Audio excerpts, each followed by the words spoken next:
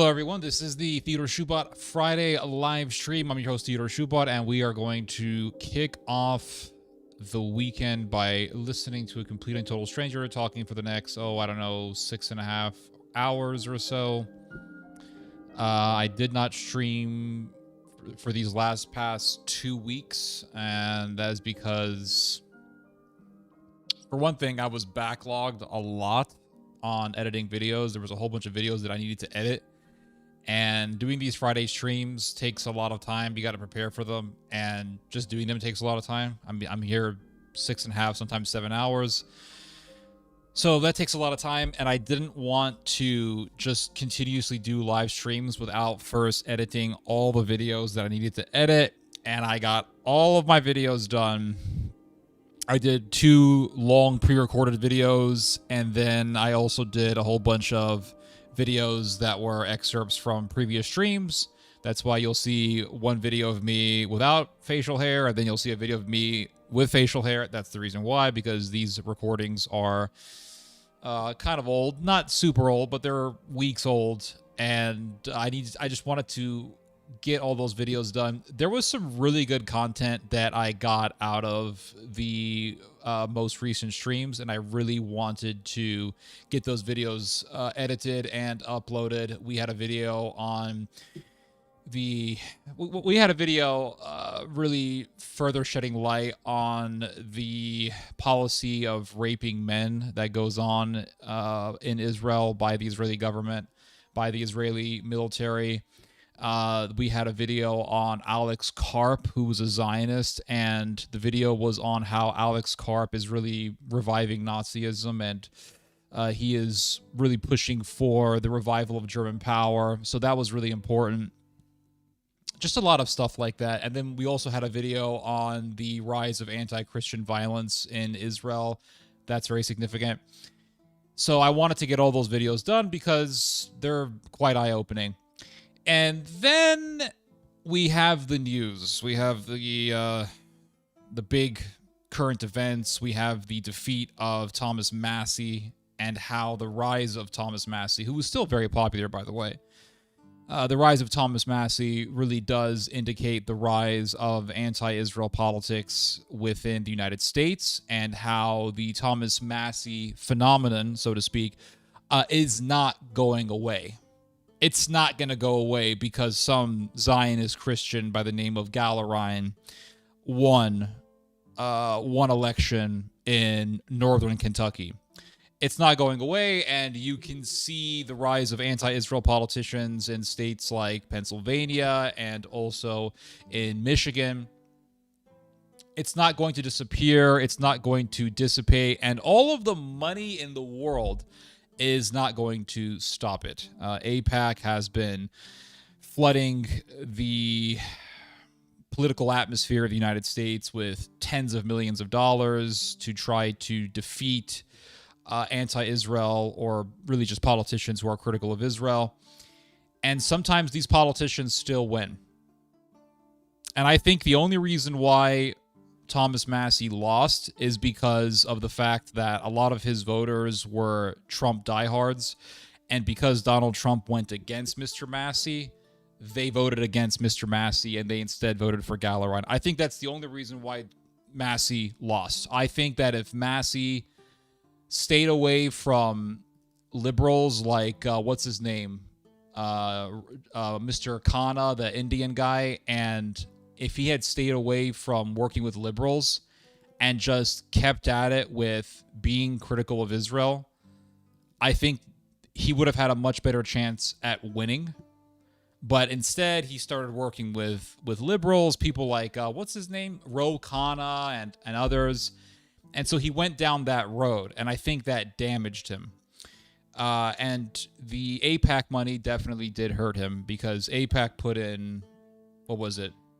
I mean, definitely tens of millions of dollars into defeating Mr. Massie and into getting Mr. Gallerine to win. But like I said, it's not going away. I mean, the anti-Israel atmosphere that has been quite massive within recent years in American politics is not going to dissipate because AIPAC has money, and AIPAC is inundating America's political landscape with tens of millions of dollars to crush politicians who are critics of Israel. It's just not going to happen. Anyway, so we got that going on. We got the whole Thomas Massie situation. And then we also have the fact that you have other politicians like Thomas Massie who are rising up in popularity in states like Pennsylvania and Michigan. Then we have the continuous carnage that has been ongoing in Sudan. We have that to talk about. We also have the beginning of the downfall of Ben Shapiro's media empire and how this reflects really the downfall of Israel. And then we have more details on the policy of raping men by the Israeli government.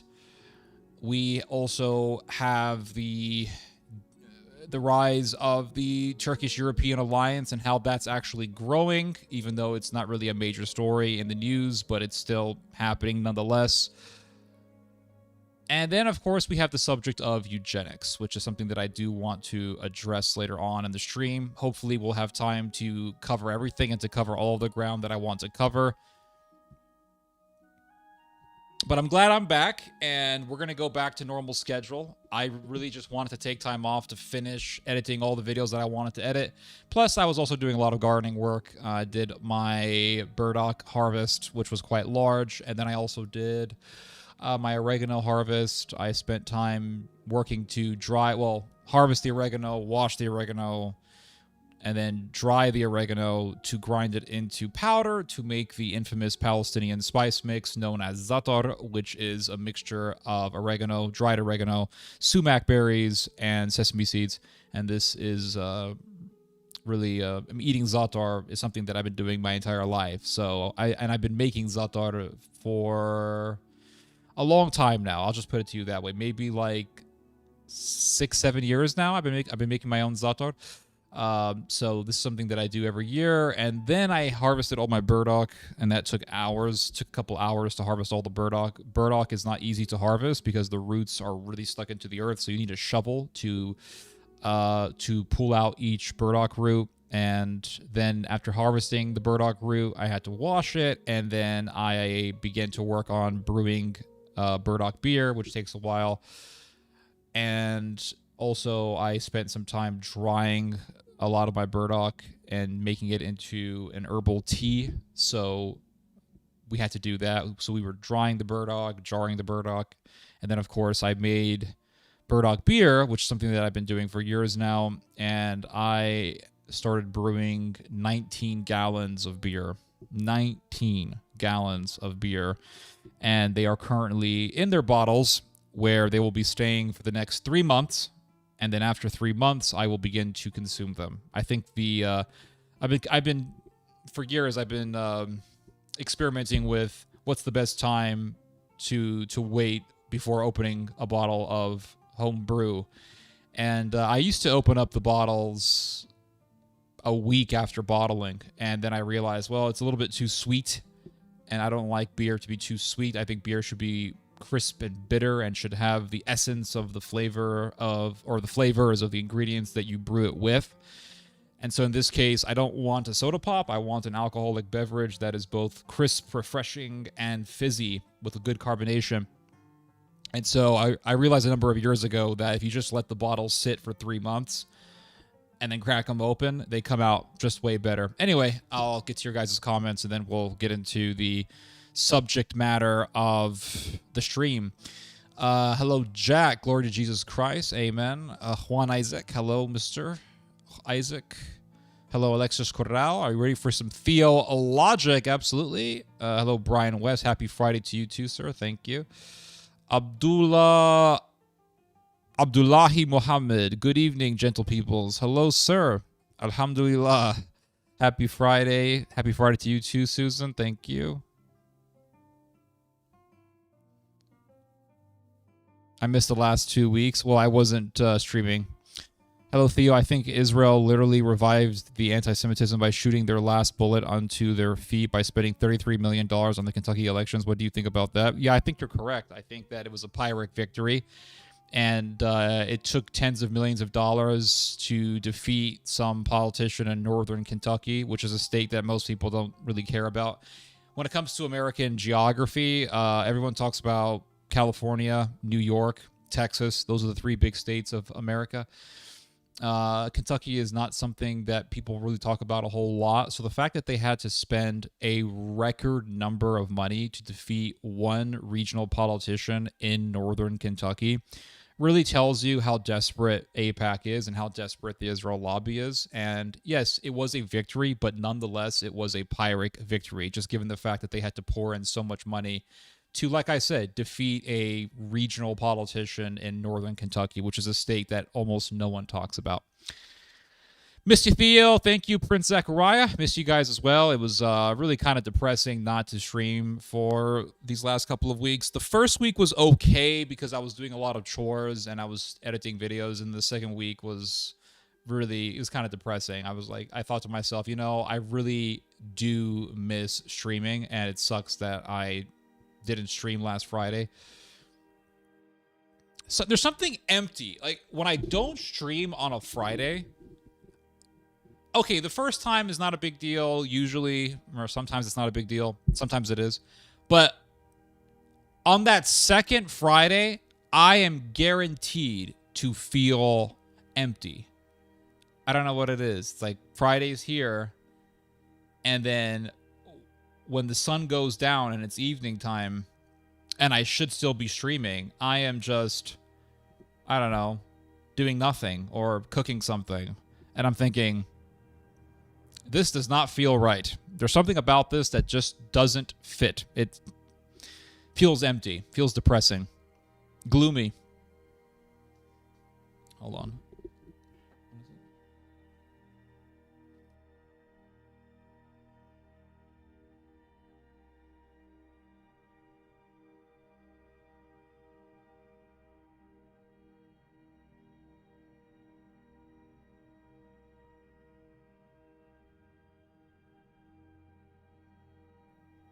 Sorry about that. I'm dealing with a sick cat. Let's see here. Most Americans simply don't care about Israel for or against, just want to better Americans. Okay, sure.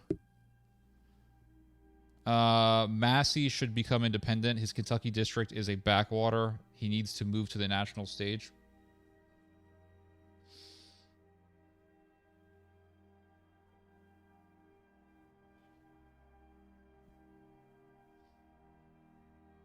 A country that buys, let's see here. Happy Friday. Hello. Thank you, sir.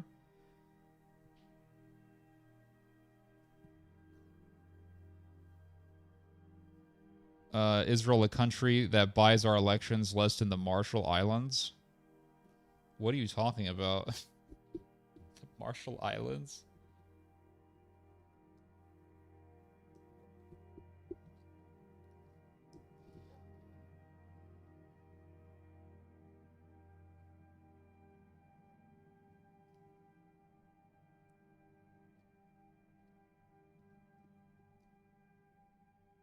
Did the Marshall Islands spend like $35 million on a local election?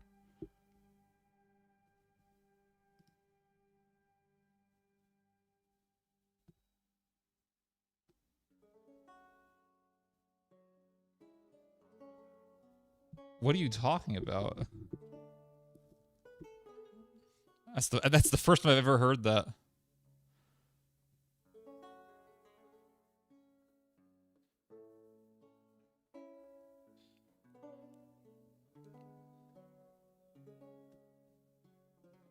Greetings from Lisbon. Hello, Mr.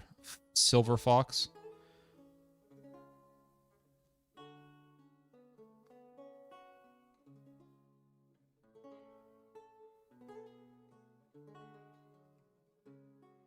Sup, Orthochristos. Lauren Boebert is next.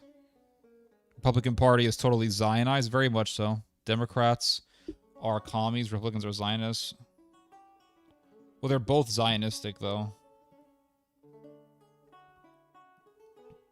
I think Tom has won the presidency in 2028 or the one in 2032 by losing. Maybe. Who knows? We got some guy typing in Japanese. We don't read Japanese here, sir. Please speak English. Serious long tap roots. Yup, very long. They can't even accept one congressman who won't take AIPAC blood money.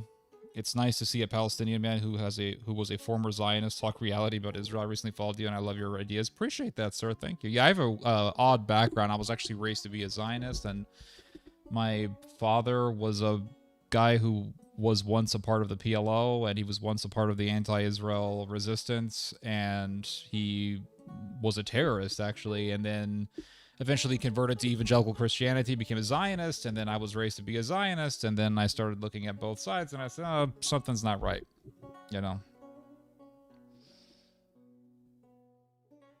Time for some Theo. Yeah, appreciate that. Hope Miss Cat feels better. I think she'll be fine. What's wrong with the cat? I mean, she's acting lethargic, but we're going to take her to the vet. As evil as the Israeli government is for what they're doing, the neighboring Arab countries, but no one's saying the Arab countries are heroes, though. We have people telling us the Israelis are heroes. No one's telling us that the Saudis or the Qataris or the UAE are heroes. Who's saying that? Nobody. And we were raised for decades to be pro-Israel. We were raised for decades to be Zionists. Nobody was raising us to be pro-UAE. It's quite the opposite, actually. Nobody was telling us to be pro-Saudi. Quite the opposite. Nobody was telling us to be pro any Gulf Arab country. We have always been told to be pro only one country in the Middle East, and that is Israel. That's it. Everyone knows that the Saudi or the Gulf Arab governments are oil-rich, greedy, they have slave labor. Israel is a country that is presented as moral and civilized, and so what we're doing is we're pulling back the veneer. That's what we're doing. What do you think about the problem of evil? Evil exists. Interesting of them to get rid of the pressure valve. Massie was wondering if they were considering that.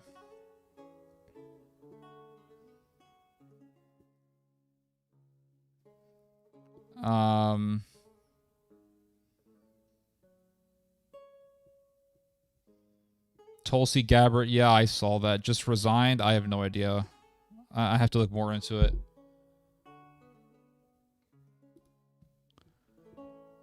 Hold on 1 second, guys.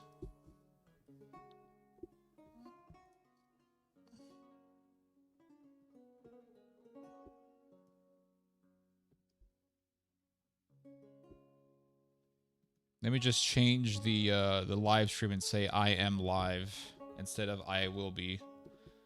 I am live, guys.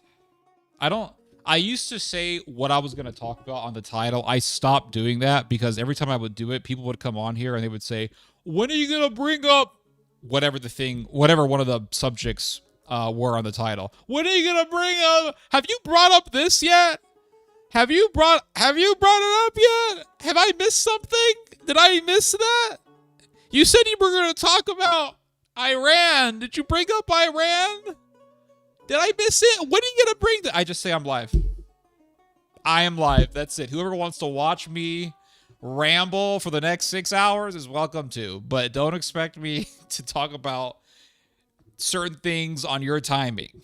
So I just stopped doing that because it's just so bloody annoying. I remember I was watching Jay Dyer on YouTube, and he put on his title something about a debate that he was going to review. He was going to review the debate between Bustamante and Kiriakou.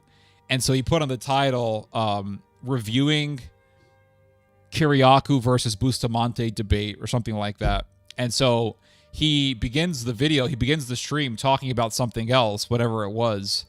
And some guy gets on the comment section and says, he gets on the chat and says, when are you going to bring up the debate? And Jay Dyer said, well, let me just finish this subject first and then we'll get onto the debate. So then he resumes from where he left off. And then the guy comes back and says, when are you going to talk about the debate? And Jay just goes, shut up. And I just really laughed at that because I totally sympathized with his frustration. It's very frustrating dealing with people.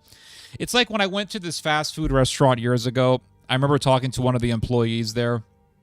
And I said, is it easy to work here? And this girl looks at me and she says, making food and serving customers and all that is easy. Like taking orders, well, that could be a pain in the ass, but she says making the food is easy is what she told me. Making the food is easy. It's dealing with the customers that's a pain in the ass. And so the same thing goes with streaming.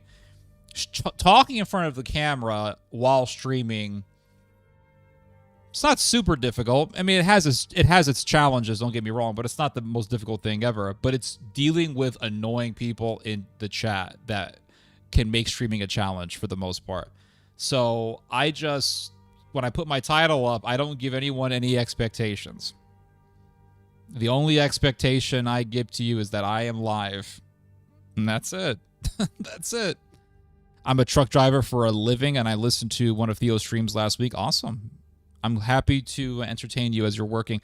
Another episode of The Great Noticing. Appreciate that, sir. Thank you. What's Israel's main language? You say it's Russian? Well, that makes sense because most of the people who are immigrating to Israel are from Russia or Ukraine.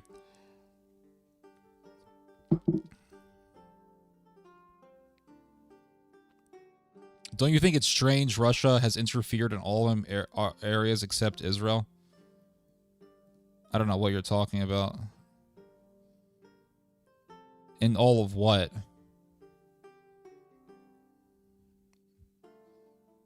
Please talk about whatever you like. You're always interesting, informative, and at the very least, hilarious. Appreciate that, Ella. Thank you.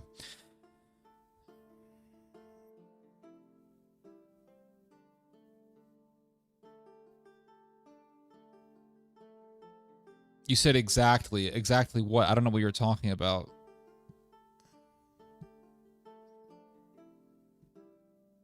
All right, guys. Let's just get into the stream, shall we?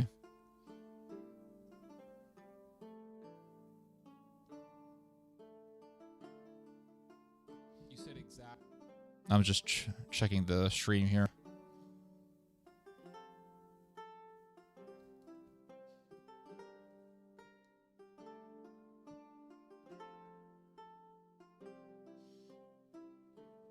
Hold on a second.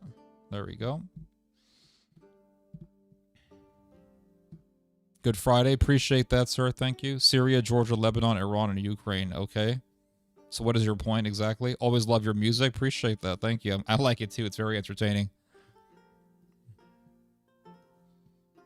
Oh, you're asking why does Russia get involved in all these countries except for Israel? That's a good question.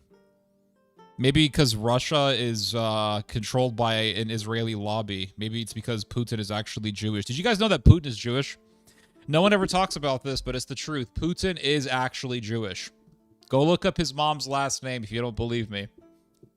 No one ever talks about this, but man, we got Zelensky, who's Jewish, versus Putin, who's Jewish. So it looks like the Russo-Ukrainian war is just a Slavic-Jewish civil war at the end of the day, guys. And I'll be real with you guys. Oh my God, I gotta stop doing this. I really gotta stop doing this. So I'm not pro-Ukraine.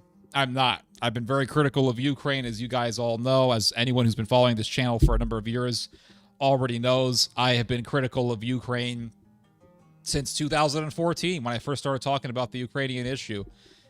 And I was sympathetic with Russia when they launched their war because I understand why they did it because of NATO encirclement. But at the same time thinking, man, I don't know, this war is still going on. You would think they would have finished by now.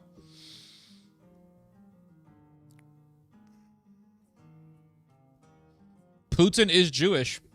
No one, people don't talk about this. Putin. Look up his mother.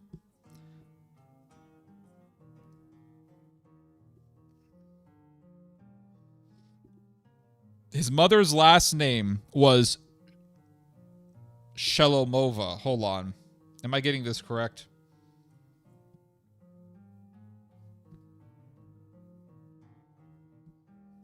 Yeah, Shalomova. Shalom. Her Putin's really his full name is Vladimir Shalomova Putin.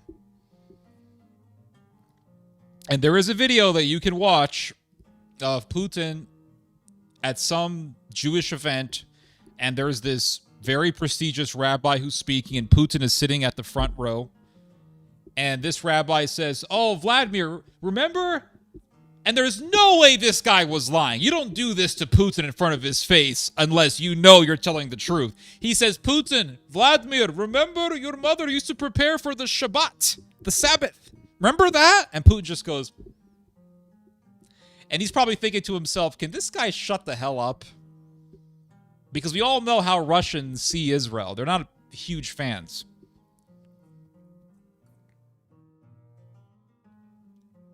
Shalomova. Yes, Solomon, exactly. Shalom.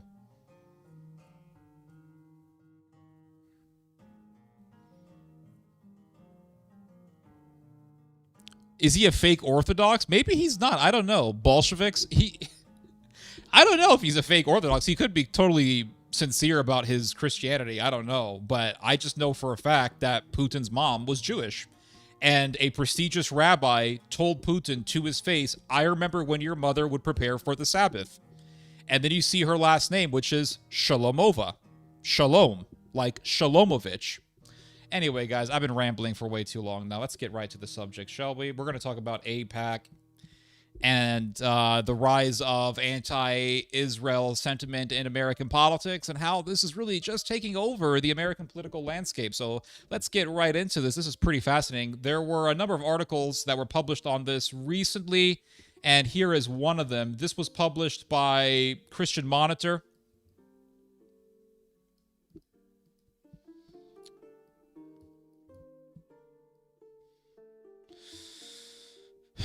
And it says here, among Democrats, support for Israel is crumbling with major implications. All right, this thing is getting so big that you got Democrat politicians tripping on each other's toes to say that they're not getting AIPAC money. Now you could say, well, if this is so true, then why didn't Thomas Massie win? Because Thomas Massie is appealing to Republicans and conservatives. And I know that if you look at the millennial Republicans and the Zoomer Republicans, the majority of those people within those age demographics are not pro-Israel. That is 100% true. But remember, the dominating voting demographic are boomers, as we all know. We just have to keep this in mind. And I'm telling you right now, guys, that if you want to talk to people who are oblivious to what's happening in the world as far as the political landscape, as far as the political climate goes, just talk to boomers. They are very, very outdated on their ideas, and they're still very much so stuck on their ways of Zionism, all right? It's pretty damn big. Some of you guys would call them normies, but they're very, very oblivious, and they don't give a damn about what Israel is doing, about what evils Israel is doing. They don't care. I kid you not. This actually happened to me. This week, early this week, I met a boomer, all right? I met a boomer, and he was a Christian Zionist, and we were talking, and this was not on the internet. This was in real life. We were talking, and he didn't know that I have a YouTube channel. He did not know. But we're talking, and the subject of Israel pops up. And he says, you know, they're the chosen people. He was dead serious. He told me that with a very serious and sincere face. He said, you know, they're God's chosen. They're God's chosen. And I didn't say anything because I really don't want to waste my time trying to argue with someone who's had the same belief for decades and has never bothered to reform his own ideas. Why would I waste my time? That person's never going to change. This guy was in his mid-60s. If this guy could not have any sort of introspection in over 6 decades, what makes you think that I'm all of a sudden going to change his mind? It's not going to happen. I'm not going to throw my pearls before swine. I'm just not. I'm not going to waste my time. But this guy was very sincere, and he was extremely serious when he said, they are God's chosen, and we have to bless them. or else we ain't gonna get blessed. This actually happened. I know it sounds like I'm making it up, but you can't make this shit up. This actually happened. And he was a Texas boomer. And he said they're God's chosen. Honest to God, I was trying not to laugh my ass off. I was seriously struggling to hold back my laughter because this guy sounded so cringe and he sounded so ridiculous. It was hard for me. It was impossible for me not to laugh. So I'm trying to hold back my laughter. And you know, the time that you want to laugh the hardest is always when you're trying to stop yourself from laughing. Ain't that the truth? It's the truth. So I'm trying not to laugh. And I made it so obvious that I was trying not to laugh. I made it so obvious that I was holding back my laughter. I was doing this.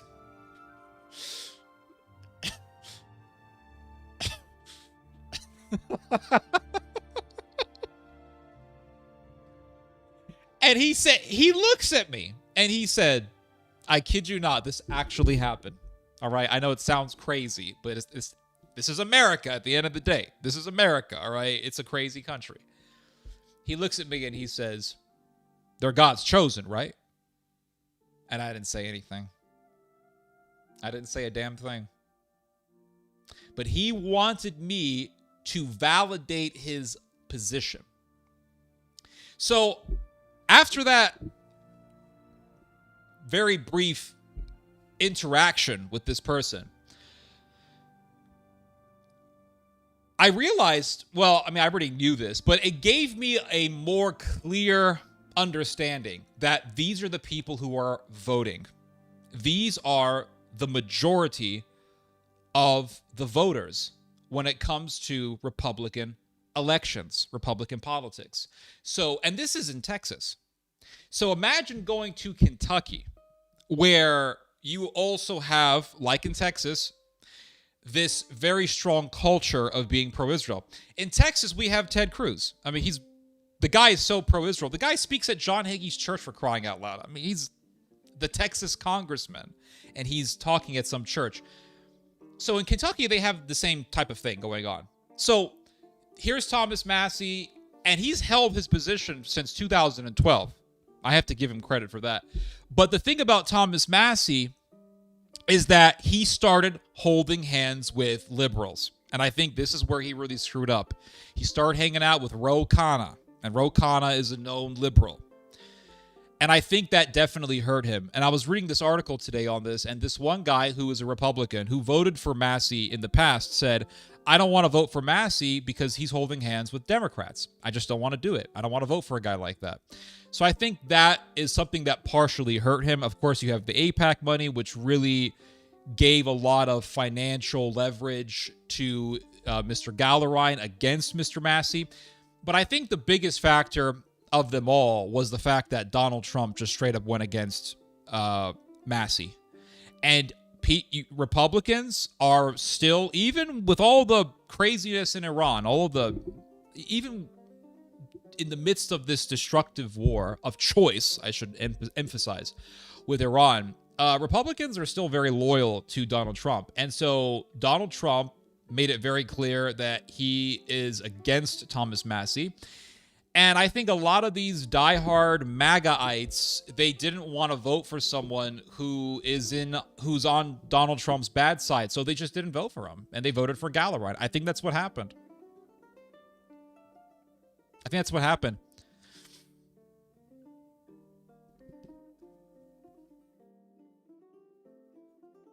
Evangelicalism has a lot of influence on Republicans, 100%, absolutely. So anyway, let's read through some excerpts from this article. It says here, among Democrats, okay, I've already read this.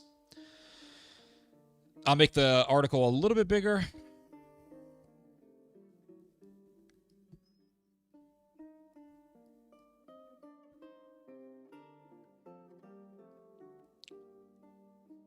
So it says here, Abdul El Sayed so this guy is running for office in Michigan.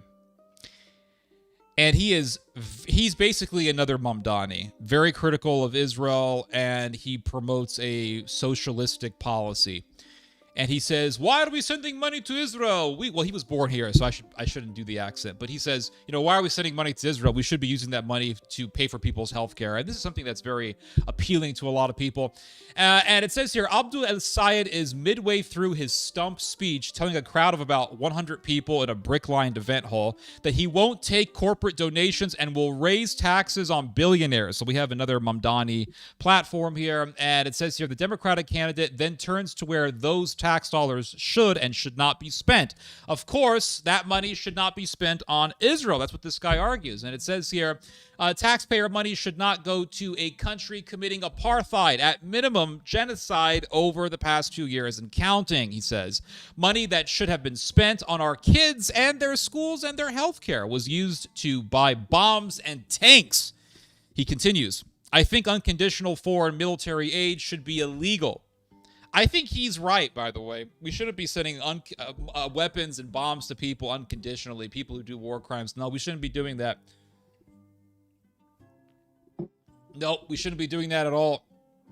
Genocide, that's obviously wrong, and it's amazing that even after decades of being told about the history of the Holocaust, we still have people saying, well, no, this is not genocide. This is actually justified because Jews are doing the killing. So it says here that Mr. Sayed did not name the country, but we all know who he was referring to, all right? The country's name starts with an I and it ends with an L, and it's in the Middle East. So it says here that most polls show him in a close contest with Representative Haley Stevens, a Detroit area lawmaker who is backed by the American Israel Public Affairs Committee. Ooh, so Haley Stevens in Michigan is getting AIPAC money. She's getting those AIPAC dollars. And so Mr. El-Sayed is using this against her. He's saying, listen, Haley is getting that AIPAC money. I'm not getting any AIPAC money. And he is using this as a selling point, as a marketing point to get people to vote for him. Now, will this work? We will see. But I can guarantee you this appeals to a substantial part of the population in Michigan, especially given the fact that Michigan has a lot of Arabs. There are a lot of Palestinian Americans living in Michigan. You have, of course, Dearborn, Michigan, which is America's most Muslim city. And those people are not going to vote for someone who's getting AIPAC money. And so obviously El-Sayed is not only appealing to Muslim American or Arab American voters, he's also appealing to just white Americans or black Americans who hate Israel and they want nothing to do with politicians who are supporting Israel. And so this is obviously this is something that makes Mr. El-Sayed very appealing to a lot of people. So we will see. We're going to see what's going to happen in Michigan. We're going to see what's going to happen in Pennsylvania.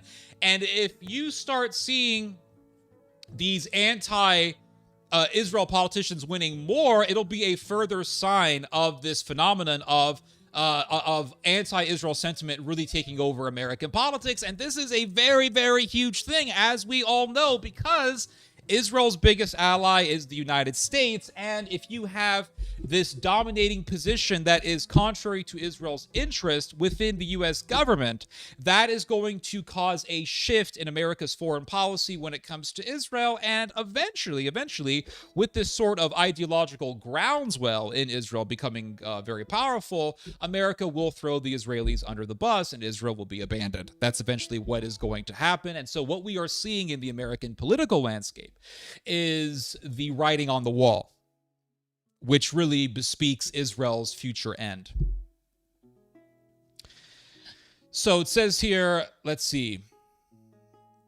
Not long ago, Miss Stevens, Haley Stevens, was squarely in the Democratic mainstream, pledging support for Israel's defense while paying lip service to the moribund Palestinian peace process. So here is this woman, Haley Stevens. All right, not too long ago, 4 years ago, this woman was outspokenly pro-Israel. And this was the mainstream position in the Democrat Party. This is it. That was the mainstream position in the Democrat Party. It was to be pro-Israel, to pledge that you are going to work for the defense of Israel. This was a bipartisan issue for both the Republicans and the Democrats. And so that was the mainstream position for the Democrat Party. Now we're seeing that changing. We're seeing it changing for the better for people like us who are very disgusted and horrified and disturbed by Israel's actions. But it's also for the worst for Israel because it means American politics are shifting against Israel. That's what that means. Now, has it come to the point where, Israel's gonna be abandoned by America tomorrow? No. Has it come to the point where America is going to throw Israel under the bus by next year? More than likely not. But what we are seeing are the little indications. And the thing about major seismic shifts in politics is that when those seismic shifts finally take place, a seismic shift like America throwing Israel under the bus, when things like that occur, they are always preceded by little events that most people really don't care about. Just look at, for example, something like World War I, something as massive as World War I. How many people were actually paying attention to all of the little signs that preceded World War I? Almost nobody was. Even when the Archduke Ferdinand and his wife Sophie were both assassinated, did most people, even in Europe, even in Austria, care about the Archduke Franz Ferdinand being assassinated? No. Most people didn't give a damn. But what most people didn't realize was that the Austrians and the Germans were going to use that event that most people did not care about, to justify one of the biggest wars in history. So people do not pay attention to seismic shifts until they happen. But really, people don't pay attention to all of the little signs. They don't pay attention to all of the fault lines that lead up to that seismic shift. So that's what I'm doing. I'm looking at all these little events. This election in Kentucky, this election in Pennsylvania, this election in New York, this election in Michigan. I'm looking at all these little events and I'm seeing a pattern that altogether indicate an ideological groundswell that really show what is in store for the future when it comes to America's policy in regards to Israel. So yes, the mainstream position for the Democrat Party was to be pro-Israel. That was the mainstream position. And Haley Stevens in the state of Michigan, she subscribed to that position. She maintained that position. But look at what this article says here. It says, that era is over. That era is over. That era of a Democrat having to be pro-Israel. It's over. That's it. It's done. And it says here, what began as a drop in support for Israel among younger Democrats has become a vertiginous, across-the-board collapse. Today, an overwhelming majority of Democrats view Israel negatively, and AIPAC is itself a target for progressives seeking to purge the party's pro-Israel ranks. So AIPAC is toxic, and that's why you have all these politicians who are Democrats and some who are Republican coming out saying, I don't get AIPAC money, guys. Nope, not me. I'm not getting funded by AIPAC. A New York Times Siena poll this week found that just 24% of Democrats support providing additional economic and military aid to Israel, while 68% oppose it, as do 68% of independents. So just 24% of Democrats support giving military aid to Israel. 68% of Democrats oppose giving military aid to the Israeli government, and 68% of independents also oppose giving aid to Israel. And it says here, that's a big shift from a decade ago. So 2016 still the vast majority of Democrats were pro-Israel. 10 years later, 2026, that is not the case. And it says here that this is a big shift from what was the case a decade ago, when, according to a 2015 Pew Research Center poll, only 26% of Democrats thought the United States was too supportive of Israel. So in 2015, it was only 26% of Democrats who were against Israel. Now, it's 24% of Democrats who are pro-Israel, and 68% of Democrats who are complaining about America's seemingly unfettered support for the Israeli government. And it says here, this week's Times Siena poll also found 57% of Democrats sympathize more with the Palestinians than with Israel. Only 19% sympathize more with Israel. And so only 19% of Democrats sympathize with Israel. That's it. 19%. That's a massive minority. And it says here that 57% of Democrats sympathize more with the Palestinians than they do the Israelis. And it says here, and in a March survey conducted by Pew, 80% of Democrats and Democratic-leaning independents expressed an unfavorable view of Israel. 80% of Democrats and independents who lean Democrat are against Israel. So the Israelis have lost the Democrats. They have lost the Democrat civilians who vote for the Democrat Party. That is eventually going to reflect the Democrat Party itself, and it's eventually going to reflect the actual politicians and the officials of the Democrat Party. Because it is impossible to maintain a political faction without appealing to the masses, who are really the only reason why your faction exists in the first place. The only reason why the Democrat Party exists is because people, the masses, vote Democrat. Without the masses, there is no Democrat Party. I know that a lot of people like to think that everything is just dependent on what billionaires want, and to a certain extent that's true. But when it comes to political factions, when it comes to having a political party that needs votes to get elected, you need people. You need people who are going to vote for your faction. Without the people, you have no faction. You might have a gang of billionaires, but you have no faction. You have a circle of elites. And so with the fact that the vast majority of Democrats are now against Israel, eventually that feeling is going to be reflected in the body of the Democrat Party itself. I'm not talking about just the civilians who vote. I'm talking about the officials who run the party. So it says here, let's see. So this is Mr. El-Sayed. He is running to be representative in Michigan.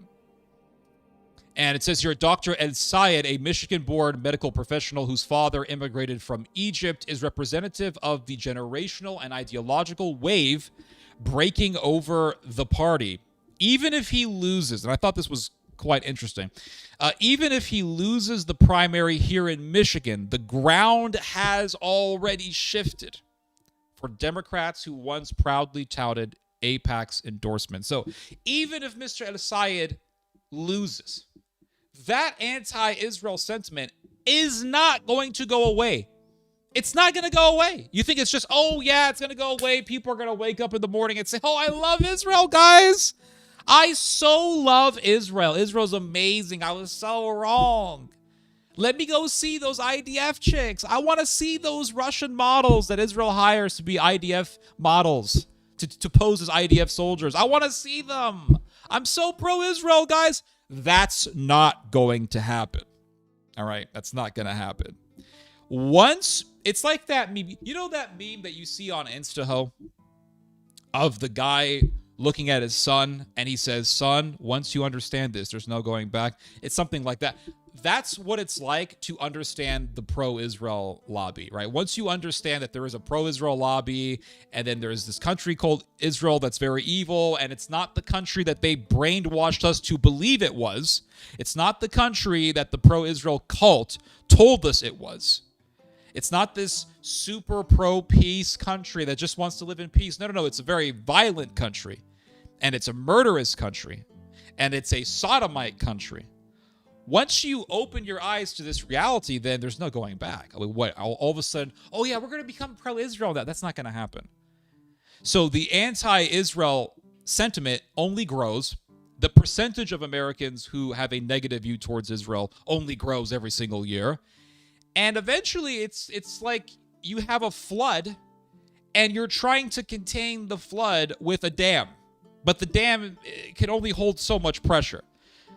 And eventually that dam is going to break. And that's what the Republicans and the pro-Israel Democrats are trying to do. They put up a dam called whatever, AIPAC money, whatever you want to call it.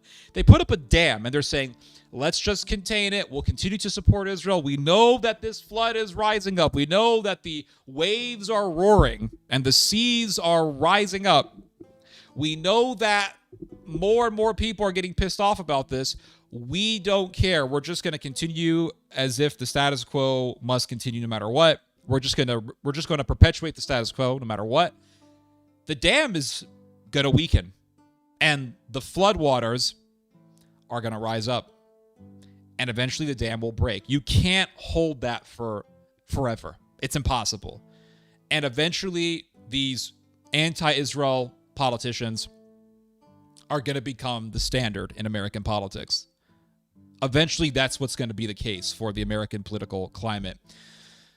So it's not going to go away. And these politicians rising up in popularity in the first place is an indication that it's not going to go away. Yes, they may lose. But just because someone loses doesn't mean that the cultural climate or the cultural phenomenon that they represent is going to just disappear. It's like, when the Nazis were rising up, and they were running for elections. Do you think the Nazis won every single election? No, the Nazis lost elections before Hitler became chancellor. The Nazis ebbed and flowed in their popularity, and the amount of support that was there for the Nazis ebbed and flowed. It went up sometimes and it went down sometimes. But nonetheless, the Nazis continued on. They continued preaching their message. They continued getting recruits, and that sentiment of the Nazi Party was growing in popularity. What the Nazis were talking about was something that began to resonate with more and more people as the years went by. And eventually, by the early 1930s, Hitler becomes the Chancellor of Germany. And before that, the Nazi Party won over 30% of the vote. And that was enough to gain a massive position in the German government. And then eventually, Hitler gets chosen. He gets appointed to be the Chancellor of Germany. Now, when Hitler was first walking around doing political activism, how many people took Hitler seriously? Nobody. Nobody took him seriously. And there were people in those days who were saying, well, no one's going to freaking follow this Hitler guy. Nobody gives a damn, right? This guy's a buffoon. There was even some guy who said that Hitler's future is just going to be getting drunk, talking about his minor and few successes in politics in some Bavarian beer garden somewhere. That's what this guy said. And basically, he called Hitler a buffoon and said that he's not going to go anywhere in politics. Well, that guy was full of shit. Haaretz, believe it or not, the Israeli newspaper Haaretz, which every critic of Israel reads, and if you are a critic of Israel, if you are observant of what Israel is doing, and you are not reading Haaretz, you definitely should. It's a very informative newspaper. But Haaretz, back in the day, it's a very old newspaper. Back in the day, when the Nazis first rose up, Haaretz published an article saying that the Nazis were not going to be a serious threat. Because, as the article stipulated, as the article opined, once the economic situation in Germany gets better, the Nazis will no longer be popular, or the ideology of the Nazis would no longer be popular. Well, that article was wrong. Because even after the economy got better, remember, the economy got better under Adolf Hitler, which made the Nazi Party even more popular, and it made that the ideology of the Nazis more popular. I'm not comparing the current anti-Israel sentiment in America to Nazism. I'm simply trying to demonstrate a point of how a societal movement grows in popularity so much so that it dominates the government. And how, no matter how much you think a political movement is obscure or is insignificant, no matter how much you think a certain politician is completely insignificant and not important, once an ideology gets big enough, you can't ignore it, and it eventually will make a presence, a powerful presence in the government, and you can't stop that. And you can't stop what's coming. You just can't. So it says here, support for Israel has been a defining feature of American political life for decades. It was real and quite robust, and we're seeing it rapidly changing, says Theodore Sasson, who directs the program in Jewish studies at Middlebury College in Vermont. And it says here, during the Joe Biden presidency, as those views proliferated among the grassroots, by views, the article is referring to the sentiment that is critical of Israel. As those views proliferated among the grassroots, official policy in Washington didn't follow suit. So again, here is the case of the government not abiding by a growing movement, but that's to be expected. The anti-Israel movement, the rise of the anti-Israel movement in America is really recent. It's been going on probably since 2017, but it's been growing by leaps and bounds really since 2023. And even when it was very obvious that Israel was no longer seriously popular in American society, the U.S. government did not, as the article specifies, follow suit. The U.S. government did not go out of its way to appease these people and to reflect their desires. The U.S. government continued on with the status quo of really unmitigated, unfettered support for Israel. Joe Biden's administration continued doing arms deals with the Israelis. And the Trump administration is really just the same thing. Well, actually, it's probably more fanatical than Biden's, but the Trump administration is very supportive of Israel and has continued the status quo with some amplification, especially given the fact that America, for the first time in its history, held hands with Israel in a war against Iran. This has never happened before in the history of the United States. So even with the rise of anti-Israel sentiment being a dominating ideology, being a dominating thing in American society, the U.S. government has not changed its position at all when it comes to Israel. It has, in fact, amplified its pro-Israel position by working hand-to-hand directly with the Israelis in a war against Israel. And so you see that and you think, oh, okay, so it doesn't really matter how anti-Israel Americans become, we're still going to get not only the same thing, but we're going to get worse than the same thing. We're going to get an actual Israeli-American duo, a direct American-Israeli duo right in our faces, explicitly showing itself in a war against Iran. Now, you could say, well, that's a sign of just how powerful the Israeli lobby is. And you are correct to say that. But two things can be correct at the same time. Is it a sign of the power of the Israeli lobby? Sure. I'm not going to deny that. But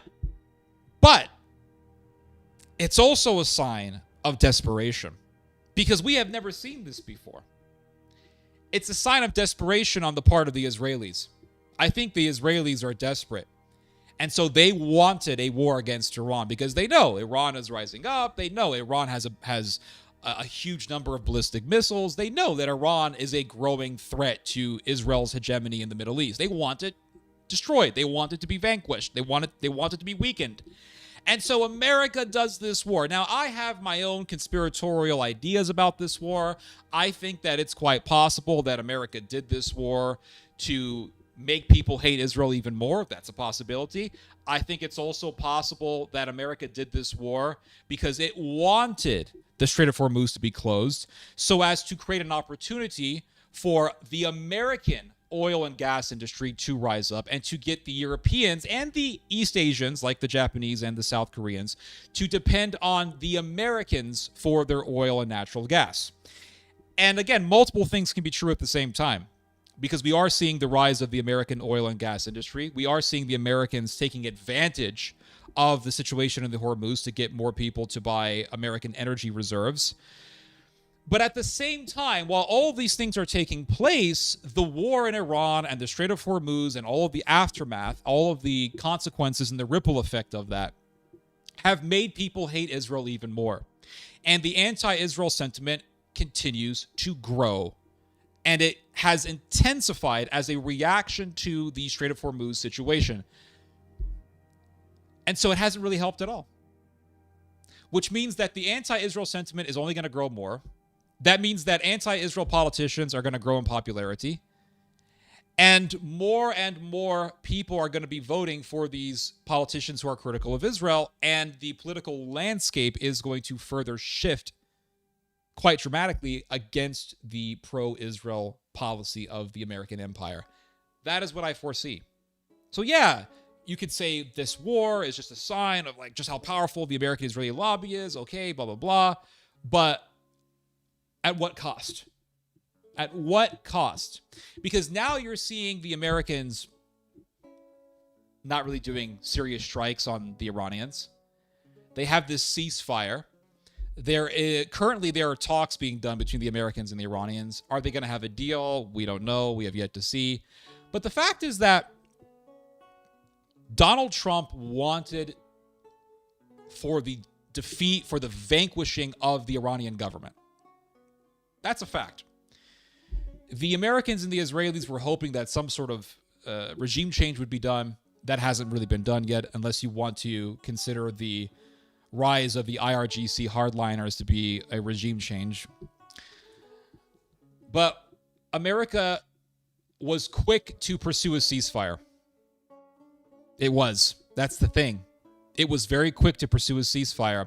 And there haven't really been any skirmishes between the U.S. and the Iranians, except for maybe some few minor incidences here and there since the ceasefire.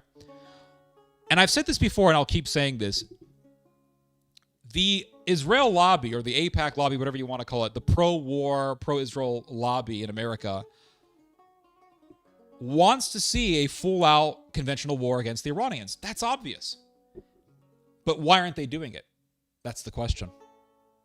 So if all of the power was really in the hands of the billionaires, if all of the power was really in the hands of the politicians and AIPAC, then why aren't they doing a full-out, explicit, conventional war against Iran with boots on the ground? Because the fact of the matter is, the power is not entirely in the hands of the so-called elites. To some extent it is, because they have a lot of money. And money is power, to some extent. But to a great extent, power is in the hands of the people. And because the U.S. government doesn't have enough people supporting the idea of a conventional war against Iran with boots on the ground, America is not pursuing that goal, or America is not pursuing that type of policy because of just how unpopular it is. And so, if 95% of Americans worshipped Israel, I would not be here talking to you right now. I would be in war. I'd probably be dead or in prison for refusing to abide by the draft. Or I would be dead. My body would be in pieces right now in Isfahan somewhere. I would have been killed by some drone strike. But the fact is that the majority of Americans are not pro-Israel. So now what? Now what? There is no massive war going on against Iran. It's not happening. Why? Because it's not popular. That's it. And you have all of these sycophants who come around and they say, oh, no, it doesn't matter. We're going to have this major war. 100,000, 200,000 soldiers are going to invade Iran, guys. We're going to have a massive ground invasion of Iran. It's going to be just like Iraq, blah, blah, blah. You see, here's the problem with this observation. Here is the problem. You look at Russia's invasion of Ukraine. The vast majority of Russians supported that war and still support that war. Why? Because Ukraine is right at home with Russia. It's smack right next door to Russia. And historically speaking, Ukraine was a part of Russia. It was a part of the Russian Empire. Ukraine is where Christianity in Russia began. It began with the Kievan Rus converting to Orthodox Christianity. And for the longest time, they were under the Greek Patriarchate, but then eventually they got their own Patriarchate. But Russian Christianity began in Ukraine. Christian civilization amongst the Russian people began in Ukraine. Ukraine was once under the Russian Empire. Ukraine is a part of the Russian culture, whether you like it or not. And there is a very long history between Russia and Ukraine. So when Russia said, we're going to invade Ukraine to protect it or to prevent it from being completely overtaken by NATO and to prevent it from being used as a proxy against us, the vast majority of Russians supported that because it's right on their backyard. It means something to them directly. You see the difference? So then you look at, let's think of another example here. You look at Israel invading Gaza. You could say, okay, the vast majority of Israelis support what Israel has been doing in Gaza. Why? Because for one thing, Gaza is right next door. Another thing also is that there is a very long history between Tel Aviv / Jerusalem and Gaza. Israel controls Gaza for the most part. I mean, really, actually, not for the most part. It just straight up controls Gaza. And Israel took over Gaza in a war that took place very recently. It took place in a war that happened in our parents' lifetime. It took place in 1960-something, 1967, I think. They took Gaza from Egypt. And then, of course, you have the October the 7th attack. Hamas went into Israel and killed a bunch of people. They killed IDF soldiers. They killed civilians. They took hostages. So the situation with Gaza is right at home in both the psyche and the emotional state of the Israeli people, right? It's right there. It's close in proximity to Israel, and it's close psychologically to Israel. So, of course, the vast majority of Israelis are going to support that war. They're going to support that. Where does Iran stand in American history? Answer, nowhere. America has no history with Iran other than the fact that America facilitated a coup in 1953 and wanted to control Iranian oil through the British Petroleum Company. America has no serious history with Iran. Iran was never under the American empire. Iran was not a part of some sort of ancestral homeland of the American people. There is no history. It's not even next door to us. It doesn't border with us at all. You know that already. There's nothing there. There's nothing psychologically there. There's nothing physically there between America and Iran. So America comes along and says, we got to go invade Iran. Nobody gives a damn because Iran means nothing to us. It literally means nothing to us. Well, you know, the poor people over there in Iran, they're under the evil Khomeini. Nobody gives a damn. Now, we did support a massive invasion of Iraq, but again, there was a psychological factor in all that. We had 9/11. And of course, we know now that Iraq had nothing to do with 9/11, but we didn't give a damn at that time because we were so traumatized by what we saw with the Twin Towers going down and thousands of people being killed that we didn't really care. We would have believed anything. America could have told us that Sudan was behind 9/11, and we would have believed it. We would have said, invade Khartoum, bomb them to oblivion. We don't give a damn. But we were told that Iraq was involved in 9/11 somehow. We supported that war. But because there was the psychological factor, we supported that war with much enthusiasm and excitement and zeal. There is none of that when it comes to America versus Iran. It doesn't exist. You could sit there and say, well, we got to protect Israel. That is something that would work on Zionists. But the vast majority of Americans are not Zionists. So then what's going to happen? America cannot do a full-out conventional war against the Iranians. It just can't do it. It can't afford to do it. It doesn't have the morale of the people. It's like when you play... I hate to compare real life to a video game, but it really does work as an analogy. It's like when you play Total War Medieval 2 and you're doing a battle and your soldiers have very low morale. What's the chances of your soldiers losing? Answer, 100%. Your soldiers aren't going to win. You got to have morale. So with indifference towards Iran and with the rise of sentiment that is critical of Israel, what groundswell, what ideological foundation does America have to commence a full-out war against Iran? Answer, nothing. There's nothing there. So this is why I say you can't ignore the anti-Israel wave. Doesn't matter if Thomas Massie loses an election. That doesn't matter. That doesn't mean a damn thing. Because Thomas Massie's going to be there. He's not going away anytime soon. And there are going to be tons of other Thomas Massies around. And the supporters for the Thomas Massies of America are young. They're going to be here for a long time. Boomers, they're on the end. They're in the latter days of their existence. Sad enough to say, but it's, it's reality. Millennials are still young. We're still in our 30s and 40s. We're still young. Gen Zers are even younger. We're going to be around for a long ass time. And so what? You're going to stop this entire wave, which is going to grow and last for decades and decades and decades and perpetuate itself for decades? You're not going to stop it. You're not going to stop it.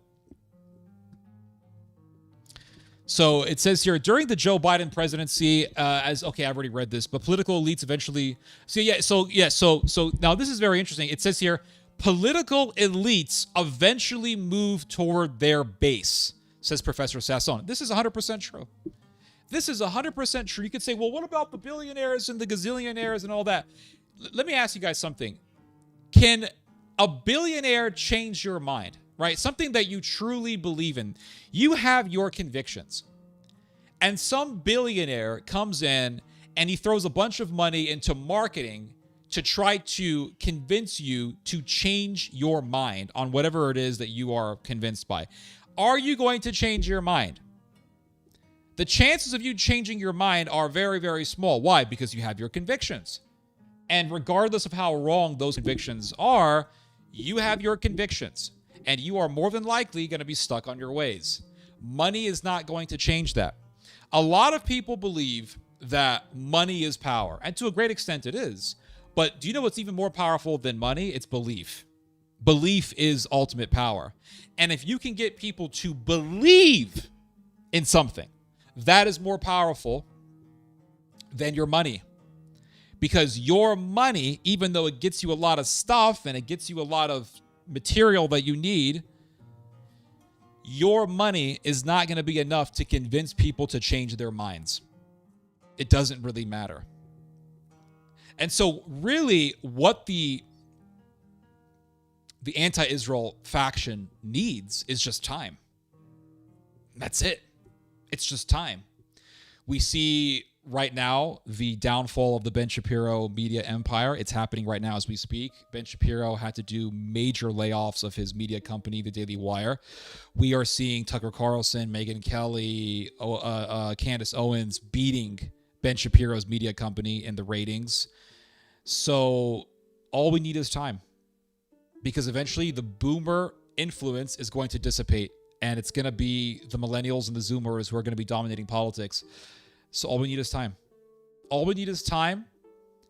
And all we need is for really Israel to do its thing.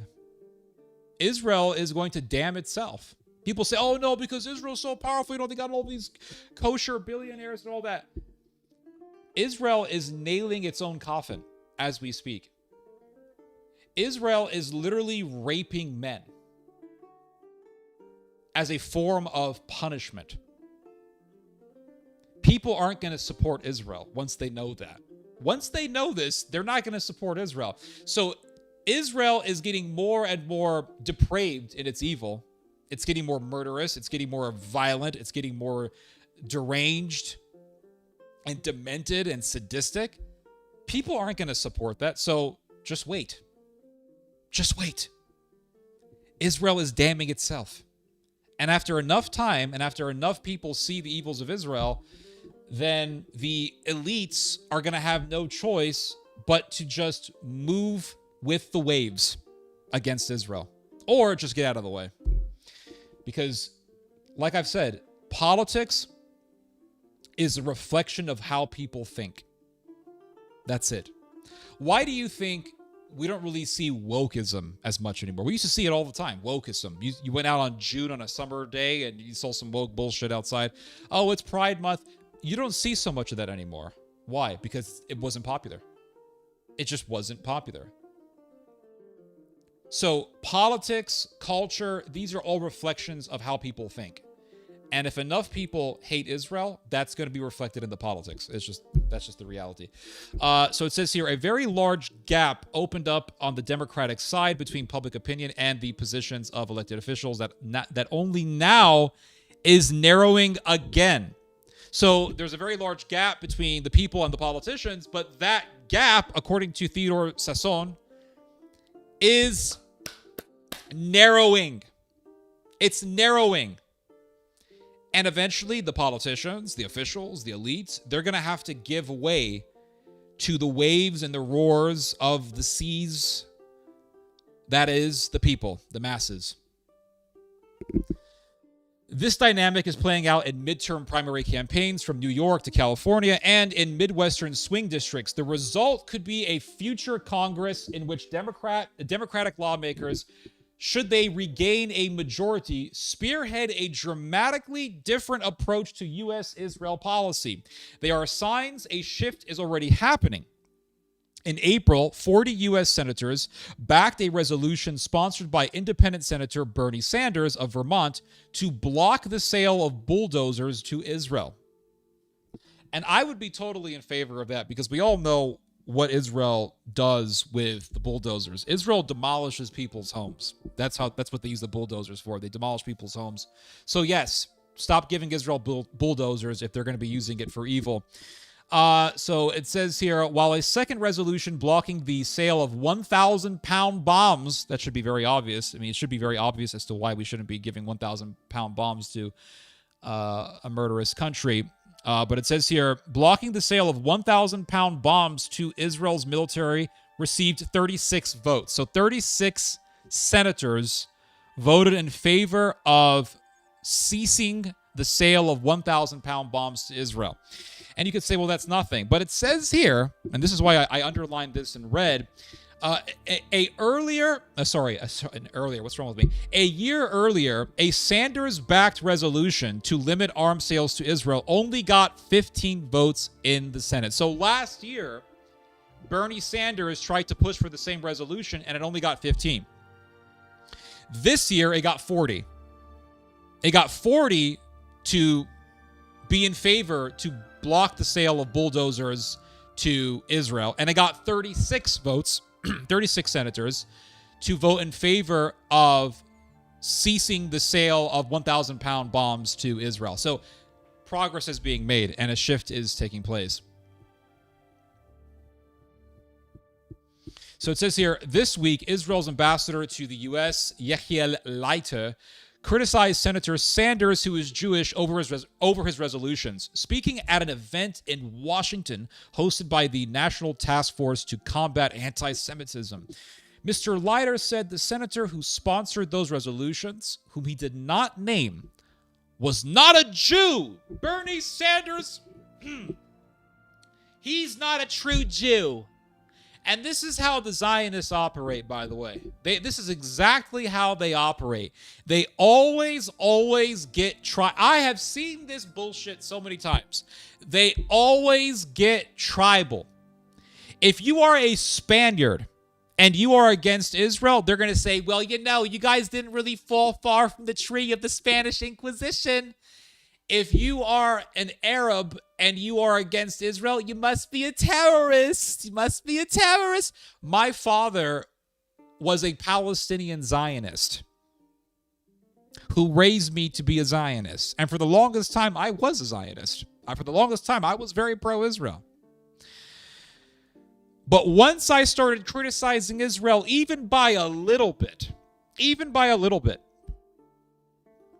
Zionists who I personally knew told me, you know, you were okay for a while, but it looks like you're just going back to your terrorist roots. You're going back to your old ways. The apple doesn't fall far from the tree, Theodore. That's all I'm gonna say. I'm gonna put it to you that way.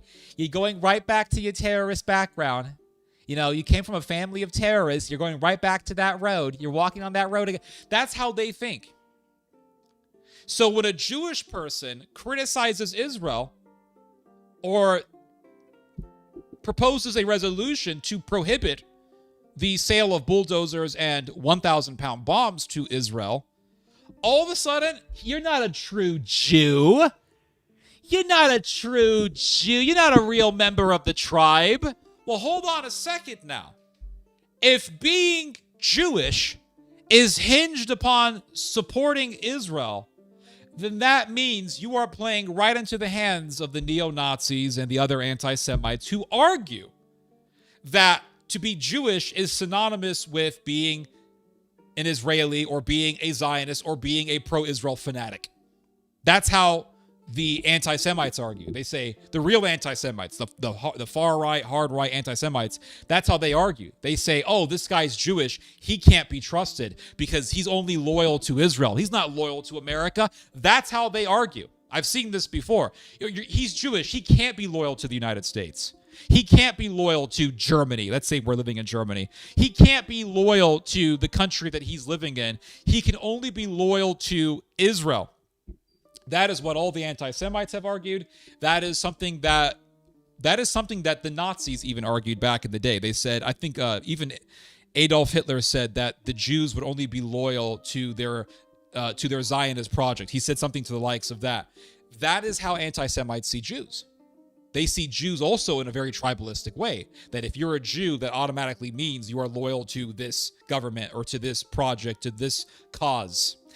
And so when this Jewish person, Mr.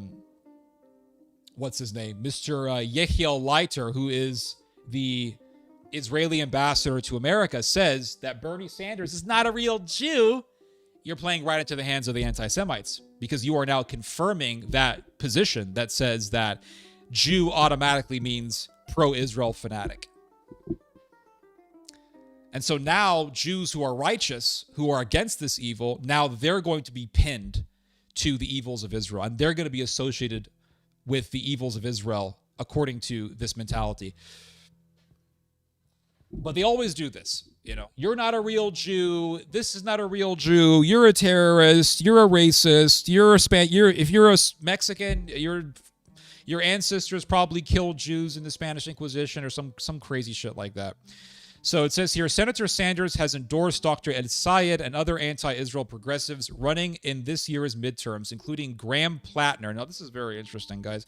So there's this guy named Graham Plattner who is running as a Democrat in Michigan, and he is also running on an anti-Israel ticket, anti-Israel position. And it says here that Mr. Plattner is a military veteran and political novice who is seeking to unseat Republican Senator Susan Collins in Maine. Sorry, I said Michigan before. No, this is in Maine. And it says here, asked by Politico in March about donations from AIPAC, several Democrats eyeing 2028 presidential runs pledged not to take the group's money, including some who had previously done so. Another emerging litmus test for Democratic candidates is whether they believe Israel committed genocide in Gaza. So the litmus test right now in the Democrat Party is, are you pro-Israel? And I've said this before, but I'll say it again. Being pro-Israel is going to be seen in the same way that people saw being a communist in the 1950s. In the 1950s, people would ask, are you or have you ever been a member of the Communist Party? Are you a communist? Are you working with the Soviets? And I think the same thing is going to happen in the future. I think it's going to be the same type of situation. It's going to be, oh, are you pro-Israel? Have you ever been pro-Israel? Are you a Zionist? That's what it's going to be. It's going to be so toxic that we're going to get to that level to where being pro-Israel is going to be synonymous with being it's going to be synonymous to what being a communist was back in the 1950s. So it says here, in a fundraising email, AIPAC called both Dr. El Sayed and Mr. Plattner. So now we're going back to Mr. Plattner. So this guy, Plattner, he is running for, let me see here, hold up. I want to make sure I got this right. He is running in the state of Maine as a Democrat, and he wants to defeat Susan Collins in the state of Maine. And so it says here, in a fundraising email, AIPAC called both Dr. El Sayed and Mr. Plattner, quote, a direct threat to the U.S.-Israel relationship, unquote, and urged donors to, quote, not let extremists rewrite the future of this relationship, unquote. Mr. Plattner posted the email on X and said he was, quote, proud to be attacked by AIPAC. So it is, you see, this is why they can't win. The AIPAC people, they can't win. If they want to defeat some local politician, some regional politician in Kentucky somewhere, I mean, Kentucky is only known for one thing, guys, all right? That's KFC. That's the only thing Kentucky is known for. KFC and Colonel Sanders. That is it. But to beat some guy in Kentucky, they have to flood the political market with tens of millions of dollars and make a world record spending budget just to defeat one guy in Kentucky. This is how much they're losing. Now they won a battle, but they're going to lose the war. They won a battle, but they're going to lose the war because they cannot beat the rising tide against Israel that continues to get more and more lofty. And it is now a selling point to be attacked by AIPAC. So if AIPAC praises you, you're toxic. If AIPAC condemns you as being anti-Semitic, you are a hero. That's it. You are considered a hero. You are going to get a following. So this is a selling point, and Mr. Plattner knows this. Mr. Plattner knows, oh, AIPAC just attacked me and called me anti-Semitic. I'm going to use this to market my campaign. So it says here that Mr. Plattner posted the email on X and said he was proud to be attacked by AIPAC. He has faced criticism over a tattoo on his chest. Now, this is interesting. So Mr. Plattner has a tattoo on his chest, and it's a tattoo of an image recognized as a Nazi symbol, which he covered up after it became controversial. So I looked more into this because I found this to be interesting. So here's Mr. Plattner here.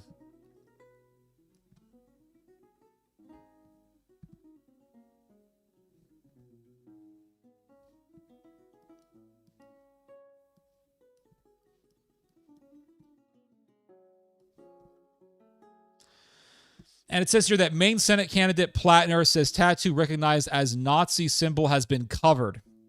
So we got a guy running as a Democrat, and he's running on an anti-Israel platform. And he's got a tattoo that has been recognized as a Nazi tattoo on his chest. And it says here, his U.S. Senate campaign under fire. Maine Democrat Graham Plattner said Wednesday that a tattoo on his chest has been covered to no longer reflect an image widely recognized as a Nazi symbol. Yeah. And it says here, the first time the political candidate said he got the skull and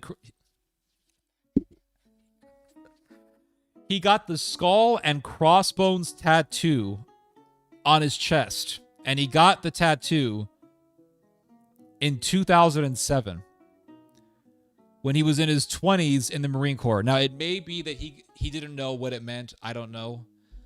But it is interesting nonetheless. Anyway,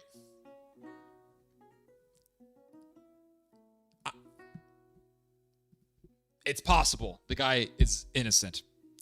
But it's also possible that he has his own insidious motives when it comes to being anti-Israel, in the sense that, hey, we're going to go against Israel. I'm going to run as a Democrat so people would never think that I'm far right. And then we're going to go against Israel with the intention of radicalization, with a Nazi intention. That's always a possibility. So it says here, all right, what else do we got? So it says here, in recent months, the U.S.-Israeli military operation against Iran has further inflamed Israel's critics on both the right and the left. Media reports revealed that the decision to go to war came after a classified presentation by Mr. Netanyahu at the White House, leading some to conclude Mr. Trump had been manipulated by Israel. That's right. Now, say what you want about the war against Iran. You could say, well, it wasn't for Israel, blah, blah, blah. Guys, the U.S. State Department said it was for Israel. Did you guys ever read this? Go read what the U.S. State Department said. The U.S. State Department said, we did it for our ally, Israel.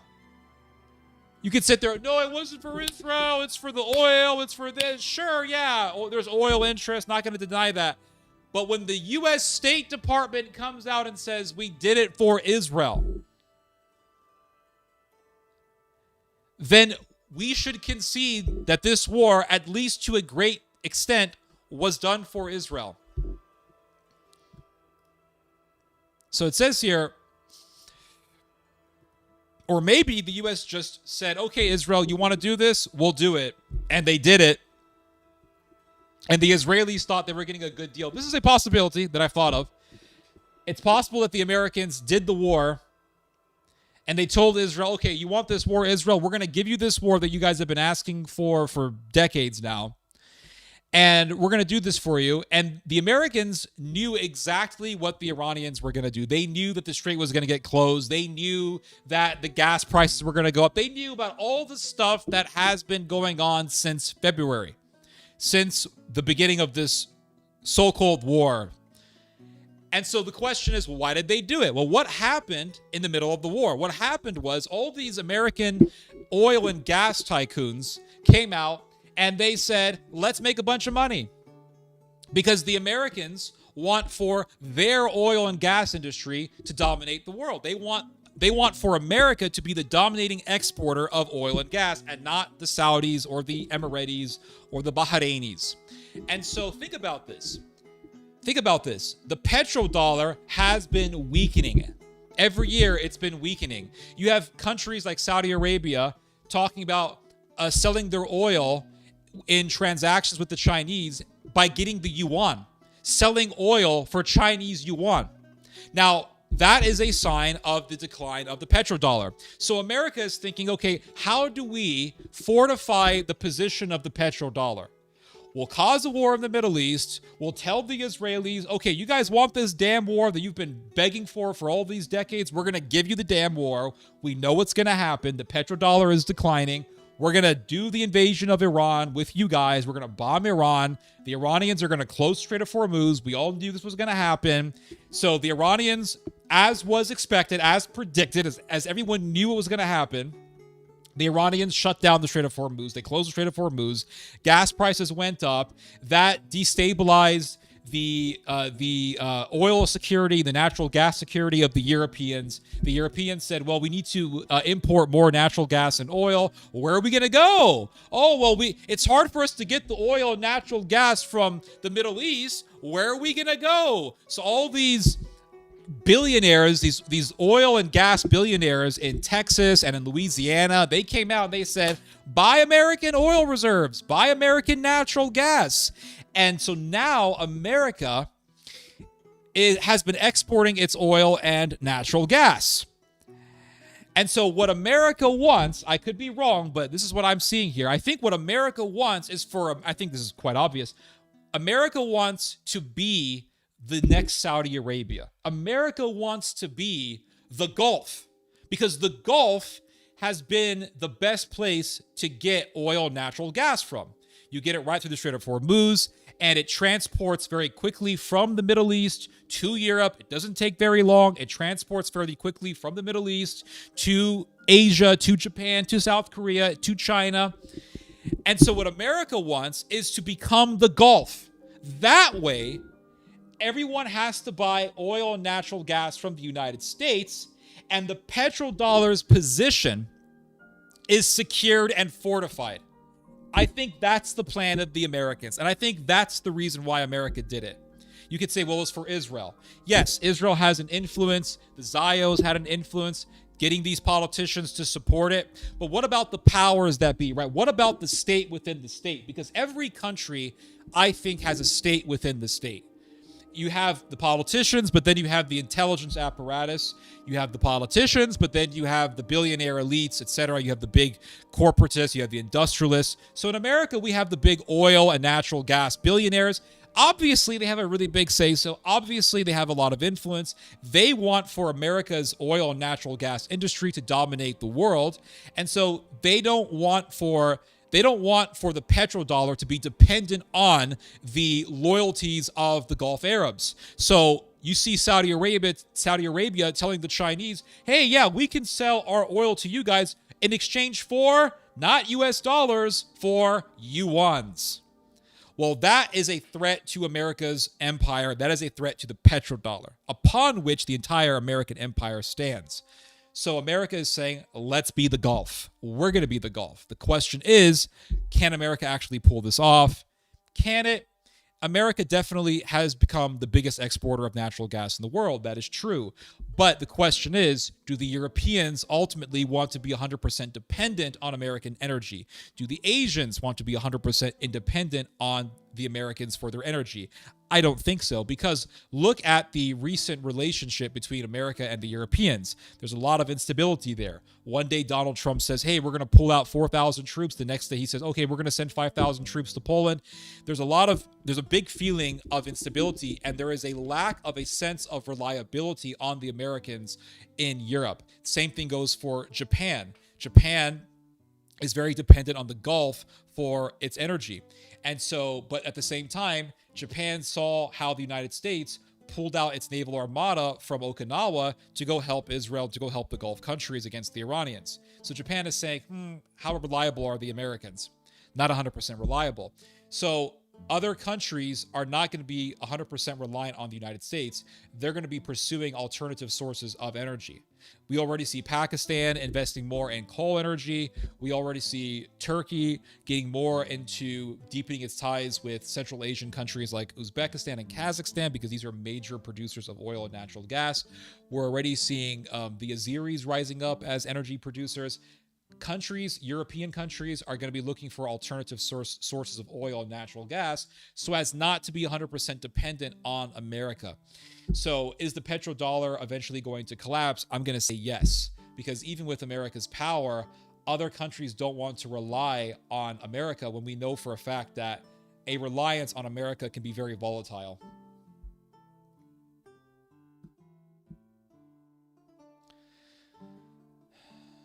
Let's see here.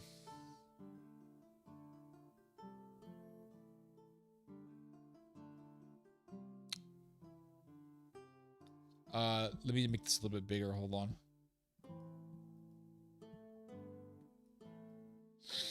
So it says here, in recent months, the U.S.-Israeli military operation against Iran has further inflamed... Okay, I already read this. But yeah, the war against Iran has inflamed Israel's critics on both the right and the left. And it says here, at the Michigan Democratic Party convention in April, delegates booed and heckled Miss Haley Stevens, who is a Democrat running for office in Michigan, and she is getting AIPAC money. And she got booed at the Democrat Party convention in Michigan, because she receives AIPAC money. And so she was getting booed as she spoke from the stage. Miss McMurrow, who is also running as a Democrat in Michigan, who has also supported Israel, by the way. Her husband is Jewish, and she told a local radio station that her Jewish husband was called an anti-Semitic slur, and that the convention had been, quote, tense and disrespectful.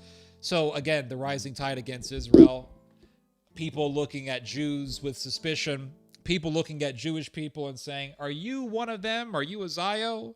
People looking at Jewish people and saying, you're with Israel. I can't really trust you. In other words, the old hatred against the Jews that was very prominent in the past, that was very prominent really until the post-World War II era, is coming back. That's what's happening.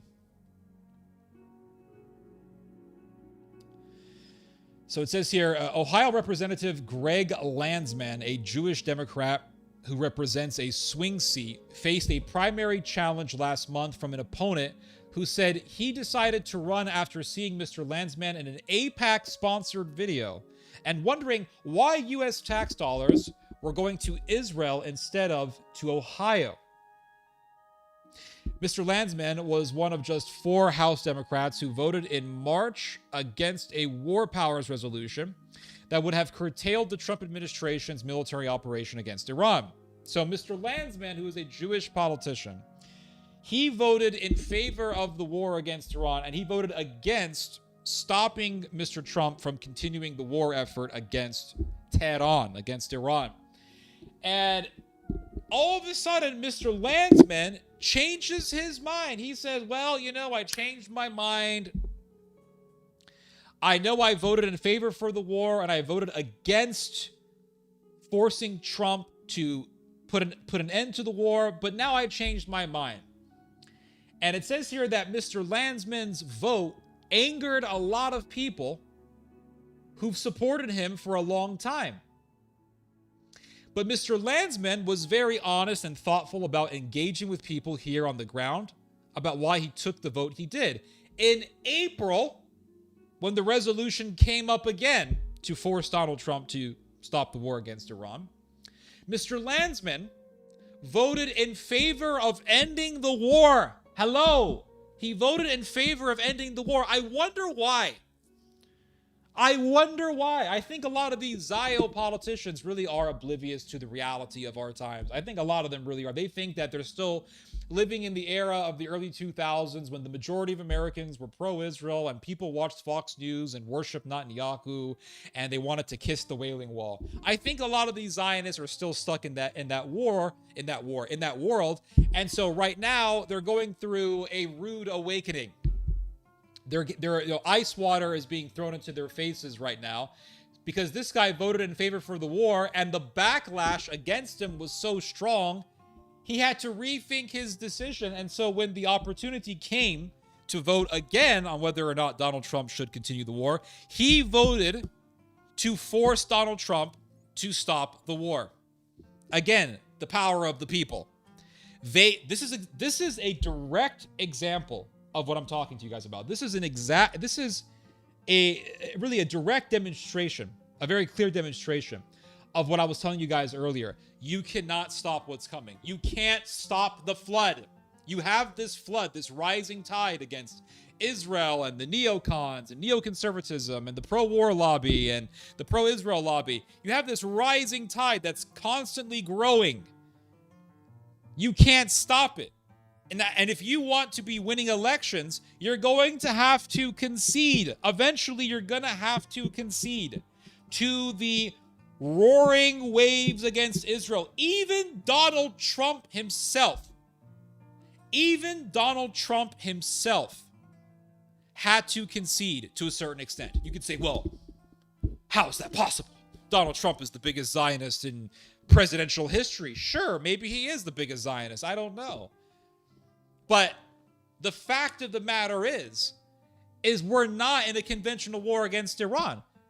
And I have difficulty even describing what America and Israel did as a war.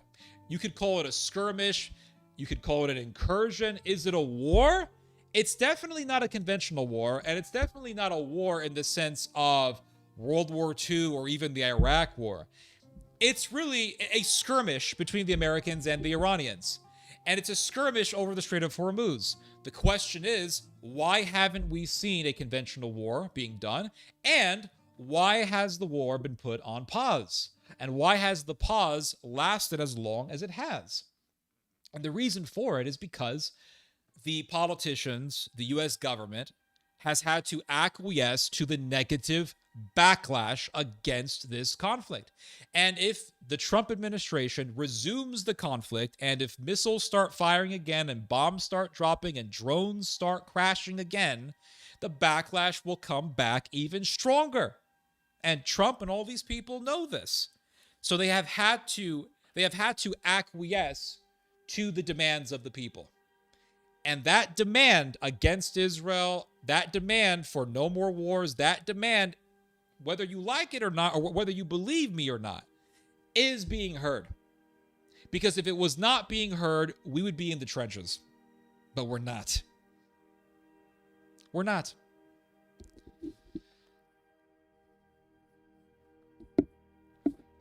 Anyway, I'll read your guys' comments. I know there's going to be a lot of fucking mentally ill people in the chat today. I haven't read your guys' comments for the most part, but I can just tell by the inundation of comments and just how frequent they are that we are right now dealing with people who have Wi-Fi while they are in an insane asylum. All right, this is what we're dealing with right now. Looks like they allowed for Wi-Fi to be used in the crazy houses. A lot of comments that have absolutely nothing to do with what I was talking about this whole time. Let's see. What do we got? What do we got? What do we got?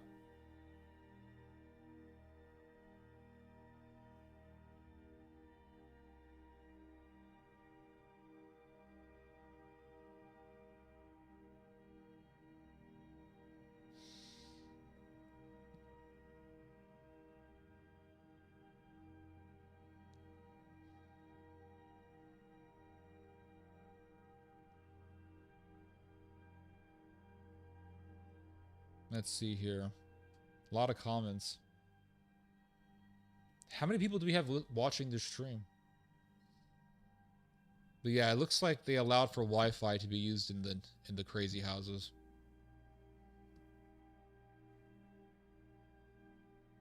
Hello, Sixth House Dunmer. I'd like to show him my photos I took in Macedonia. I mean, I'm on Instagram, so you can just friend me on there and I can see your profile.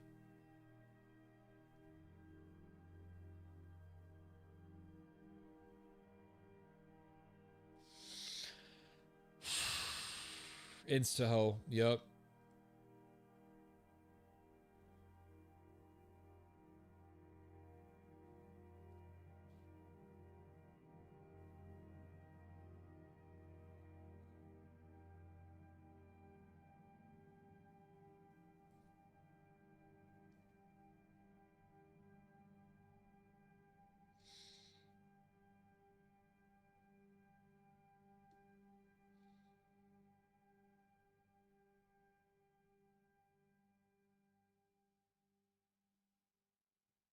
All right. I'm not insane, Theo. I'm a bit of an autistic historical savant. Okay, here we go. Hold on a second. How do you know I wasn't how do you know I was talking about you? I said it looks like they're allowing for Wi-Fi to be used in the crazy house. And you automatically thought that I was talking about you. So do you think you're crazy or something?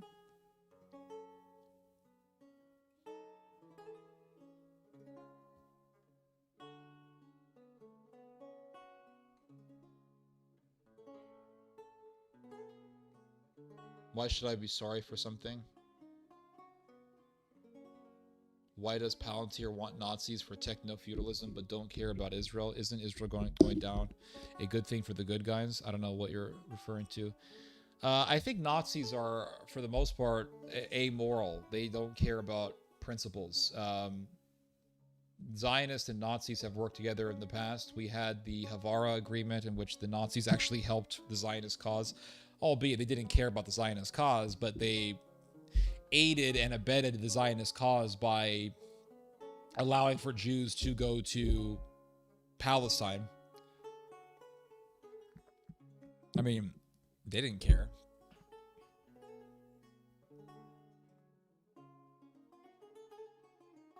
I was going to say in one of your other videos you posted that you were talking about countries using the Gaza thing to justify their killings. Yep, that's what's going to happen in the future.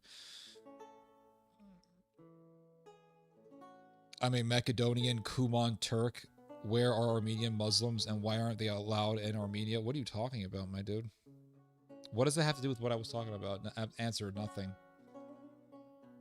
Let's see here.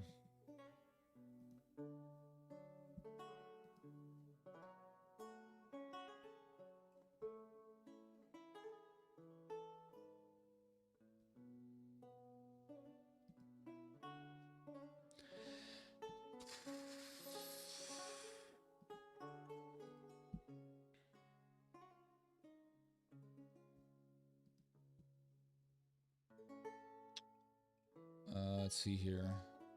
Oh yeah, I wanted to show you guys this article on politics in which state was this?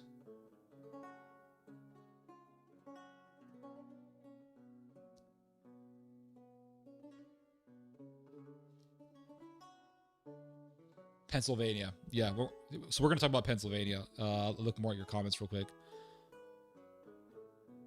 Long time. Welcome back, Theo. Appreciate that, sir. Thank you. Preach, Theo. Appreciate that, Mr. Thompson.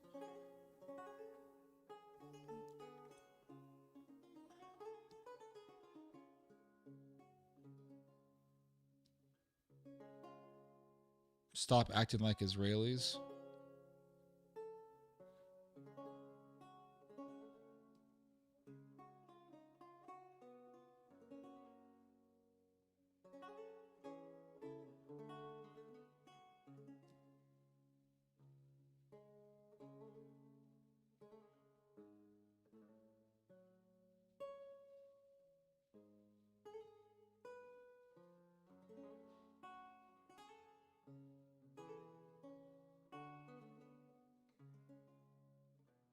You guys are arguing about the Armenian genocide.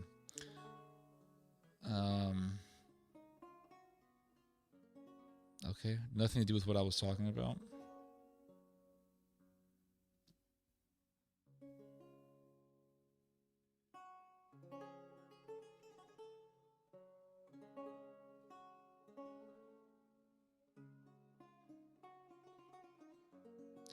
Süleyman 72 tane seytane kolese stürüpü konuplup yapılıp speak English.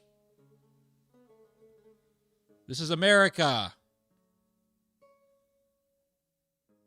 I'm gonna start reading the Turkish language here. Çünkü hiçbir alakası yok. İslam'da evet cihat denen bir şey var. Fakat ona bakarsan davratas asırı derse dedi asa gelik I can't read this.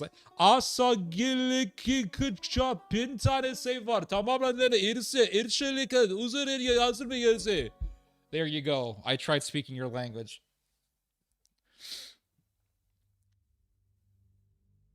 Oh no, more Turkish.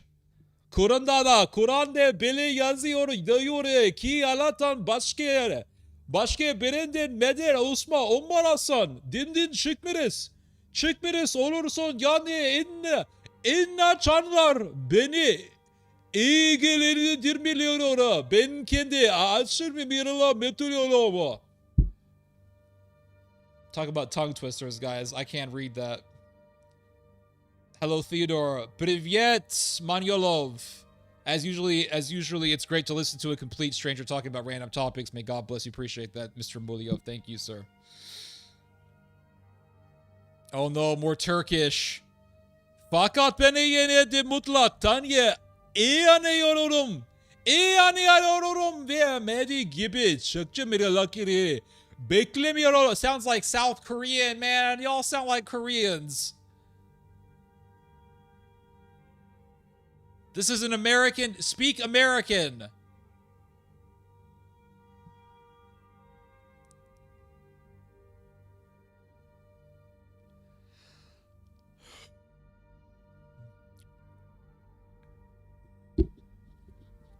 Tribalism is natural to humanity. Not really. I've heard that said a lot, and I've heard that argument thrown around a lot, but how natural really is tribalism? Let's be real here. You're only going to be loyal to the people who are nice to you. That's what's up. That's the reality. You're only going to be nice to people who are nice to you. And I'll give you guys a story from my own family. All right. So my grandmother, she was a product of her time. She was born in 1930 something. And she passed away in January of 2024 at the age of 89. So she lived quite a long time. And she was, like I said, a product of her time. And she was raised to have a certain view on black folks. And that view was, for the most part, negative. And she used to tell me about, oh, the N-word's that, and the N-word's this, and the N-word's that. Well, one day, my grandmother was grocery shopping by herself. She used to go shopping by herself until she couldn't do so anymore. And the moment that really demonstrated that she could not do grocery shopping on her own anymore was her falling flat on her face. So she went grocery shopping. She was walking back to her condo and she was pushing the grocery cart, tripped, fell, and her face landed on a sidewalk. And one day we went to go visit her and she had this bruise on her face. And we said, "How did you get that bruise on your face?" And she said, "Well, I went grocery shopping and I fell flat on my face." And we said, "Well, how did you get back up? And how did you get your groceries into the condominium?" And she said, "Well, this nice black man came over and he picked up my groceries. He picked me up and he walked me to my condo and he put all my groceries away for me." Really? Yes. So you could say, well, tribalism is normal and all these things, but if you were raised to be tribalistic against black folks, but then you go through that experience, at the end of the day, who really is your friend, right? Are you going to hate this guy because he's black? No, you're not. Now, if a white person treated you terribly and you're white, you're not going to like that guy. If a black person treated you terribly, you're not going to like that guy either. But if a black guy treats you really well and helps you and acts like a good Samaritan towards you, you're not going to think, well, he's black and I'm white and my tribe. And if you're, okay, I'll just put it to you this way. Let's say you're crippled and you fall down, you can't get up, you're crippled. And some black guy comes over and picks you up. Are you going to be thinking, all right, as you're stuck on the floor and your face is on a puddle and you're all scratched up because you fell down, are you going to be thinking, man, I really need a white person to come and save me? I need a member of my tribe to come and rescue me. Or are you going to be thinking, I really need for someone to come help me up? You're going to be thinking the latter of the two. You're going to be thinking, I need someone to come help me up. You're not going to think about race and tribe or anything like, or anything of that sort. And so the same thing goes for my grandmother. My grandmother was raised to have a certain view on black people, and that view was negative. And so here she was on the floor, helpless. Her groceries are stuck on this cart, whatever. She couldn't get up. And this black dude comes along and helps her up. Was my grandmother thinking, well, I really need a white man to come and help me? No, she's thinking, I need someone to come and help me. That black guy picked her up, took her to her condo, walked her to her condo, put her groceries away for her, and left. And one day we were in the car and we were on the parking lot of her condominium section. And I saw this black dude walking to his condo. And she said, that's the black guy that helped me out. And he was this big black dude who looked like he was in the military. Am I going to sit there and say, well, I really just want people from my tribe? No. You are going to look at people based on their behavior. You're not going to look at people based on whether or not they're a member of your tribe. So is tribalism natural? I don't know. White people in America are considered to be a single demographic. There's white Americans. But those white Americans' ancestors came from various different European nations that all killed each other. So if tribalism is so natural, then why aren't Irish and Italians killing each other based on whatever differences? A lot of it has to do with how we are conditioned, I think. Let's see here.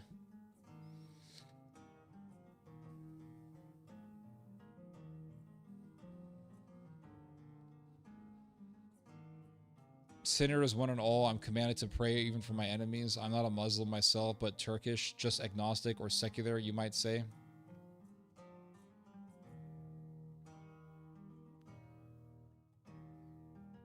Planter is a plant.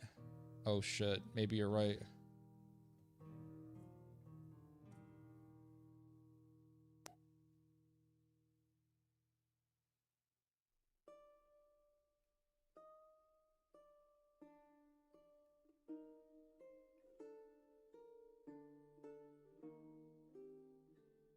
It's hilarious that the Zionists and the Neos all see Jews and Israel as synonymous. Yep. Oh, so you could just say, please speak English. All right, I'm partially joking, but guys, you're bringing this like ethnic battle into the chat, and I'm not talking about whatever it is that you guys are arguing about. So yes, I'm saying just keep things relative, or not relative, keep things relevant to what the discussion at hand is. That's all I'm saying. A Trail of Tears? Now we're talking about the Trail of Tears. Great question.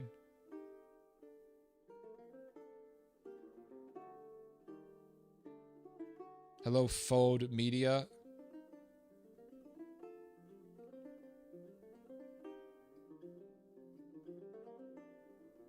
U.S. oil is Pax Americana. Exactly.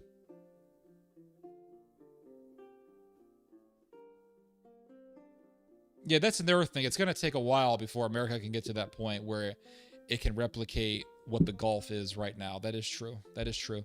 I'm not saying it's a realistic notion. I'm actually saying the opposite of that. I'm saying that, yeah, America is pursuing this goal of dominating the oil and natural gas industry, but will it actually happen? And if it does happen, will it actually last forever? And I don't think it would. And I think that, like I said, I think that Europeans and Asians are going to be looking for alternative sources of oil other than the United States.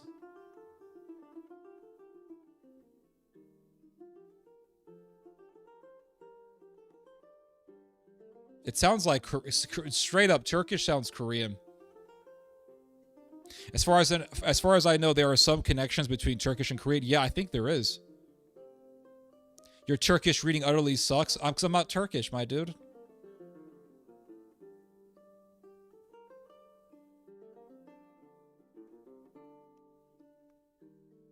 It's not. It's okay. You don't have to say sorry or anything. I was partially joking, but Theodore, later in the show, you should review your favorite gaming soundtracks. That's a good idea. Glad you're back on live. Missed the Friday night live streams with you last couple weeks. Yeah, I know it sucked. Why does Palantir want Nazis? They don't give a damn. Those people do not give a shit. A lot of these Zionist types do not really care about Nazism. They don't. There was a guy who works for Ben Gvir. He's an Israeli guy. And he said, the only reason why I hate Adolf Hitler is because he killed Jews. He said, I don't care about the fact that Hitler killed blacks or Russians or Polish. I only hate Hitler for the simple reason that he killed Jews. And if he didn't kill Jews, then I would be sympathetic towards Hitler today. This is what this guy said. There was a Zionist guy that I knew. He was a Jewish guy who was a hardcore pro-Israel fanatic. And I remember this was back in 2017, and I was writing a very long article on the revival of Nazism in the Western world. I've been talking about this subject for quite a long time. And I remember we were talking on the phone, and he said, what are you working on? And I said, well, I'm working on this very detailed article on the revival of Nazism. And this guy was Jewish. So I honestly expected him to say, oh, that's very good that you're bringing awareness to this phenomenon. And he said, there's no money in that. There's no money in that. Nobody cares. There's no money in that. So that was a very, very abrupt and rude awakening for me. And that was a lore moment. It was a huge wake-up call for me. Because here was this very active Zionist acolyte who was working in the media. He was very active in the media. He was telling people to support Israel, and he was telling people we have to support Israel and all this stuff. And he would play into that narrative that says that Iran is the Hitler of our time. It's the Nazi Germany of our time. So you would expect for this guy to be very interested in an article about the rise of Nazism. You would expect that, but you would be wrong. You see, this is one of the biggest deceptions in the world.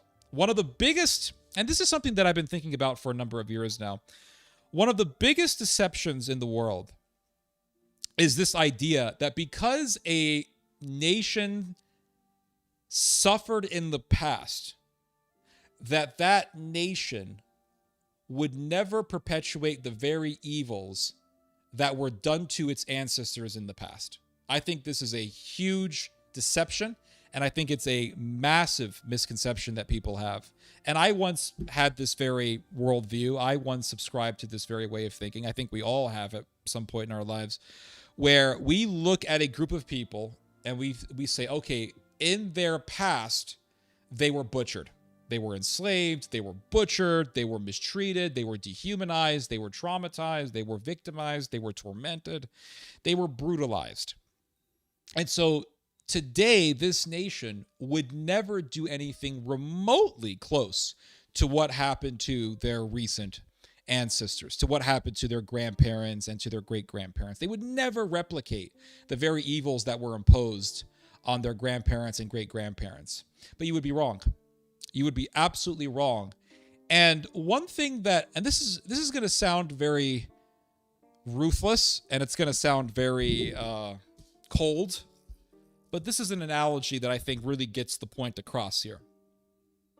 I own chickens, and I've owned chickens for about 6 years now. And one thing that I noticed about chickens is that when a chicken is somewhat weak, when a chicken is somewhat sick, the other chickens will proceed to beat that chicken up to the point where they will be on the verge of killing that chicken, or they will just straight up murder that chicken. So let's say a chicken is sick and the other chickens are beating up on that chicken. Me, being the chicken owner, seeing this brutality, goes into the chicken coop, goes into the chicken run, and grabs the sick hen and then medicates the hen. Sometimes the hen has parasites, and so you have to give the hen some sort of anti-parasite medicine, some kind of anti-parasite herbal home remedy.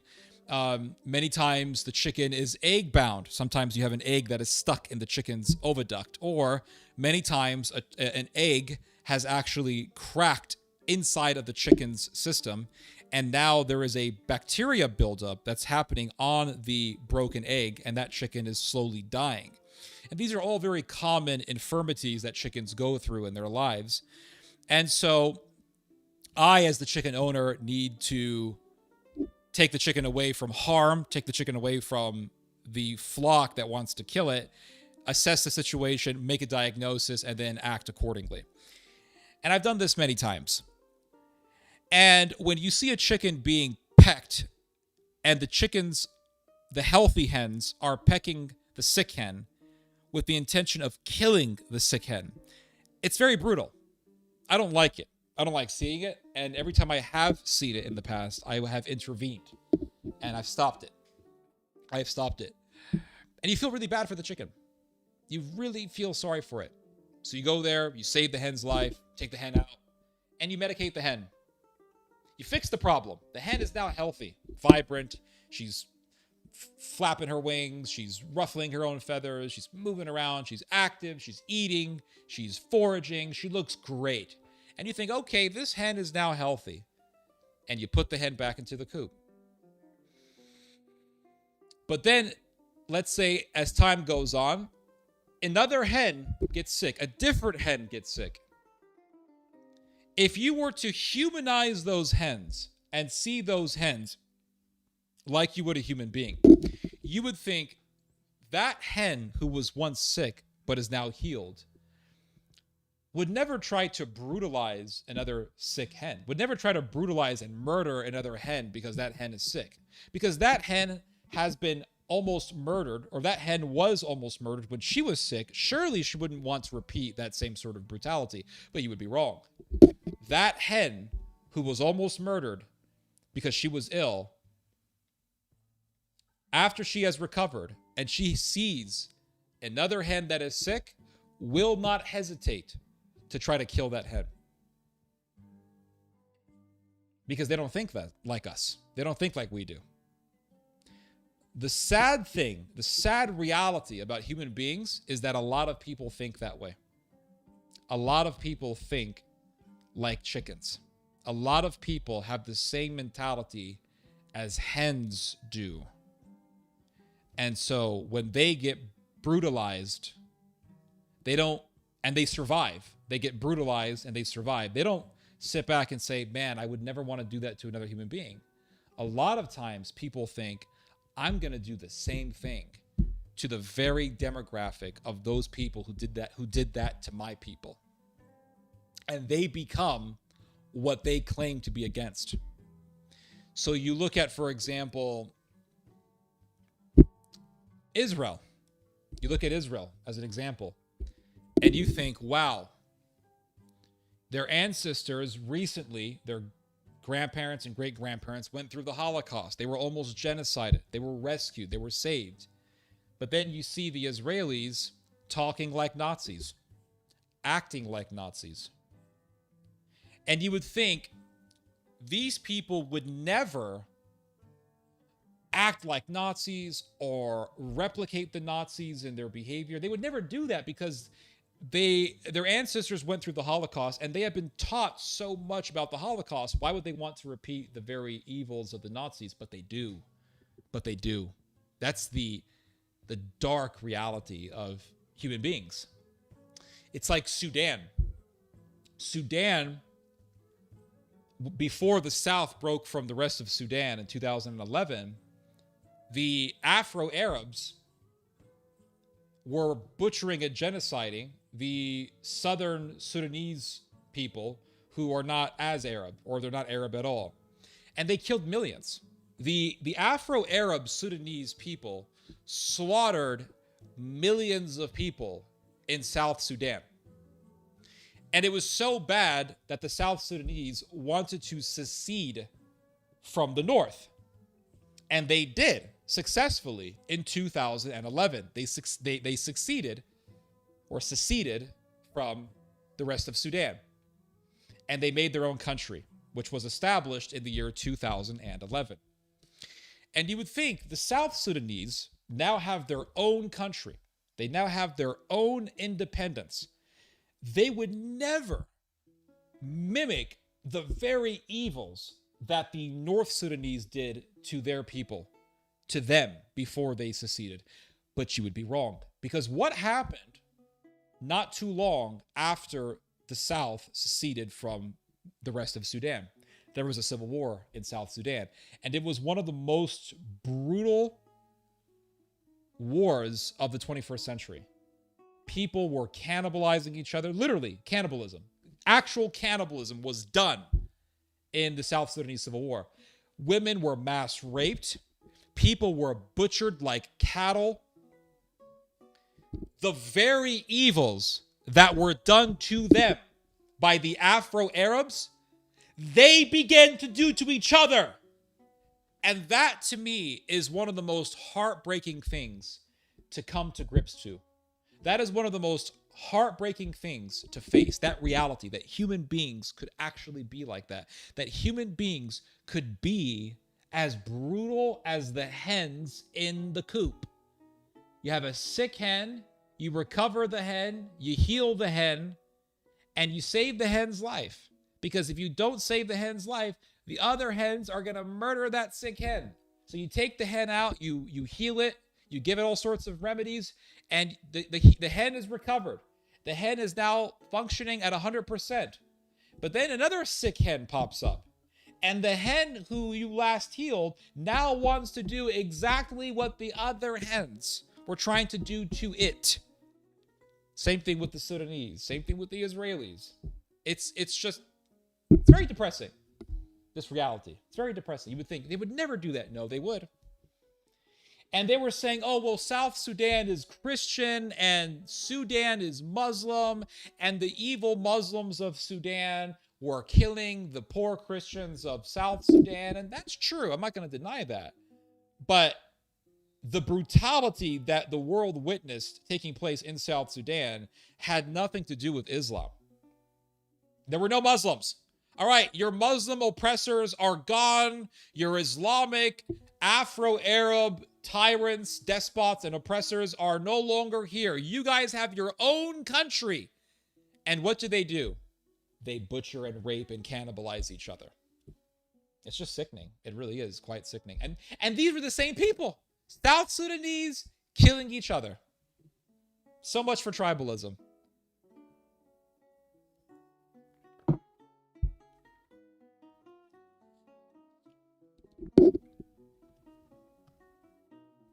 So going back to your comment, they don't give a shit.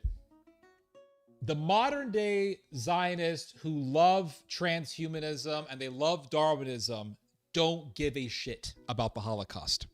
They only care about power.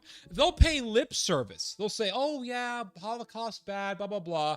But then they will promote something like transhumanism, and they will promote things like making babies in a lab, designer babies, where you can make the baby look like the way that you want it to look like. You can design a baby the way you want it to look. You want a baby with blue eyes and blonde hair, and you want the baby to look like a SS officer on a Nazi propaganda poster. You can do that. We can do that for you. And look at the doctors, the so-called doctors who do designer babies. A lot of these people, I'm sorry to say this, but a lot of these people are of the synagogue, all right? This is just a fact. A lot of them are. And they are into this designer baby stuff, which is eugenics. I mean, at the end of the day, this is eugenics. And if the Nazis were alive today, and they saw that you could design your own baby in a lab, they would be so ecstatic. They would be so happy and excited. They would say, we have got exactly what we have been looking for. A scientific method to engineer the very ideal and elite human being that we want, and that we want to dominate society. We can now replicate Übermensches to our heart's delight, to our heart's content. And so you have Jewish people who are doing designer babies. You have Jewish people who are promoting eugenics, the very ideology that was foundational for Nazism. You have Jewish people who promote racism. You do. Look at Amrin, American Renaissance. Look at how many Jewish people are in Amrin. They have Zionists. You have Zionists who are funding Amrin. This is a fact. Oh, I'll tell you guys a story. So I remember I knew this Catholic activist. And this Catholic activist told me, this was back in 2014. This was in the winter of 2014. So this is a long time ago. And this guy told me, he said, Ted, you have Zionists who are supporting the modern day racialist movements and the Nazi movements. I said, no, I don't believe that. He said, no. I'll tell you a story. And he told me this crazy story. He said that he was invited to speak at this event in New York City.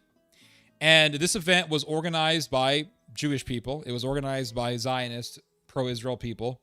And they wanted this activist to come and give a speech on Islam, on the dangers of Islam.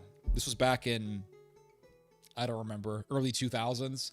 So the whole thing with being anti-Islam was a very big thing. That was a very common thing to talk about.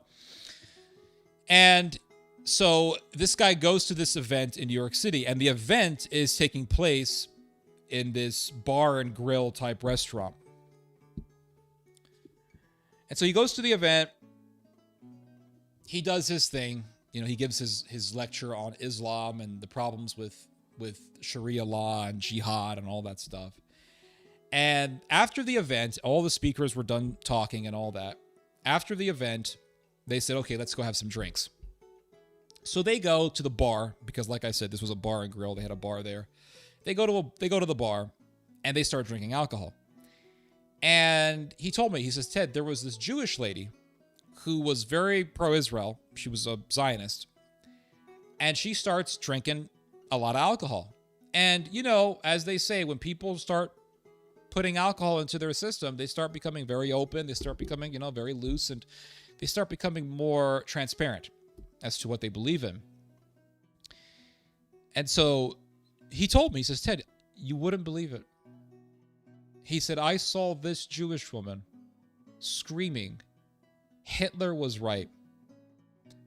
And a good Arab is a dead Arab. I really didn't believe this guy. I thought this guy was full of shit. But then I started researching the counter-jihad movement. I started researching heavily the anti-Islam movement and its roots, and I found out that there indeed have been a lot of racist people who have used the Islamic problem as a way to promote racialism. And I noticed that a good number of them have been Zionist. And you can see this quite clearly in David Horowitz's what's it called? Front Page Magazine. Front Page Magazine has published a number of articles that are very social Darwinian, that are very eugenist. And so I began to take note of this. And I called up that Catholic activist and I said, hey, could you tell me that story again? And he said, of course. And he told me the story again. And I said, who was involved in this event? And he started giving me names. And all of the names of the people that he told me were members of AMREN, American Renaissance, which is a Zionistic, racialistic organization ran by a guy named Jared Taylor. And that led me to do a lot more research on AMREN. And I found out that they are a substantial amount of Zionists who are in the AMREN organization. And so you have Jewish people who are involved in racialist movements. They are involved in white nationalism. They will promote white nationalism. And of course, they will also promote Zionism. Now, you could look at that situation, you could look at this whole story, and you could say, well, how does that make any sense? It doesn't really make sense. It seems illogical, right? It seems just crazy that Jewish people would be involved with Nazism and would be even working with Nazis. But the reality is that a lot of these Zios really don't give a shit. It's like the hen. You know, the hen was sick and the hen was being pecked and the hen was damn near murdered, and you saved the hen's life. And you save the hen's life, you release the hen back into the coop, and then all of a sudden you have another sick hen. And that hen that you just saved will not hesitate to become just as savage as the hens that tried to kill it. A lot of people have that. A lot of people think like chickens. They don't give a shit. They don't give a damn about the Holocaust. A lot of these Jewish people don't give a shit about the Holocaust. They don't give a damn. They see what's happening in Gaza. They hear about IDF soldiers sniping kids, shooting starving Palestinians as they run to the aid distribution center in Gaza. They don't give a damn. They hear about Jewish officers sodomizing Palestinian detainees, and they not only not give a damn about the suffering of the Palestinian, but they will go out of their way to protect the sodomizers. And we saw this quite clearly in the State Taman riot that took place a number of years ago, back in 2024. And they don't give a shit. Klaus Barbie was a major Nazi leader who murdered Jews. And do you know what Klaus Barbie used to do? Klaus Barbie would get dogs to sodomize Jews. You can look into this. This actually happened during the Holocaust. Klaus Barbie, the major SS leader, would use dogs to sodomize Jews. So you would think after going through such horror that the Jewish people would say, that's not us. We would never do that. But here they are acting like Klaus Barbie. Here they are acting like Amon von Goth, the SS leader who would snipe people from his balcony. And the Israelis are mimicking Amon Goth. They're acting just like Amon Goth. And they're sniping people, sniping kids. And they're saying, well, we have to snipe kids because, you know, the terrorists of the future are children right now, so we have to snipe them. So they're acting just like the Nazis. And you hear these eugenist types today talking about how, oh, well, you know, the Ashkenazi Jews have the highest IQs. We're the most intelligent people in the world. That's eugenics. That's basically just Nazism with a Jewish face. That's all that is. It's just not, that's what it is. There's no difference. It's just Nazism. So Alex Karp is a transhumanist. He wants to genetically modify humanity. Elon Musk has the same mentality. Peter Thiel has the same mentality. Mark Andreessen has the same mentality. All these people have this evil ideology of wanting to recreate man in their image. You don't think Alex Karp understands that his ideology has an overlap with Nazism? You don't think he knows that? Of course he freaking knows that. They don't give a shit. They really don't care. It's like, I remember there was this Jewish guy I used to talk to. His name was Steve. Steve was a half Jew, half Greek New Yorker. Very funny guy. Very funny guy. But he told me, he said, Theodore, I'm half Jewish and I'm half Greek. He said, Theodore, you can't imagine the bullying that I went through as a young man. The bullying I went through by other Jewish kids. I was tormented, Theodore. I was tormented. And I said, well, why did they bully you so much? He said, because I'm half Greek. That's it. And my mother told me, son, when you go to school, never tell the children that your father is Greek because they will torment you and they will bully you. Do not tell them that your father is Greek. Well, the kids found out that his dad was Greek and they tormented him to no end and they called him a half-breed.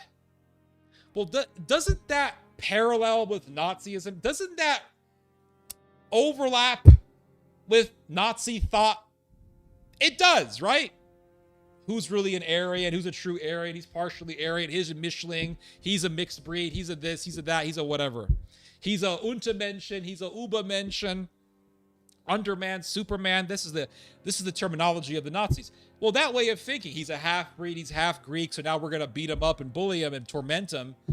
That's racism. Now you would think, and this guy is older than me.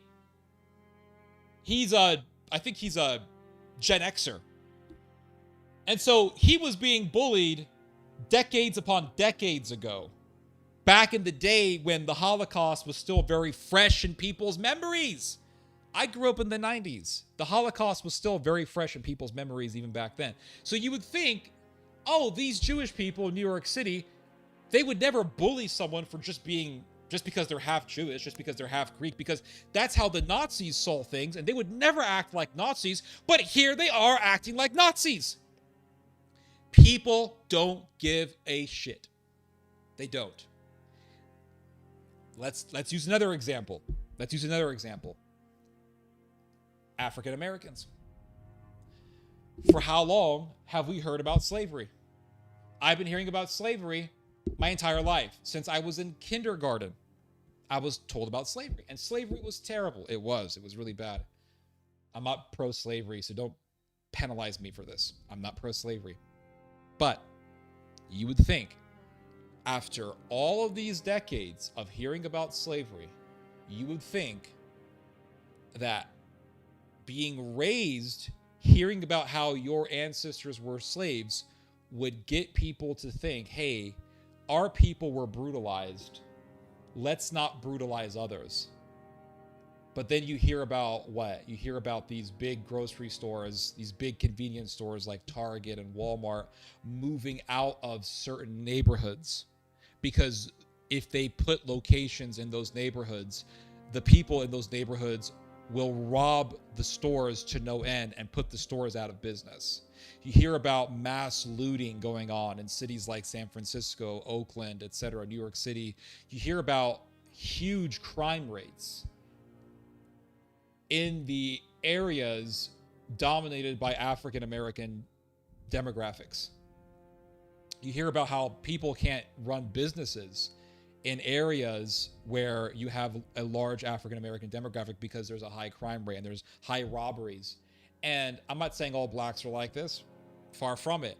The problem is you have a small minority of African Americans who are into crime. And they're so much into crime that they don't allow for any business at all to thrive in their areas. And so they destroy their own neighborhoods because no one wants to invest in those areas because it would be a bad investment because of the high crime rates. My point being that you would think that these people would think to themselves, or these people would say to themselves, hey, our people went through so much in the past. Let's make our communities thrive. Let's make our people thrive. Let's get people to invest in us economically. Let's do all these good things. But they don't. They don't. Why? Frankly, because they don't give a shit.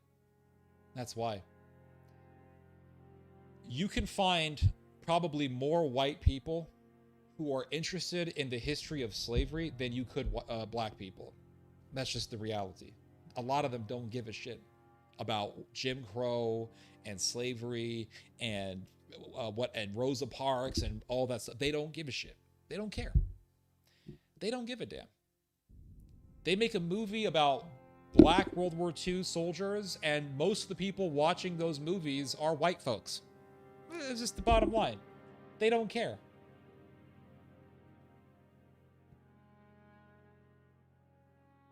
So all the stuff about, well, he's Jewish, so he would never work with Nazis. You're wrong. If that's what you think, you are not seeing the dark realities of how human beings can be. You're not seeing the dark realities of how evil people think. This is how evil people think. Evil people don't care about history. Evil people don't care about what their ancestors went through. Evil people don't give a shit about any of that stuff. Evil people care about power and getting what they want by any means necessary, and that's it. You can tell them about the Holocaust and slavery. They don't give a shit. This is like hearing about Armenian gangsters.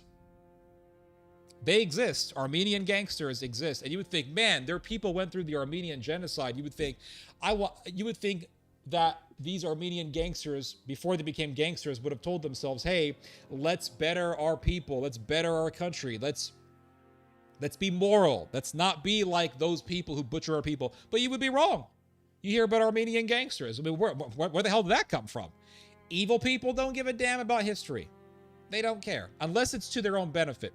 Other than that, they don't give a shit about the moral lessons of reading history. They just don't. Alex Karp cares about power. Alex Karp cares about eugenics. Alex Karp wants to be God. That's what Alex Karp wants. He wants to be God. He wants to make human beings in his own image. He wants to create a human being that will go beyond the scope of what they call evolution. They want to be natural selection.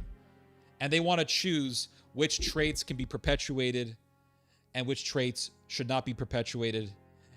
And they want to spawn a new type of human being that to them will be the elite human being. The Nazis had the same sort of vision. They wanted to recreate humanity, and they wanted to be the natural selectors. And that's why they killed people who were mentally handicapped. That's why they killed people with disabilities. That's why they killed people who were of a certain racial makeup. That's why they did those things.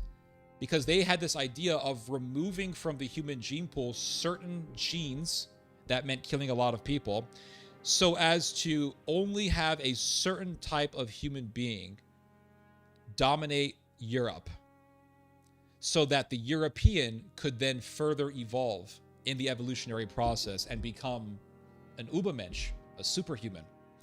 So Alex Karp, who's Jewish, wants to biologically engineer humanity in his own image. And the Nazis wanted to do the same thing. What makes them different? Answer, nothing. There's no difference. It's the same evil. And if we listen to Adolf Hitler, and if we listen to Himmler and Goebbels and Alex Rosenberg, or not Alex, Alfred Rosenberg and Goring and, Mr. What's his name?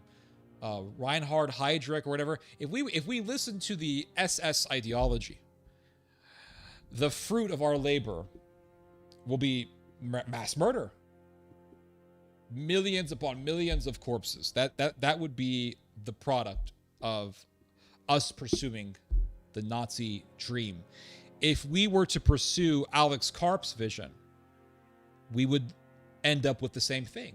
The fruit of that labor would be the same, and that would be mass death, mass killing. Because Alex Karp wants to biologically engineer a certain human being. So what's going to happen to the people who don't want to comply? And what's going to happen to the people who don't fit Alex Karp's ideal of what a human being is. Those people are going to be put into work camps and killed and used for human experimentation. The product will be the same. The outcome will be the exact same thing. You could say, well, he's a Jew. Since when are Jews all of a sudden exempt from being evil? That unto itself is kind of a, I'm not saying you're a racist, but that unto itself is sort of a tribalistic way of seeing things. Well, he's Jewish. It's like that whole trope with, what's his name? Zelensky. They say, oh, there's no Nazi problem in Ukraine. Zelensky's a Jew. He's a Jew. And then you hear about how powerful the Azov battalion is. You hear about how all these politicians are terrified of the Nazi paramilitaries in Ukraine. You hear about how these Nazis would go to the Ukrainian government. They will say, okay, if you guys concede any territory to Russia, we're going to kill you. You read about how the Ukrainian government wanted to force the Azov battalion to weaken their position, basically to become less strong and to, I guess, give up some of their weapons or something. And the Azov battalion went right in front of the Ukrainian government building. I think about 10,000 Azov battalion fighters went to the parliament and said, you guys want to force us to reform ourselves? You guys want to force us to weaken ourselves? Come stop us. And the Ukrainian government didn't do a damn thing. It doesn't matter if Zelensky's Jewish. The Nazi power, the Nazi state within the state is definitely there. So, I mean, since when are Jews all of a sudden exempt from being evil? You have Jews who are very evil. Who cares if they're Jewish? Anyway, let's see here, and to add more to what I said already, the Nazis want eugenics, and if that means working with Alex Karp to push this eugenics view into the mainstream, then they're going to do it. They don't care. Again, Nazis don't have any principles.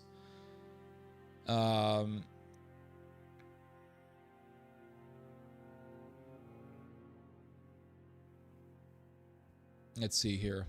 The way they hate humanity is literally demonic. Yep.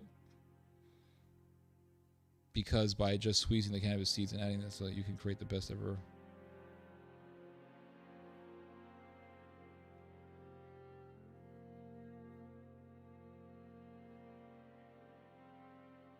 After death, we would like to come back as a mass-killing bacteria. I remember reading that. It's funny how they want to become godlike as they are literally worshiping demons, doing all these demonic acts. I avoid the hood. I can't blame you. CIA was founded by a man named James Jesus Angleton. His name suggests English stock, but middle name says the man is a converso. I totally get it now. Beautifully elaborated. Appreciate that, sir. Thank you.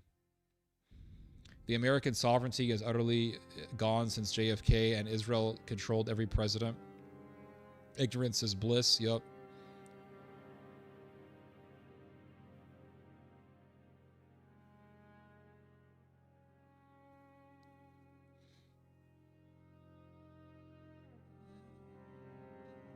The barbarity of slavery.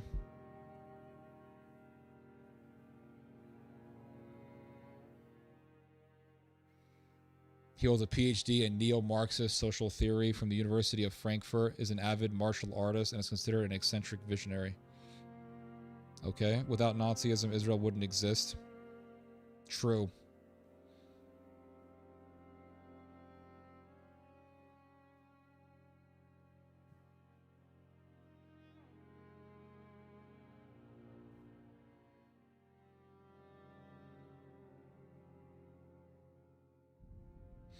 A lot of Ottoman Jews reported a lot of Armenians in hiding. I talked about this in a prior video. What's his name? Gregorius Balakian talks about this in his autobiography, in which he recounts how he survived the Armenian genocide. So you're not wrong.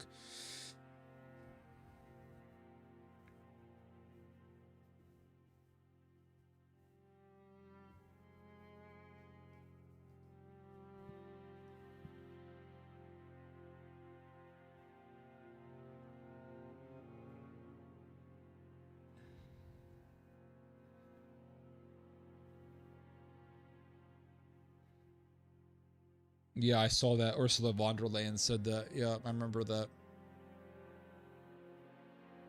I don't think Jared Taylor is a Nazi. I mean, his views are just no different from Nazis when it comes to eugenics, when it comes to social Darwinism.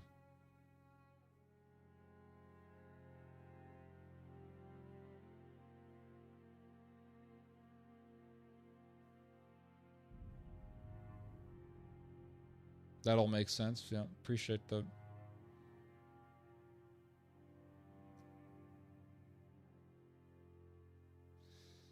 Let's see here. I have to step away for a bit. No problem.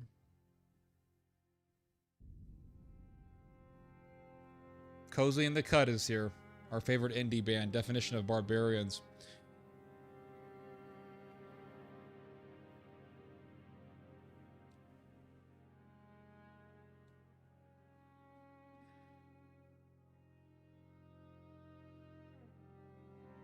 South Sudan war was so much worse than anything, and the media almost never talks about it. Yeah, it's horrific. Mention the divide caused by the colonizers.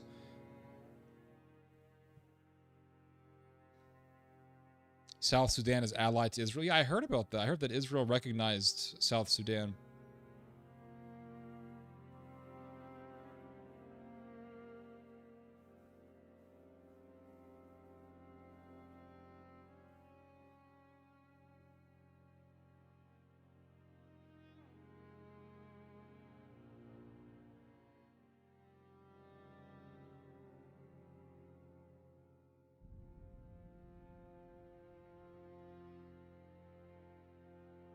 Chickens are savage. They're very ruthless animals.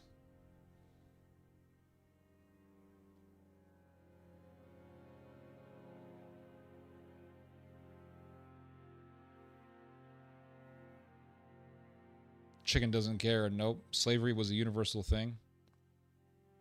Okay. Don't touch the pop filter.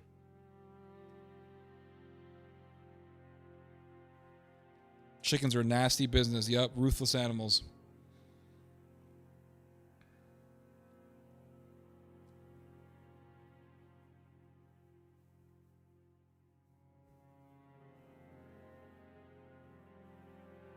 I have seen hens attack other hens. Yeah, it's very common.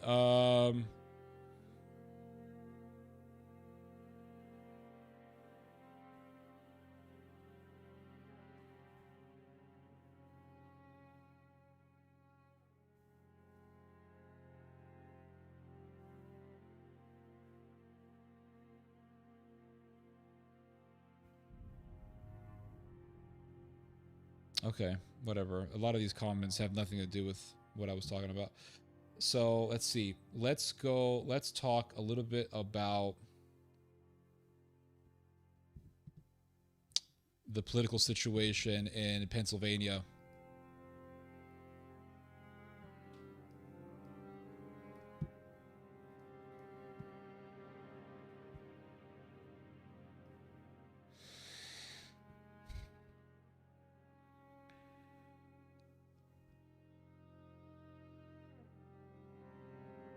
Is there a round 2 coming? Maybe, but if that happens, it's going to make Trump's favorability drop even more.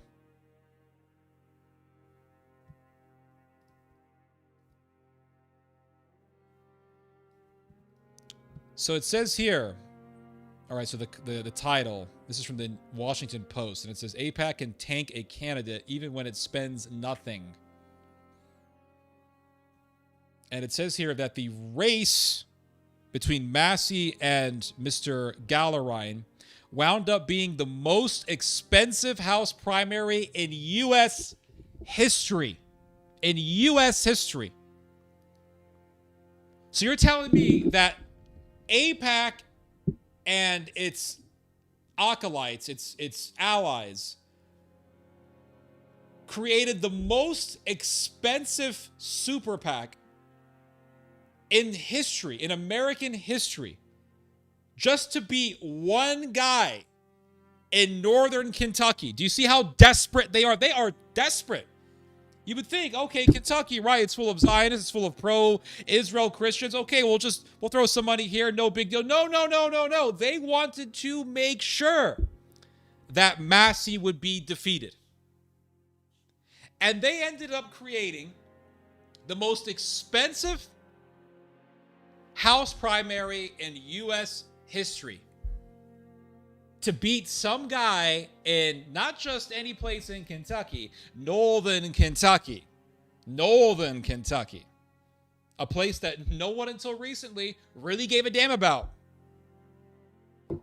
It really just goes to show how desperate these people are. These people are desperate. Israel is desperate. AIPAC is desperate. The whole pro-Israel lobby is desperate. They're fucking desperate, these people. I mean, really, like, how obvious does it need to be that these people are desperate? They really are.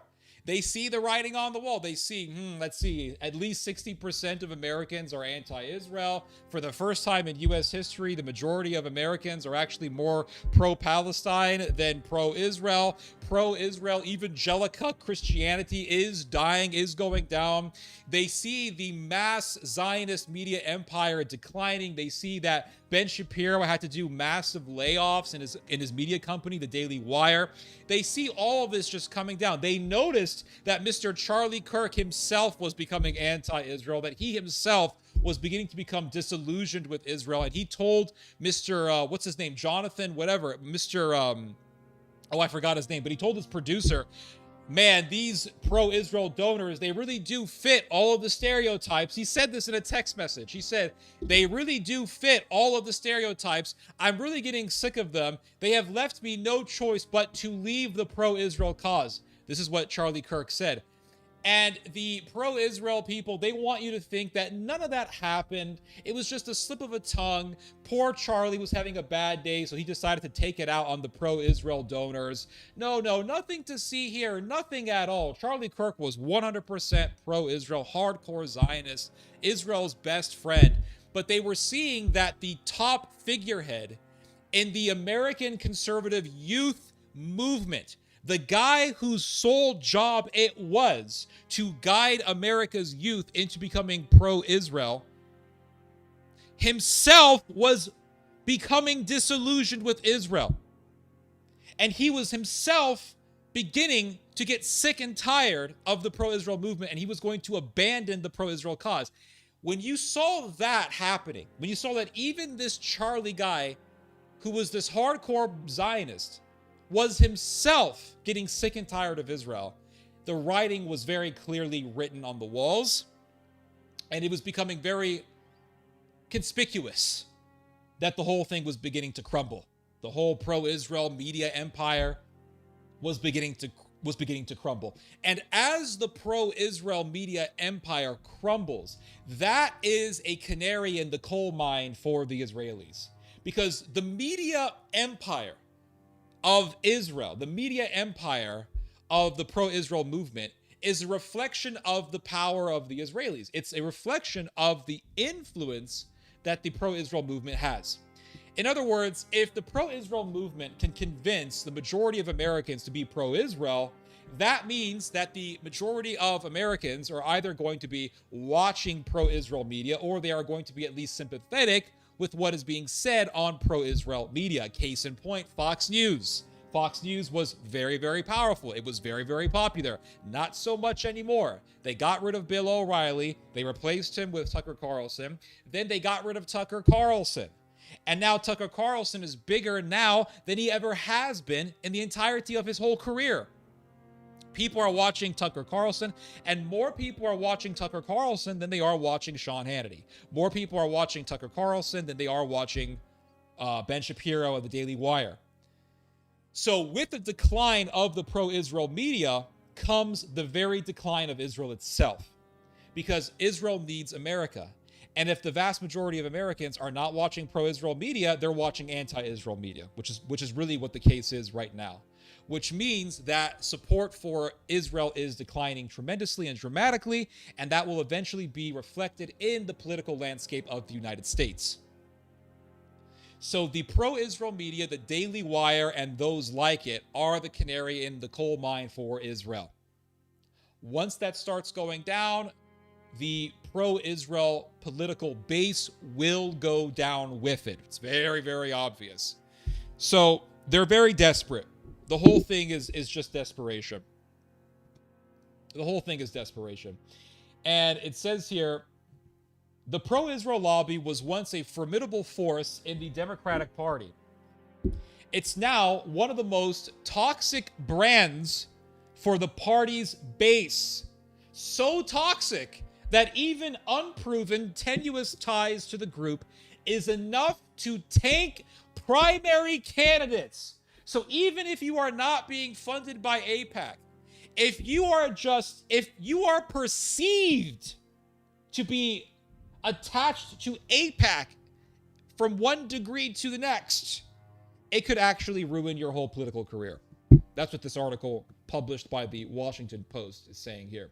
And it says, the dynamic was on display in one of the bluest districts in the country, where Ala Stanford, a pediatric surgeon and former Department of Health and Human Services official, lost her bid yesterday for the House in Pennsylvania. Her run to represent Pennsylvania's 3rd congressional district faced attacks alleging that she was backed by AIPAC, the American Israel Public Affairs Committee, boosted by millions of dollars. So Ala Stanford, she's running for office in Pennsylvania. And then what happens? She's getting backed by AIPAC. She's getting millions of dollars in campaign funds from AIPAC. She didn't win. It didn't help her. So is it really the money? That's the question. Is it really the money that gets you to win an election? The money is only as effective as how many people believe in the cause that you are actually financing. That's just the fact. I could be a Saudi billionaire and I could want to fund for the spread of Islamic fundamentalism and Wahhabism. I want more and more people to become Wahhabist. Well, if I'm pouring in money to get people to become Wahhabist and nobody wants to become Wahhabist, my money is useless. I can pour in billions of dollars into the world, into various countries to get people to become Wahhabist. If nobody has any interest in becoming a Wahhabi, I lose money. It means nothing. It means jack. You're not going to get a damn thing. So your money is only as powerful as the number of people who actually believe in what you are financing, or who are at least susceptible to believing in the cause that you are financing. It really is that simple. It really is that simple. So why did Mr. Massie lose? Was AIPAC responsible? Sure, yes. AIPAC definitely shares responsibility, pouring in so much millions of dollars against them. I'm sure it plays a degree of influence in that. But I believe the reason why Massie lost is because Donald Trump went against him. Because if it was solely about money, then Ala Stanford would have won the election in Pennsylvania, but Ala Stanford lost. And the reason why she lost, at least one of the major reasons as to why she lost, is because she is getting AIPAC money. And because of that association, she got the unfavorability from Pennsylvania voters. So it says here that she was getting millions of dollars in campaign funds from AIPAC. And it says here she lost to progressive candidate, state representative Chris Rubb, a staunch critic of Israel. So she lost to an anti-Israel running mate, or not running mate. She lost to an anti-Israel politician. And it says here, the powerful pro-Israel group is known for masking its involvement in high-profile races, as we covered a few months ago during the Illinois Democratic primaries. The group set up shell organizations with names unrelated to Israel. So AIPAC right now is working incognito. They're not saying, they're not entirely coming out and saying, we're giving money to this person. They give money to shell organizations that do not appear to be Zionist organizations. Those shell organizations then funnel those very funds to the politicians that AIPAC wants to win. So that's how AIPAC is operating right now, because they know how toxic their name is. And this is really another sign as to what I've been telling you guys about, that the whole AIPAC brand, the whole AIPAC operation right now is in desperation mode. If they were not so desperate, then why are they hiding? Why are they hiding their name behind these shadowy shell companies? If they're so strong, if they're so influential, if they're so popular, if being pro-Israel was so popular, and if the majority of Americans just love Israel like Charlie Kirk before he began to see the light, then why in the hell are they hiding their name behind shadowy shell companies? Because they know damn well that the writing is on the wall, and they know damn well that the roaring tide against Israel is so loud and it's rising up so loftily that they have no choice but to hide behind shell companies. They want for their agenda to succeed. They're not giving up yet. They want for that agenda to succeed, but they have to hide behind shadowy shell companies in order to reach the politicians that they want to finance. And I think this is a great sign. It's a very clear sign of the downfall of the pro-Israel empire in America. And it says here that the group set up shell organizations with names unrelated to Israel to spend heavily in support of AIPAC's preferred candidates, often touting them on issues such as healthcare or affordability. So they're playing a very smart strategy. They're not saying, oh, well, tell the people to vote for you because you're pro-Israel. Tell the people to vote for you because your opponent has bad policies in this regard and that regard. Tell the people, oh, vote for me because if you vote for me, I'm going to be better when it comes to this policy, let's say healthcare, and this other policy, let's say crime. Oh, well, under this politician, the crime rate's going to be higher. Or under this politician, your medical bills are going to be higher. Grocery bills are going to be higher. So hire me because I'm going to make everything better. I'm going to make your cost of living much more easy, and I'm going to lessen your cost of living. I'm going to use government funds to help provide financial support for your medical needs. Blah blah blah blah. So they make it about different issues other than Israel in order to get their pro-Israel politician to victory. That's how they're doing things. And it's very strategic, and it's very clever, and it's very effective. But is it invincible? Is it ironclad? Is it guaranteed to solidify a victory for the pro-Israel cause? The answer is no. Because people are going to figure these things out. You can make all these little shell companies and all that, but all that people have to do really is just look at the history of the politician. And if they notice, well, in the past, before there was this massive stigma against AIPAC and against Israel, this politician gladly received AIPAC funds. Well, the politician is now saying that he's not, or he or she is not receiving AIPAC money. Well, then who's giving you the money? Well, it's this super PAC group. Oh, it turns out that this super PAC group is actually ran by Zionists who have ties to AIPAC. So you're still getting money from AIPAC, but it's through a proxy. You're getting it through a third party, which is how a lot of these donors work, by the way. And so people are figuring this out already. And so because people are figuring this out, thanks to publications like the Washington Post, thanks to other independent investigators, people are now seeing, okay, well, this politician, even though he or she claims that they're not getting money from AIPAC, they're still getting money from Zio donors. That's all that really matters. And this could actually destroy and ruin someone's political career. So it says here, AIPAC's critics say the group hides its activities to still be active in primaries where swaths of voters are turned off by the group's brand. It goes right back to what I said just now. If they are so powerful, if right now Israel is so popular and the American people love Israel and they're not in desperation mode and AIPAC is not in desperation mode, then why are they hiding? Why are they hiding? That makes no sense, right? If you are not desperate, if you're very secure, you're not going to hide. You got nothing to hide. You're going to say, no, we're AIPAC. We're giving money to these politicians. We want these politicians to win. Yeah, we got billions of dollars. Yeah, we got a whole circle of pro-Israel billionaires backing us and giving us all these funds, and we're going to support the pro-Israel politician. And you wouldn't care, right? You wouldn't be hiding anything because in this case, the vast majority of Americans are pro-Israel. And that was the case for the longest time. That was the case for decades, but it's not the case right now. And so they have to hide. They have to hide because they're scared. They're scared of being seen because they know once they're seen, once the light is shed on them, they're like roaches. Once they see the light, they scatter. So you have the AIPAC roaches hiding in the darkness. They're hiding away from the light, but once light is shed upon them, they flee. They're scared. They are scared of being seen because they know once they are seen, there is a massive potential of their candidate losing. And that means AIPAC losing a potential agent who will do their bidding once they are in office.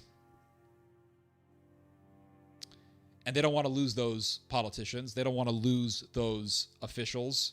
They don't want to lose those people because they enact policy or they influence policy through their politicians whose campaigns they fund. That's how they operate. If they don't have their politicians in there, where's their power? Where's their influence? So they have to hide. So it says here, Rob is the guy who beat Alice Stanford. So Chris Robb, who is anti-AIPAC, anti-Israel, defeated a pro-Israel AIPAC funds receiving politician named Alice Stanford. And Chris Robb accused Stanford of benefiting from a similar arrangement. Her bid was backed by a 314 Action Fund, an organization that spent more than $2.5 million on ads in support of Stanford. It was the largest spender in a race by a wide margin. The next biggest ad spender, Progressive Group American Priorities, said it spent more than $400,000 supporting Robb. So Robb had less campaign funds. Do you see what I'm saying? Chris Robb, had much less campaign funds than Alice Stanford did. And Robb still won because the people in their district are more anti-Israel. And if I had to guess, if you were to go to Thomas Massie's district, there's a lot of Zios, a lot of Christian Zionists who will say, no, they're the chosen people. They're the chosen ones. And so, and also there's a lot of people in Massie's district who worship Donald Trump. They're diehard MAGAites. And so they saw Donald Trump going against Massie, and so they voted against Massie. But as the pro-Israel tide gets bigger, and as the boomers begin to dissipate away from the political realm, and the millennials and the zoomers begin to really take over, this whole thing is going to change in the Republican regions of America, as they are already changing dramatically, seismically in the Democrat regions of this country. So it says here that 314 Action drew considerable attention after spending more than $1 million, including $1 million from an AIPAC super PAC. So she got millions in campaign funds from Zio donors. And people found this out and they didn't vote for her because the people in that area where they were running are, for the most part, anti-Israel. And so it doesn't, like I said, it doesn't matter. They could have poured in $1 billion. Alice Stanford still would have lost. That's my whole point. Because Mr. Chris Robb, he got only $400,000 in campaign funds, whereas Stanford got millions. And yet Robb won without anywhere near the amount of money that Stanford had. So is it really just about money? No. The money is only as powerful as the people who are willing to believe in what the money is financing. In this case, the money is financing Zionism, but the majority of people in that region in Pennsylvania are not Zionists. They're anti-Zionist. So a Zionist politician, a politician receiving pro-Zionist money, is not going to win. They could have poured in $1 billion. They could have poured in $1 trillion. They still wouldn't have won. So the problem with these Zios is that they think that money is power. Belief is power. Money is a means to power, don't get me wrong, but belief is more powerful. And by that, I mean these donors, these pro-Israel, kosher law donors could pour in trillions of dollars. And if the people hate Israel enough, that money still will not be enough to change the minds of those people. That's just a fact. Because belief at the end of the day is more powerful than money. So it says here, let's see, hold up. What else do we got? Stanford has called Rob's okay, so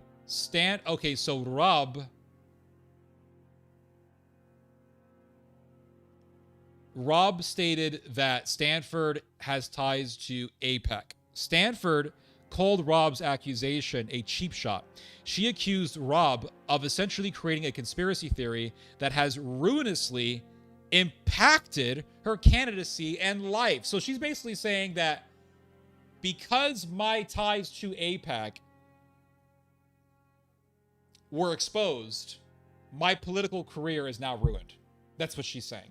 Again, if the Zios are so powerful, then why is this happening? That's the question. They're losing their power. And you can see it in these seemingly small and obscure situations. So it says here, so this is what Stanford said. She said, thanks to you stating that AIPAC and about... Okay, sorry. Thanks to you stating about AIPAC and about me taking money from them, she said during a conversation with the Philadelphia Inquirer editorial board, quote, people physically try to assault me. I've gotten hate mail in my inboxes as well as on social media.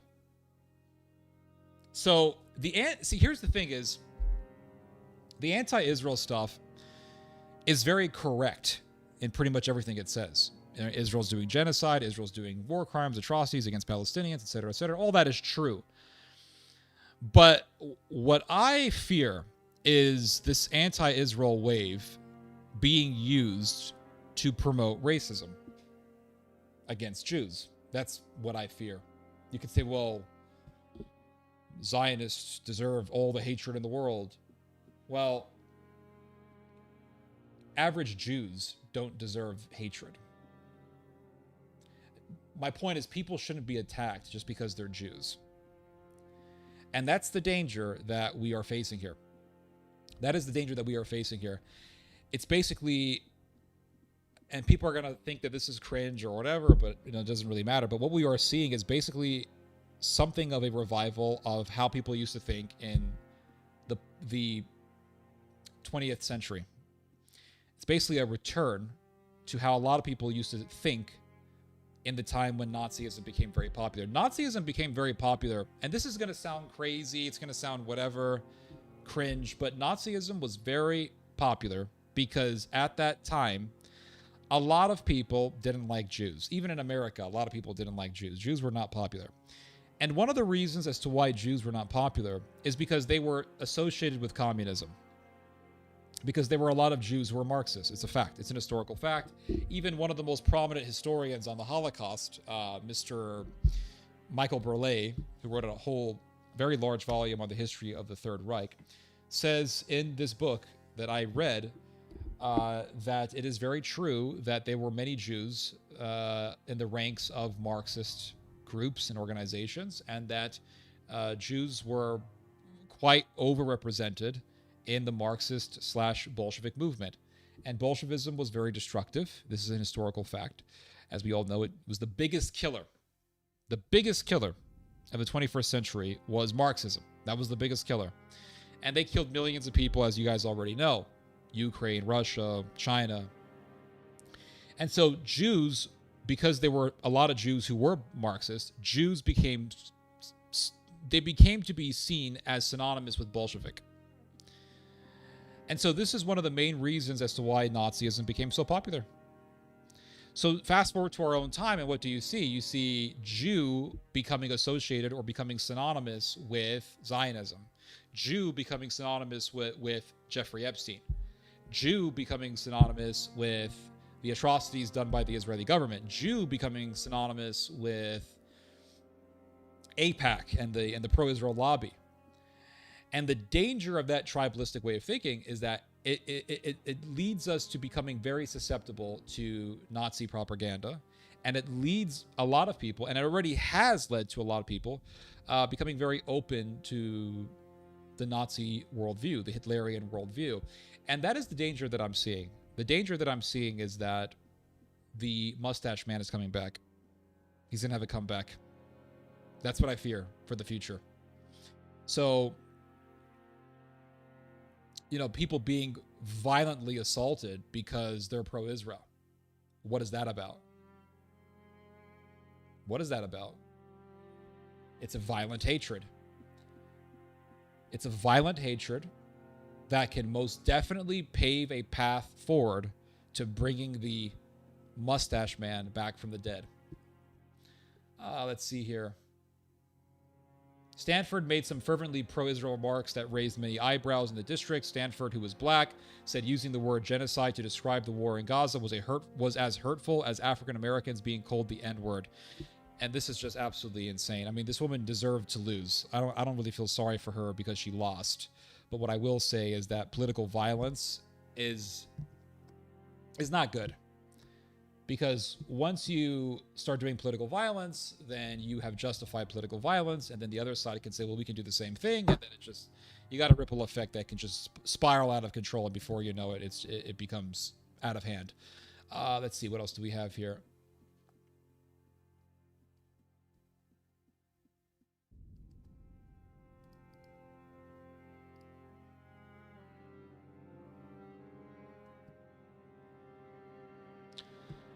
I want to show you guys something. I want to show you guys actually a video on the carnage that's been going on in Sudan. Not a whole lot of people have been talking about Sudan. It's pretty horrific, but I want to talk about Sudan because it is really just absolutely horrific what has been happening.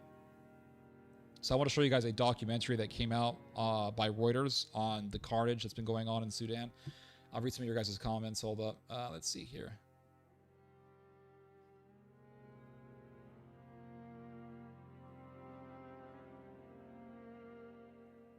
Zionists want people to hate Jews. I'm sure some of them do. That gives them ammunition to accuse people of anti-Semitism. Yeah, I can see that. They take the Middle East to become the new empire while the U.S. empire is gone to turmoil. True. Yeah, they want to control both the Hormuz and the Bab el-Mandeb, as you said. And that way they would dominate the entire Middle East. That's true. That's true. But that can only happen, I think, if the United States completely withdraws out of the Middle East, which I'm sure is what the Israelis want. Let's see here.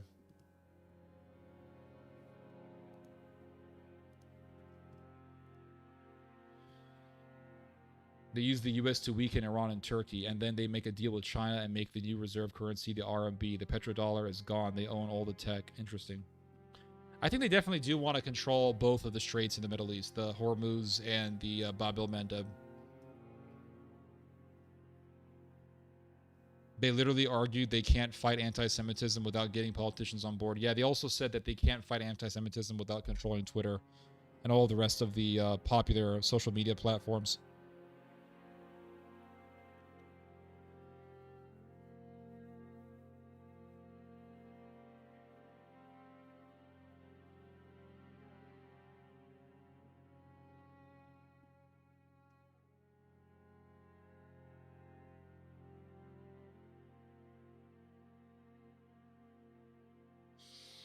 I'm bringing a subject here that makes relevance and sense, and I don't give an F about your dumb opinion. Who are you talking to?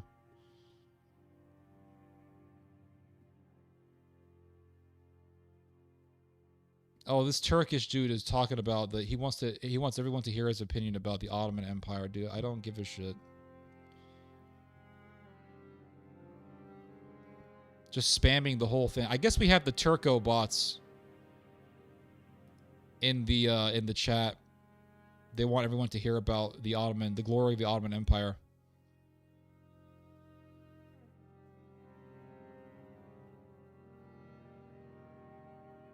Let's see here.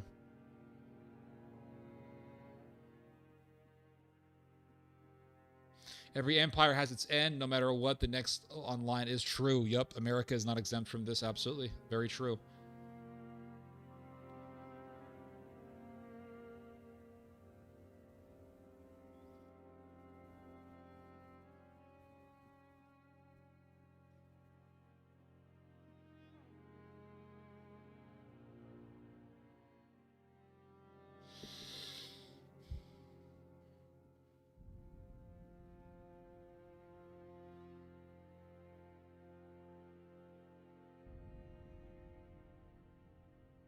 Have you been hearing about a potential Russian invasion of Latvia? I've been hearing about that for years, man.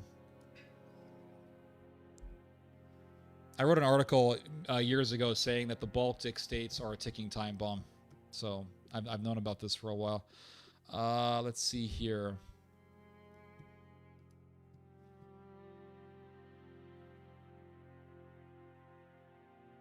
The idea that Nazis were racial supremacists is pure propaganda. Well, I can literally read Nazi propaganda, read that. So it's I'm reading Nazi propaganda.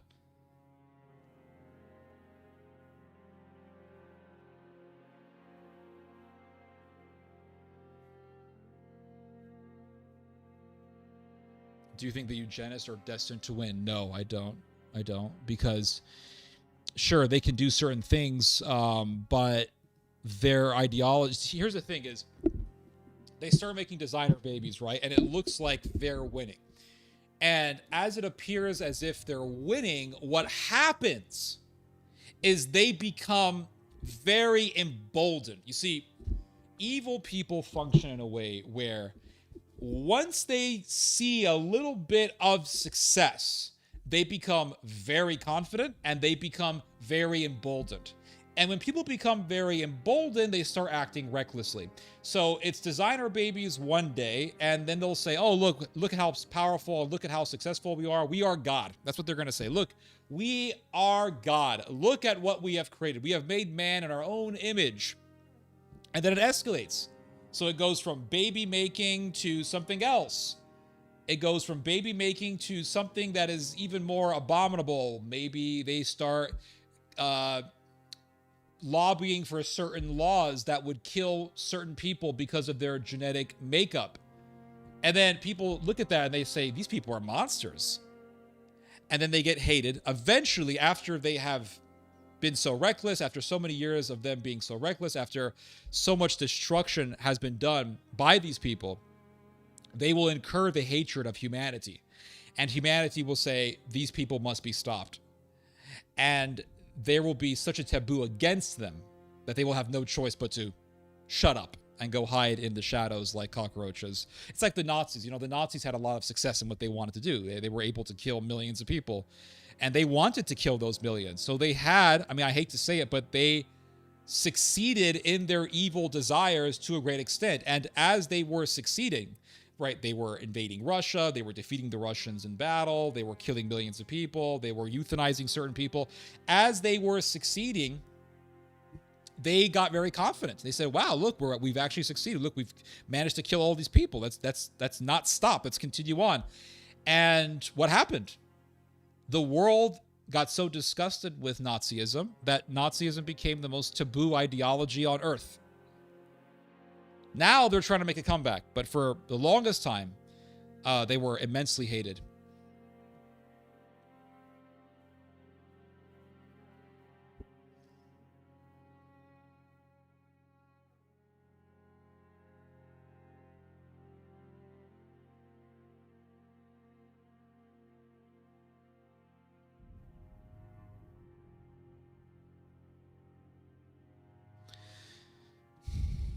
That guy was insufferable. Who was insufferable?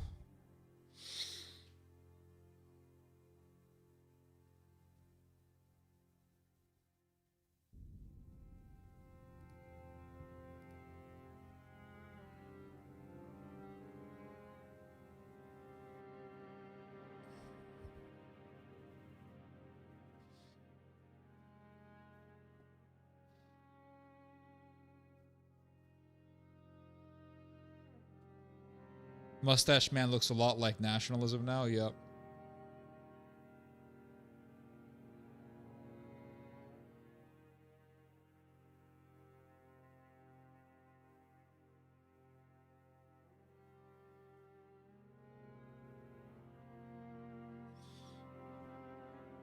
Let me see here. Hold on.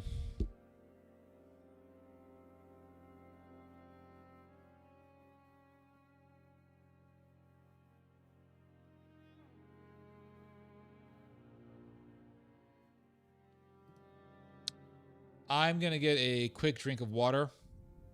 Give me one moment here. Let's see here. Give your thoughts on the global Samud flotilla. I think it's pointless because the help never reached Gaza. I mean, you're right. It kind of is helpless. it's really just a way to gain awareness, and it's a way because they know that the Israelis are going to arrest them. Okay, so they know by getting arrested, they're going to get global attention, and they can bring about more attention on the Gaza issue. So in that sense, it's not pointless. But in the sense of actually getting the food to Gaza, it is pointless, yes. I think it serves a good purpose in the sense that it brings awareness against Israel. But other than that, those are really my thoughts. I heard that there was some rape that was going on. Like there were Israeli officers who raped some of the activists. I couldn't confirm that, but that's what I heard.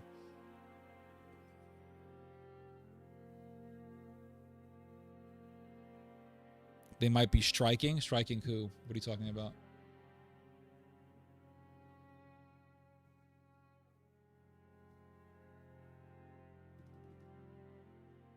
Moscow threatens Latvia. Oh, shit. Yeah, that's pretty big news.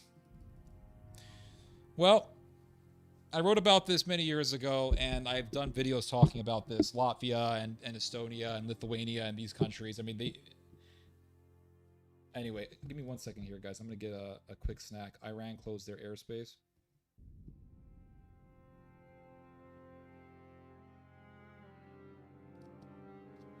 Let me see. Let's see here.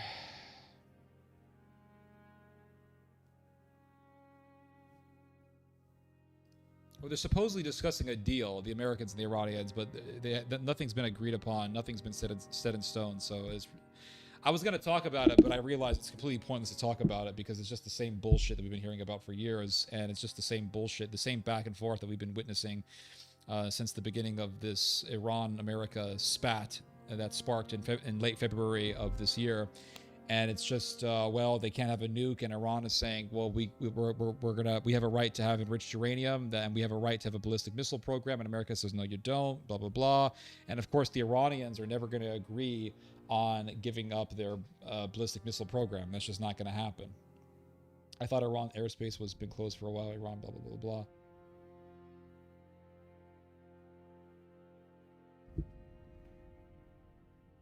Yeah, give me 1 second, guys. Okay, hold up.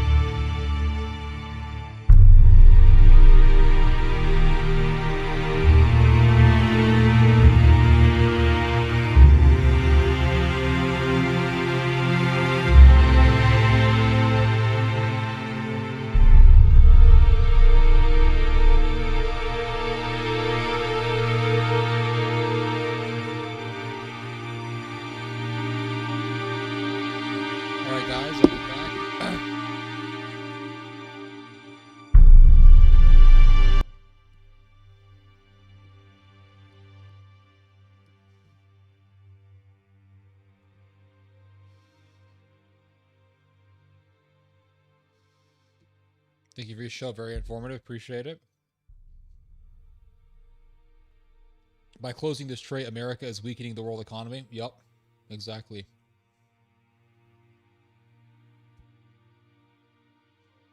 Exactly.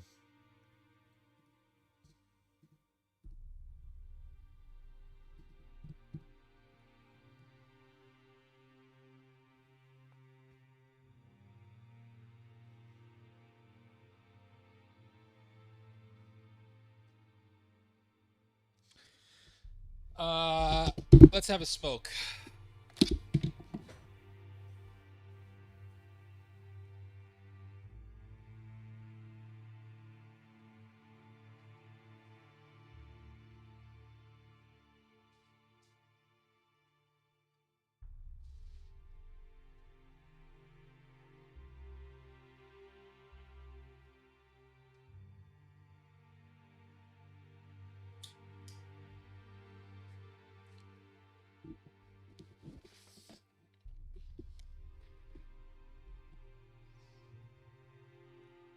I'm thinking about some good music to listen to as I smoke this. Let's see here. I was listening to some Irish music recently. Let's see here.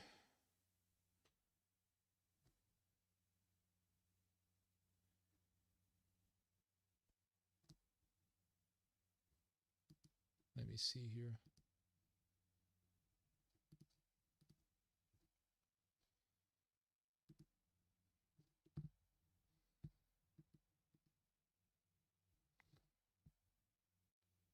Oh, I was listening to some of this music. Great music to smoke too.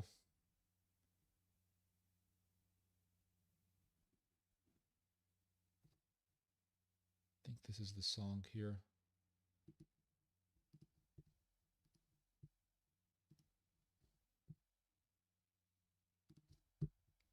It's like smoking a cigarette, but it's a little bit stronger, yeah.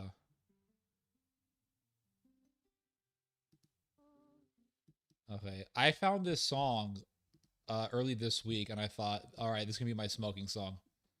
Let's give this a listen to. It's an Irish song, and it's in Gaelic. Here, I'll put the link in the chat. And I think this was recorded in like 1998 or something. 2001, this was recorded. Never mind, a lot sooner than I thought. Let's see here. Here we go.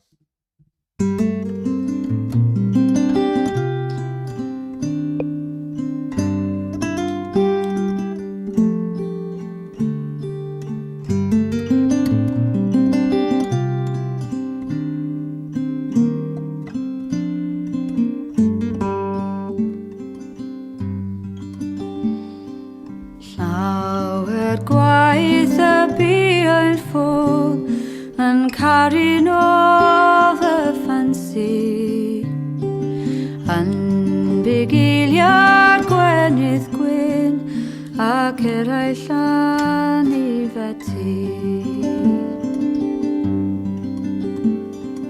pam na ddewid I ar fy ôl pob dydd ar ôl ei gilydd. The background music is, let me show you. Which background music are you looking for? Are you looking for the stuff that was just playing recently, or the stuff that I was playing earlier in the stream? Because there are two different MP3s. Was it this one? Or was it the one before that? Was fi sy'n gweld fan wylid fach yn lanach beini Ieg lanach oed bod dydd neu fi sy'n ffydd yn ffwlach mwyn y gwrawn na dywedd gwna fi drigaredd bellach Iste lawr fan wylid fwyn a grynda gwyn dy gariad mi o'n fod llawer mab yn Lekeleu de la carte.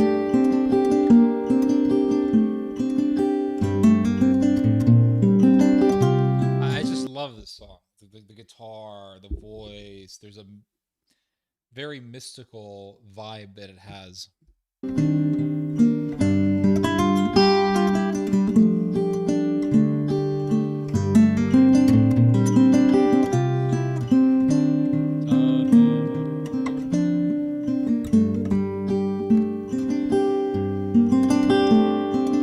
Tro de wine belentro, horem llaw gwendirion, andyfan wesbertaethro, cae allwedd clof. Man, when I'm listening to this, I'm thinking rural Ireland somewhere.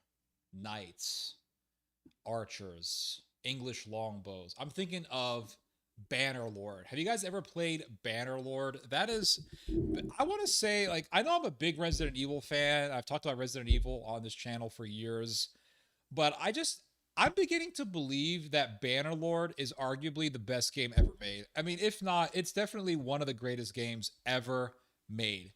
Now, I know I've been critical of Turkey, but I have to give credit to the Turks. Bannerlord is made by a company called Tailworlds, which is a Turkish company, and I will say that is the greatest thing to have ever come out of Turkey, is the video game Bannerlord. The game is so damn good. There is no game like Bannerlord. In Bannerlord, you can create these massive three-dimensional armies with archers, infantry, and horsemen and crossbowmen. You can make catapults, and you could just do these huge, long, massive, epic battles with knights and helmets and armor, and you can actually design the battle formations. You can do all sorts of different tactical strategies. You could actually take real historical tactics that have been used in historical battles and apply them in Bannerlord, and they work. I've done them before. One time I did Robert the Bruce's strategy of creating box formations. So basically you arrange all of you arrange all of your soldiers to make a square-shaped shield wall, and it works against cavalry charges, charges. And it actually worked. I was able to beat an army that was much larger than mine. It was 60. I had 60 soldiers, and the enemy had 160 soldiers. And I just made a giant box formation consisting entirely of a bunch of guys with shields. And we made a ginormous square-shaped shield wall. It was an epic battle. I mean, there's no game that provides this. It's the greatest game ever. If I was in prison and they said you could only play one game for the rest of your life, it would be Bannerlord. It's that good. Beautiful song. I'm gonna play the rest of it and smoke the rest of this.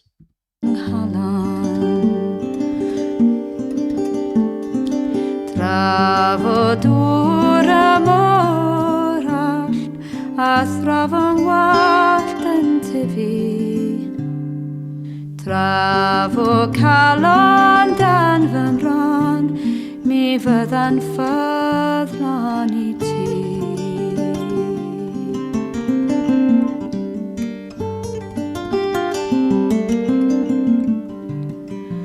Dweta hi ma gwireb gyl, harod yn sel atebion. Penai ma fi'n eraill gwen, sydd o'r agen dy galon.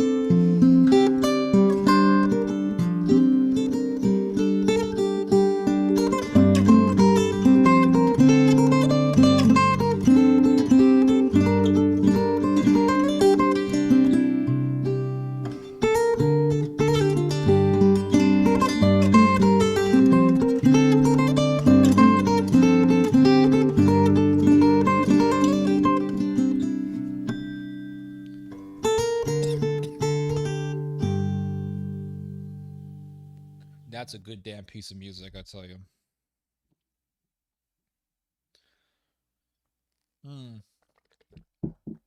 All right, so we're going to watch a video. I was watching a little bit of this video earlier, and it's about the horrors of Sudan.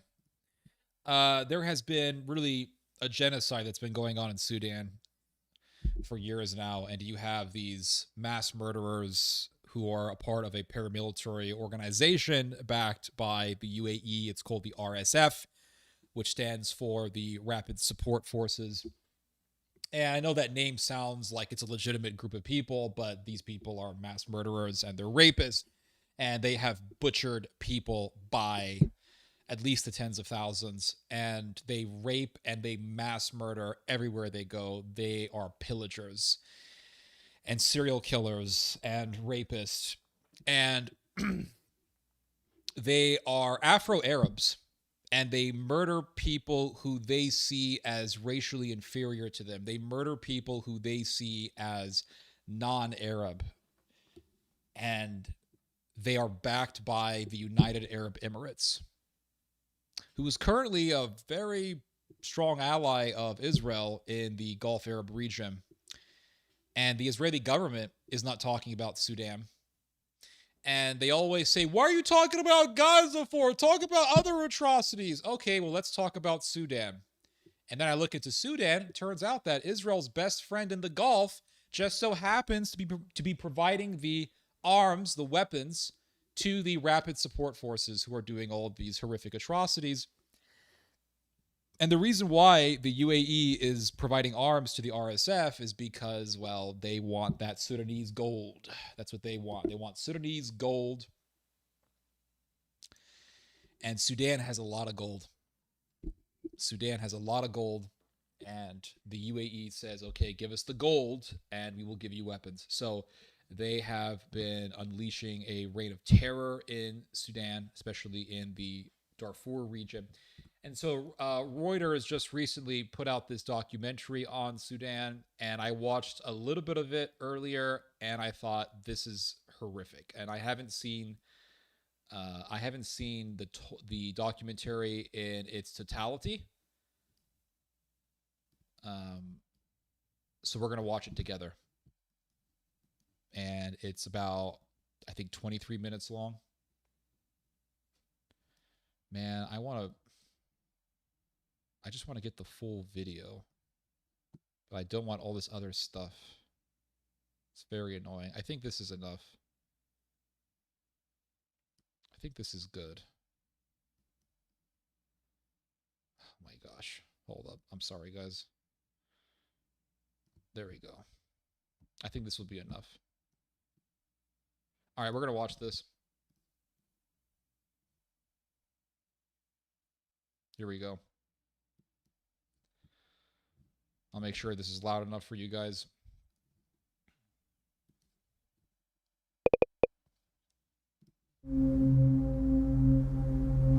بظهر في الفيديو أبو لولو بقوم I don't want to cover the subtitles. Sorry, hold up. I'll be up here. So he says, this video shows Abu Lulu executing a man. This Abu Lulu guy is a serial killer who's murdered literally thousands of people single-handedly in mass executions. I mean, this guy's a serial killer. تصفية واحد من الشباب هو جاري أنا اتعرفت عليه في الفيديو.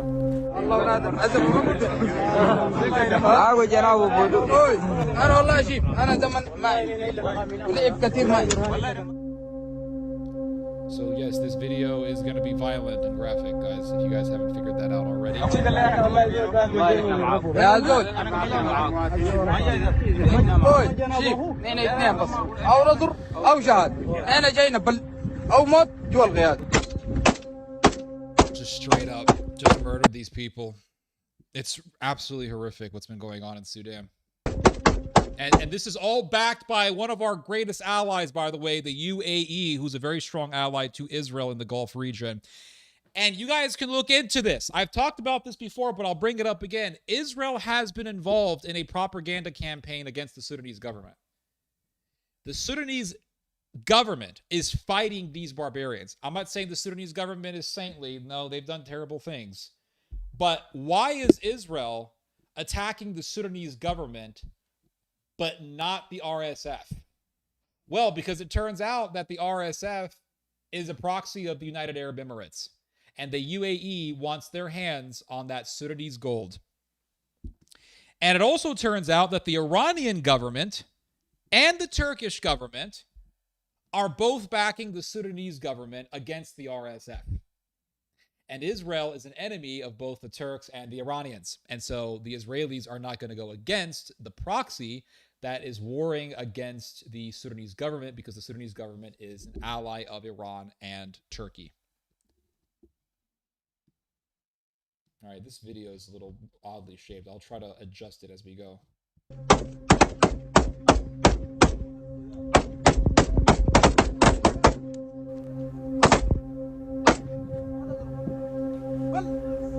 الله اكبر الله اكبر الله اكبر نعم بس او نصر او شهاده.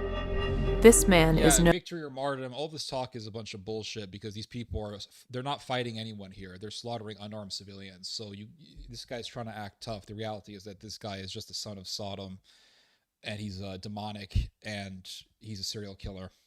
known as Abu Lulu. His full name is Al-Fatah Abdullah Idris.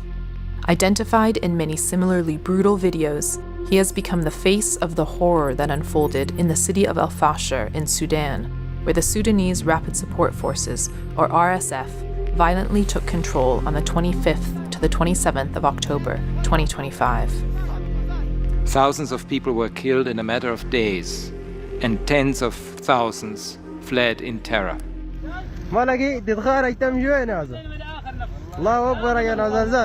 This investigation by Reuters and researchers from Sudan Witness at the Center for Information Resilience brings the most complete visual reconstruction to date of those 3 days of terror. We analyzed hundreds of videos posted online. We found fighters openly filming themselves while committing acts the UN declared war crimes and crimes against humanity. And we tracked down survivors, family and friends of the victims in those videos. We show how the stage for this massacre was set over a period of 18 months, and we identify the most senior commanders on the ground in Al-Fashir, those who witnessed or took part in what the UN declared atrocities and hallmarks of genocide. The scale at which RSF fighters documented their mass killings in Al-Fashir is unprecedented. In many videos, they are seen shooting unarmed men and women. They are not hiding their faces. They are not hiding their names. And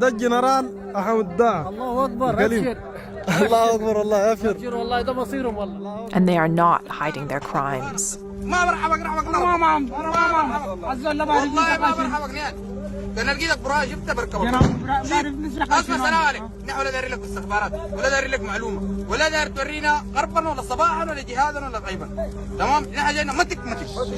This is just so evil, guys. It's horrific. It really is. It really is horrific, this whole thing. Just straight up murder this guy mercilessly, and they say, we don't care about your information, we're just gonna kill you. That's it. Because they love killing. These people don't care about whatever righteousness. They have no sense of justice. They may say that they're fighting for justice and for the Sudanese people, but these people don't care about any of those things. Those people only care about power, but they also have a love of killing. These people enjoy it. They're killing for sport. They're not killing out of necessity. They're not killing in self-defense. They're not killing in battle. These people are killing out of the sheer pleasure of killing. They are killing for sport.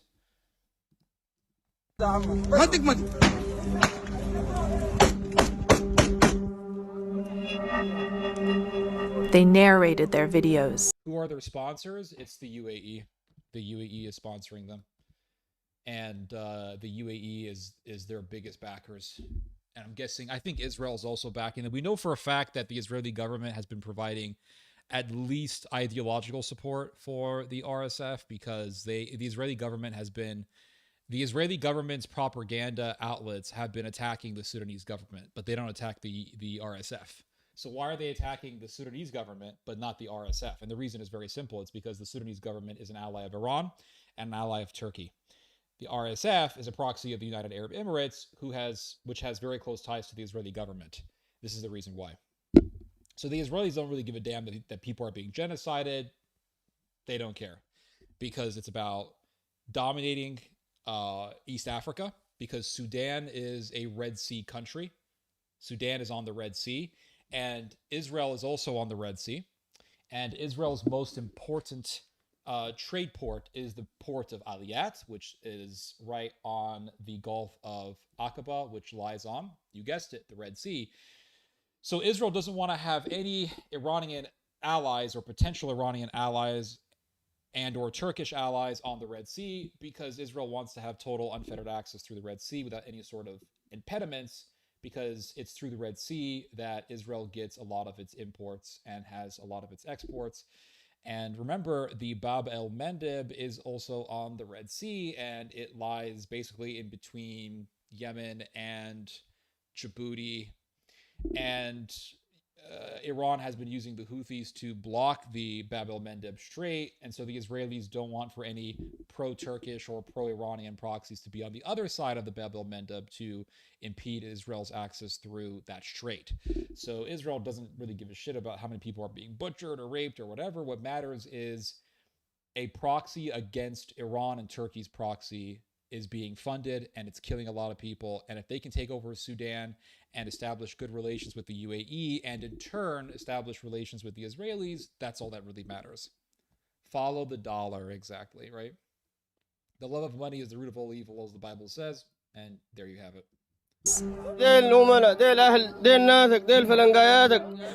Filming openly what they wanted the world to see.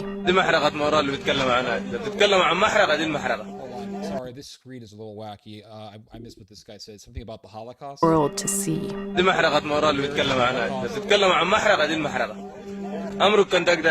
he's saying we just did a Holocaust. He's saying here's your Holocaust. I mean, look at these people. They're not these people. I'm telling you, I don't give a. They're not humans. These people. These are demons. They're just not. I have to preface myself here. I'm not saying Sudanese people are not humans, so don't penalize me, YouTube. I'm saying these people who are doing the killings are not human. They're demonic. These are just vessels of the diabolical. That's all they are. They're laughing. Like, who the fuck does this? Who does this and sleeps comfortably at night? You have to be diabolically influenced and or possessed to do something like this. There's just no human way to do this unless you are possessed and or influenced by the darkness. I mean, these people are in the dark side. They are acolytes of the devil, members of Satan's army here. I mean, this really is satanic. This is satanic. This is the future Antichrist reign on earth. Yup. Sick how they use God's name. I just don't understand how you can smile at this. Morally corrupt? I think that's an understatement. I mean, I understand what you're saying, but I think that's an understatement. This is just satanic. Calling their victims slaves. And the reason why they call them slaves is because their victims tend to be people who are not as Arab as they are.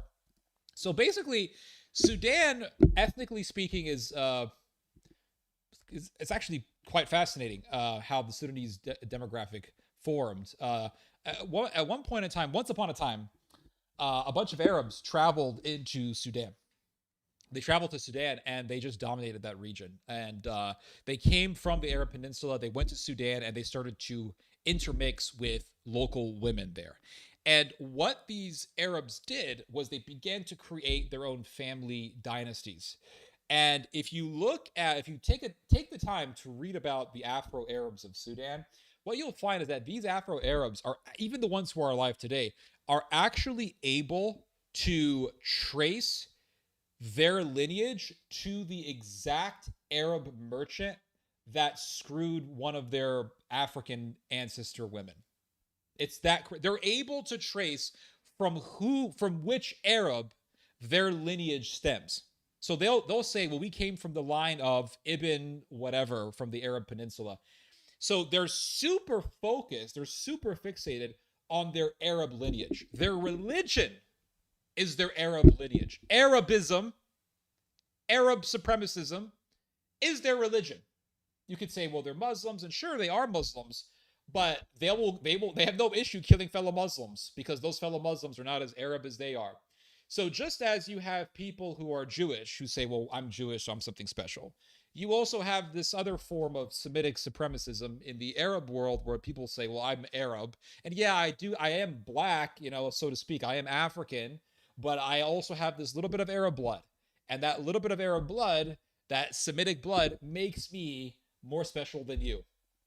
But what's so crazy is that these Arab Sudanese people today are able to trace their exact lineage back to whichever Arab merchants their family comes from. It's pretty insane.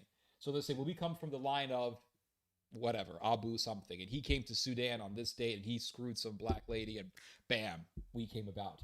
And so what happened with the Sudanese Arabs is the Arabs came, they began to intermix with African women, sub-Saharan African women, and their posterity, their children, all of a sudden got pedigree.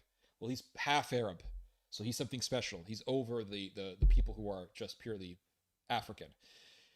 Then those half Arab, half sub-Saharan African men began to have children with women and local women, and then their children inherited that very pedigree, and it just continued on from there, and it's still there to this day. It's pretty surreal. Is an insult used against non-Arab tribes in I just said that's exactly what I just said. Sudan. We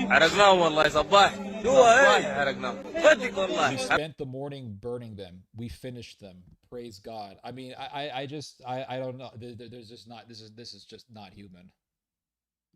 This is just not. There's no humanity in these people at all. I just don't see how you can do this. I remember when I was. And maybe it's in my blood, I don't know. But I remember when I was in high school, I got into a little scuffle with another student, and I escalated the situation to physical violence. Well, actually, he did. He tried to smack me, and then I punched him in the face. But even though he tried to smack me, okay, my thinking was, you're going to smack me, I'm going to punch you. And he tried to smack me, and I punched him in the face. And what's so crazy is that when I punched him, at that moment, I felt like I was justified, like, oh, you about to lay your hand on me, bam, and I hit him, and the guy's face swelled up. And what was crazy is that when the adrenaline went down and I went back to normal, I felt guilty. That's the weirdest thing ever. And I remember, I'll never forget it, I remember an hour later or so, or maybe 45 minutes, sometime later, the adrenaline was gone. And I remember sitting down by myself, away from everybody. And I felt guilty. Like, I felt horrible. Like, I punched this guy. The whole situation could have been prevented. And we ended up escalating the whole thing to violence. And these two students walked up to me and they said, man, you gave that guy a good beating. And I looked at them and I said, I don't feel good. I don't feel good, man. So here I am feeling guilty about punching somebody.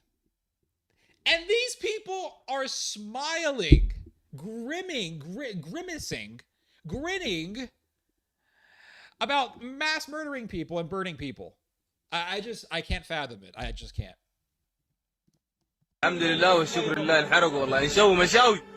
Like a barbecue. I mean, these people are... No wonder the Israelis don't say anything bad about these people. No wonder the Israelis are just attacking the Sudanese government. No wonder the UAE doesn't mind backing these people. They're of the same spirit, which is the spirit of Antichrist. The UAE is of the spirit of Antichrist. They worship a Unitarian God. They reject the Trinity. They're of the spirit of Antichrist. The UAE is friends with Israel. They are very proper bedfellows, I will say. And many survivors had to find out about their loved one's death through those same videos. بالواتساب شفنا فيديو بتاعه والقتلوا يا هو لقينا قاعد الله يدارهم اقسم بالله والله اقسم بالله يدارهم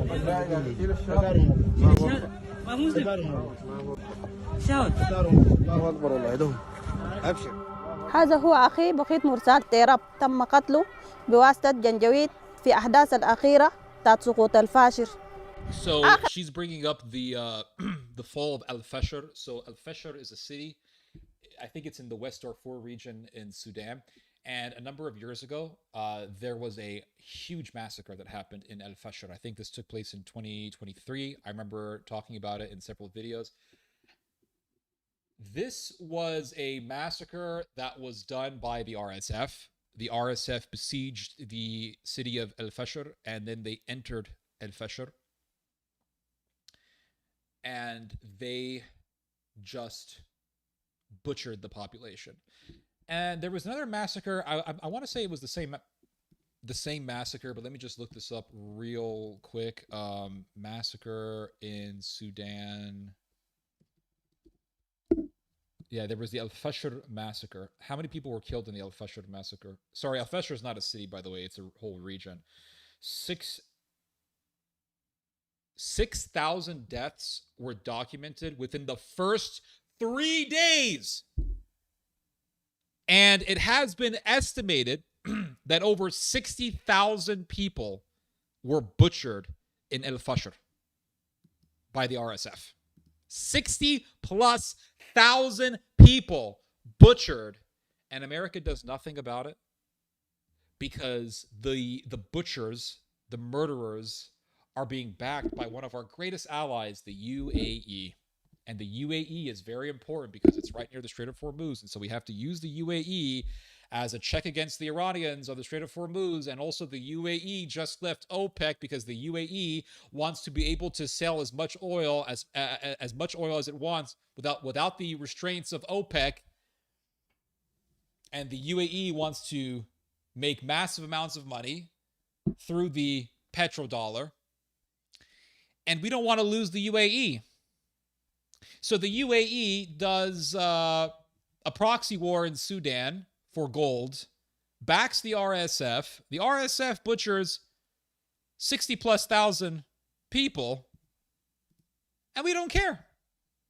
Just like Israel butchers tons of people in Gaza, and we don't care. And if you look at the UAE and Israel, they truly are proper bedfellows. Both murderous, both callous, both will do mass murder without even having any bit of remorse. And they are both backed by the United States. And the Jews reject Christ. And the Emiratis, they reject the Trinity. And so they are, theologically speaking, very close. And they truly are in cahoots, and they are birds of a feather flocking together. And there was another massacre that the RSF did. It was called the Al Janina massacre. They don't talk about this one. But there was the Al Janina massacre. And I just want to get the details correct. Oh, Wikipedia says that it was a battle. But there was a massacre that happened after the battle. And Janina is a city. It's actually the capital city of West Darfur in Sudan. And how many people did the RSF kill in Janina? 15,000 people were butchered in a single massacre. And the massacre didn't happen in a month. The massacre happened in a matter of days. 15,000 people butchered in one single massacre by the RSF. And how many people are talking about it? Not a whole lot. Not a whole lot. It's very, very sad. Why does no one care about Sudan? Well, it's because, I don't know, maybe it's because they're African and people don't really care about Africa. Maybe that's the reason why.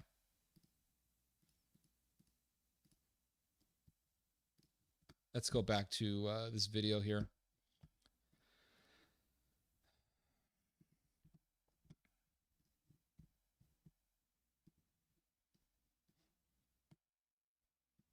I wish there was a way I could get the screen just perfectly. I think that's good. I got to get the screen just perfectly fitted. Hold up.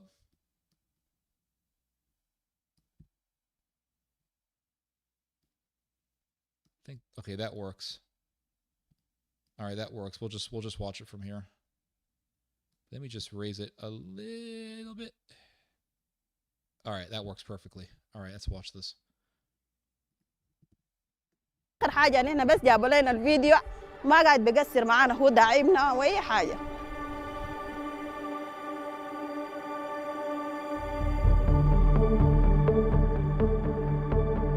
The civil war in Sudan started in April 2023.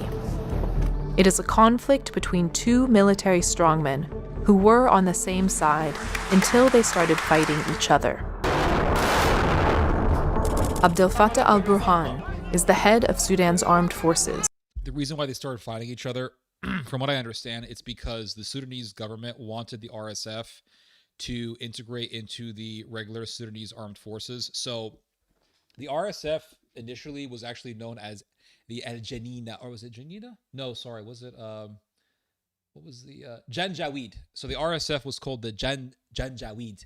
Janjaweed was formed when Omar al-Bashir was running Sudan, and they were basically formed to do all the dirty work for the Sudanese government. So all the massacres that you hear about that took place back in the day when Bashir was running Sudan in places like Darfur, those massacres were mainly done by the Janjaweed. They were rapists, murderers, just scoundrels. And eventually the Janjaweed rebranded itself as the Rapid Support Forces. And then in 2023, the Sudanese government told the RSF, you guys need to become a part of the regular Sudanese military. We can't be having this super powerful paramilitary acting as a state within the state.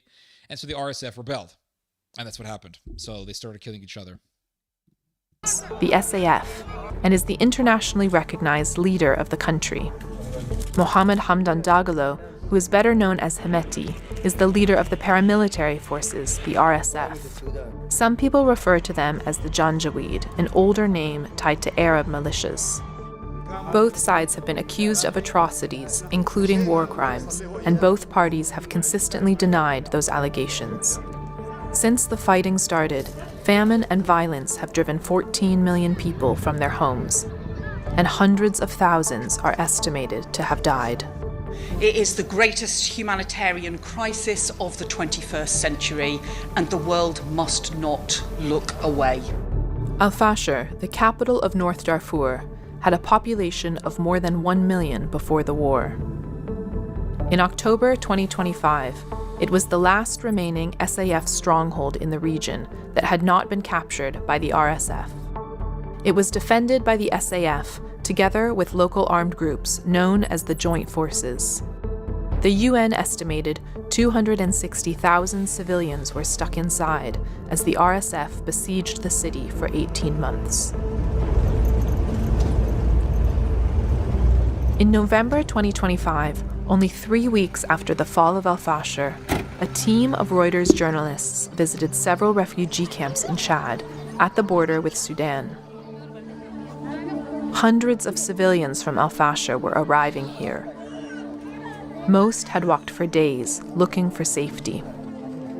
We spoke to them about the videos we found online and the violence they faced.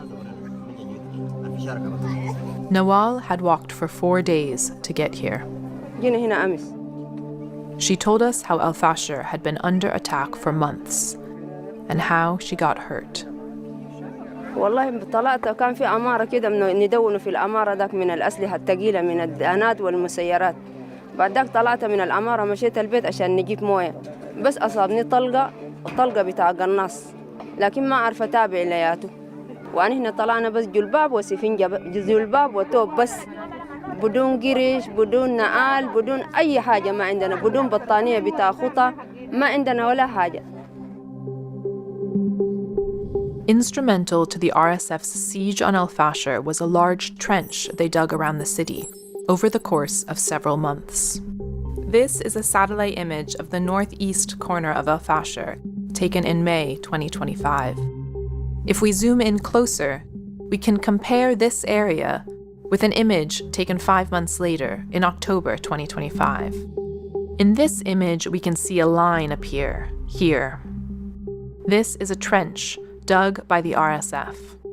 As we compare both the images, we can see how the trench has appeared around the entire edge of Al Fasher on the left, and on the right, we can see how a village on the outskirts of the city was also encircled. This is a close-up of the trench, and this is an excavator, which helps us understand just how deep the trench is. By late October 2025, the RSF had expanded the trench until it was 56 kilometers long and completely encircled Al Fasher.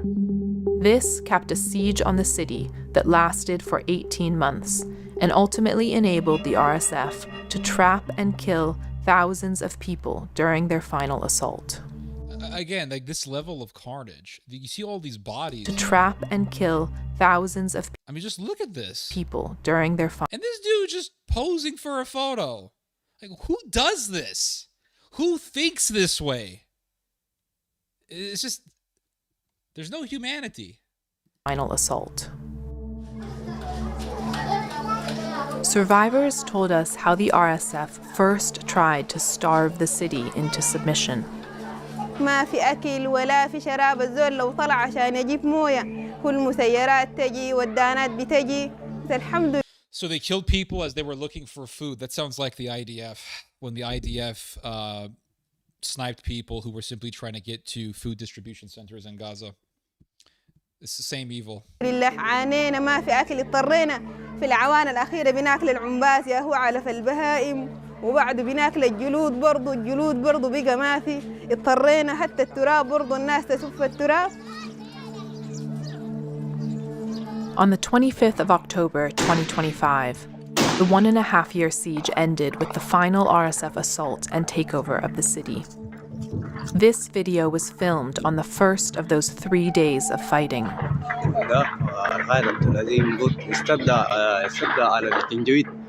داخل مدينة الفاجر بقى 5 عربات الآن برندهات تصدى على البرندهات. This is these people are fighting the RSF, I think. These men are part of the Joint Forces, an alliance of armed groups that until this point had fought alongside the regular Sudanese army, the SAF. But at the time this was filmed, large numbers of SAF and Joint Forces fighters had left the city, leaving only a small group of fighters to defend Al Fasher. That reminds me of what happened to Nanking in the 1930s. So Nanking was the capital city of China. And when the Japanese invaded Nanking, the vast majority of the Chinese military left Nanking. We're talking top-level generals, and the vast majority of the soldiers who were in Nanking to defend Nanking fled Nanking. And only a small body of soldiers refused to leave Nanking, and they stood their ground, and they fought the Japanese to the last man. And they all ended up being killed. And the Japanese, after they took over Nanking, we all know what happened. They spent weeks butchering hundreds of thousands of people and raping at least 100,000 women. It's just terrific. الله اكبر علينا 25 يوم السبت ان شاء الله الساعه 8 صباحا ان شاء الله جوا This man, Mustafa Arja, said he was the only one of 12 in his unit to survive the next few days. He gave us this video when we met him a month later. He also told us what happened next. This guy has some serious balls. انسحبنا يوم 26 من الفاشر وأصبح لنا يوم 27 ماشيين في الشارع ووقعنا في كمين في الترتوار. الفيديو ده يوم 27 الساعة 6 صباحا.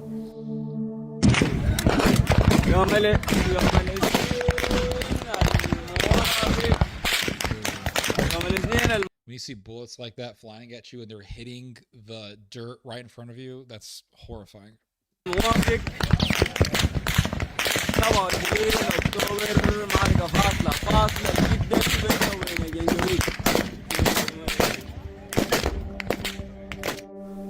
يعني أنا قاعد في الاشتباك ده ذاته من نفس القوة اللي هنا المنسحبين ده في المهيل ده أنا موجود. Looking closely, we can see the trench here.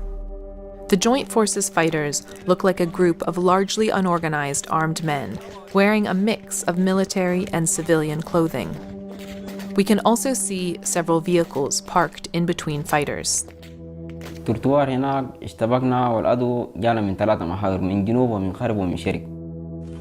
This video was filmed from the opposite side by an RSF fighter as the RSF closed in on Mustafa's unit. وندقينا الآخر أنفاس Mustafa witnessed. Where are they getting all these guns? Look at those guns. You know, usually you see these African paramilitaries armed with AK-47. That's usually what you see them holding. But those aren't AK-47s. I'm not a military expert, but those aren't AK-47s. And what's the other gun this guy has? دقينا الآخر أنفاس This guy has, yeah, what kind of gun is that? What kind of gun is this? Can anyone here tell me what kind of weapon that is? I don't know what the name of this gun is. Maybe Google will tell me. Hold up. Let's see if Google will let me know. Search tab with Google Lens. What kind of gun is this? Let's see.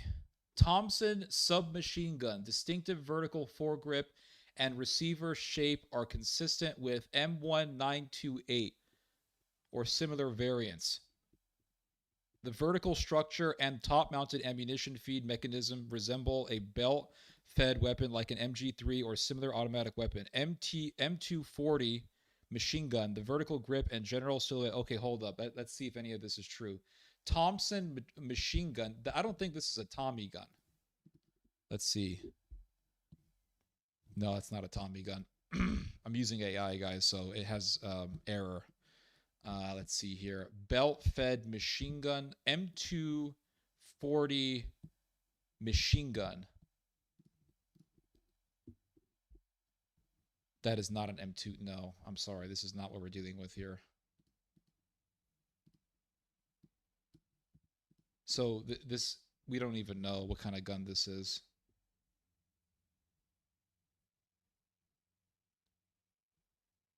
We don't even know what kind of gun this is. I don't know what kind of gun this is. But I know that the UAE has been giving these guys weapons. That's not a Tommy. Yeah, but what is it, though? What kind of gun is that?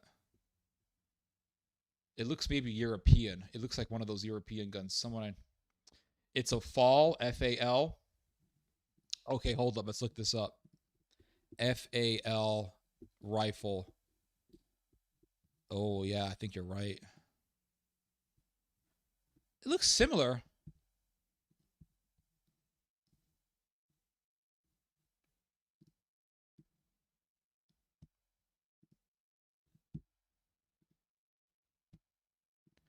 Does look similar.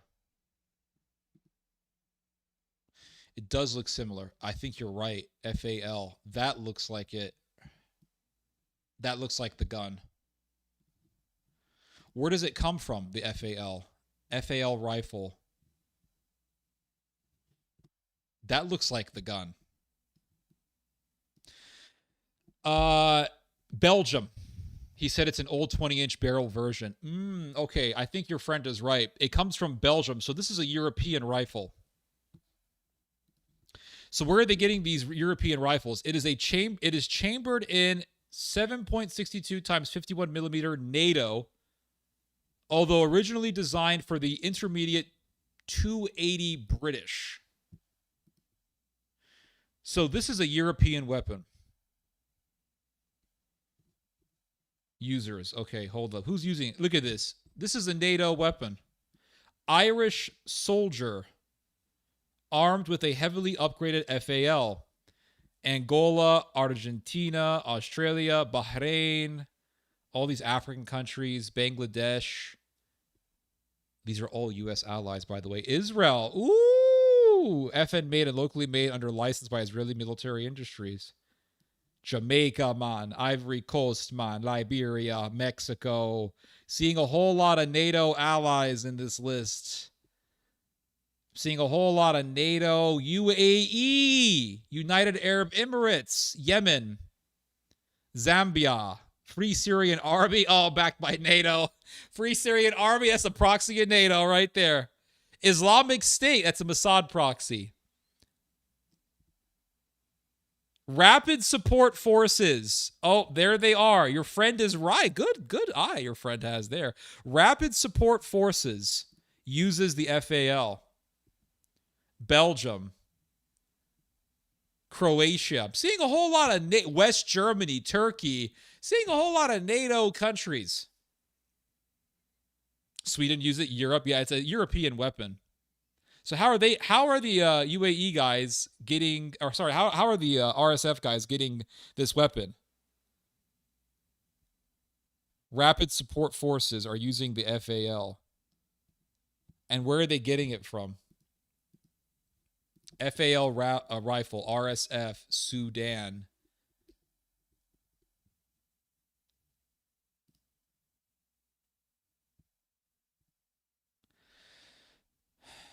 Where are they getting it from? That's the question. UAE.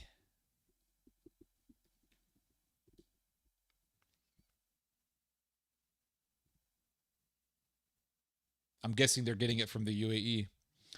Jacobs Van Hollen confirmed UAE providing weapons to the RSF in Sudan. And what kind of weapons are they giving them? It doesn't mention the FAL.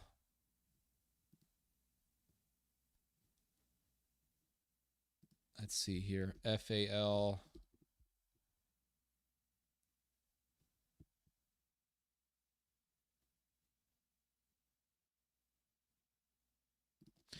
It says here, according to the AI search result, it says here, Sudanese Rapid Support Forces commonly use FNFAL, Fabrique Nationale de Guerre, 7.62 millimeter battle rifles, often sourced from regional black markets and neighboring countries like Chad. While the UAE supports the RSF, the FALs are typically part of a broader, diverse arsenal rather than primary UAE shipments. Okay, so they're getting it from the black market. While the United Arab Emirates provides financial and tactical support to the RSF, the FAL is an older legacy weapon. The UAE's broader military support primarily includes advanced logistical networks, drones, and other contemporary military hardware. So they're getting more advanced technology from the UAE. That's where they're getting it from. They're getting it from the UAE. They're getting their drones from the United Arab Emirates. And that's what's giving them an advantage over the Sudanese government. The first link. Oh, I don't get links in the chat, so I can't see it. But we'll continue watching this. Mustafa witnessed all of his friends die fighting at the trench.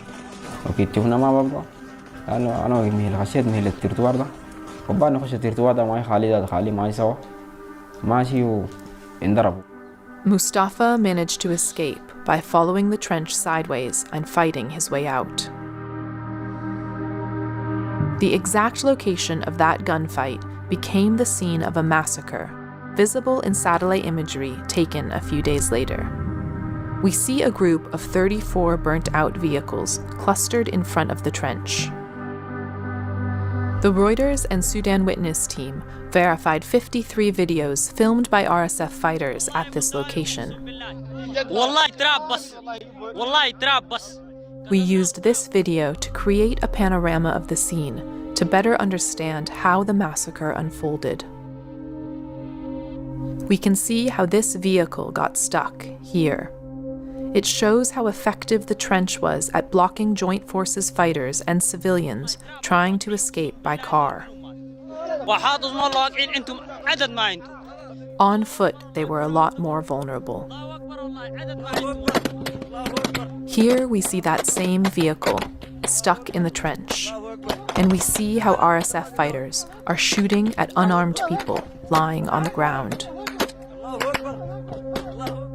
9 survivors told us how the RSF indiscriminately killed people who got caught in the trench, including unarmed civilians, men, women, and children. جارين عشان نجي نطلع لقينا حفرة محفور. انت جيتي وقعتي في الحفرة دي ما تقدر تطلع. القدر يطلع ما طلع ده ناس ده كله مات في جوا الحفر ده بس. ناس ده واحدين بإيده كده تيلو في الحفر مسيرات بفوق مواطنين. Where are they getting the drones from? They're using drones to slaughter civilians. Where are they getting the drones from? We all know they're getting it from the UAE. killing civilians with drones is something that Israel knows best as well.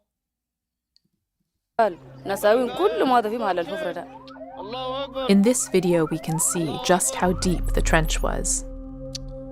And I know this is going to be a really ignorant question, but why didn't the Sudanese military stop these guys from digging this trench? I mean, this is a super, super deep trench, and they were working for months at making this trench as deep as it is.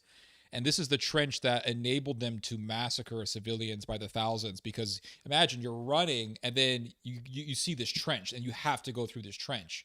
And that trench becomes this massive obstacle that impedes your rate of flight. You can't really run that fast and you have to climb up this trench. Thereby, you are now vulnerable to gunfire.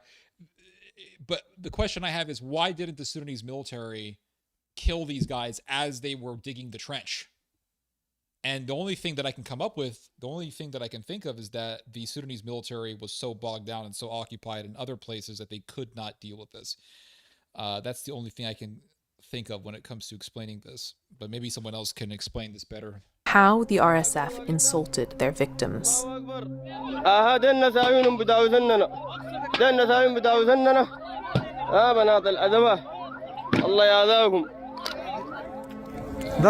This is demonic. Straight up. It's just satanic, man. It's so depressing to watch this. But we have to face this reality, I think. We do. We do.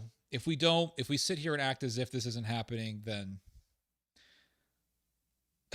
what then is left of our humanity if we don't at least live our lives aware of how our fellow members of humanity are suffering?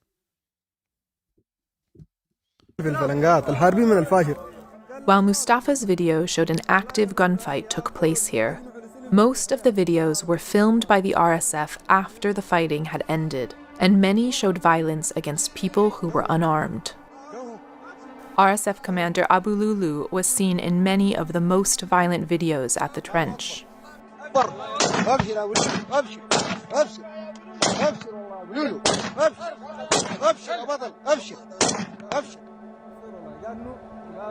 Across all the videos we verified, we counted more than 220 bodies, the majority in civilian clothing, with women among the dead.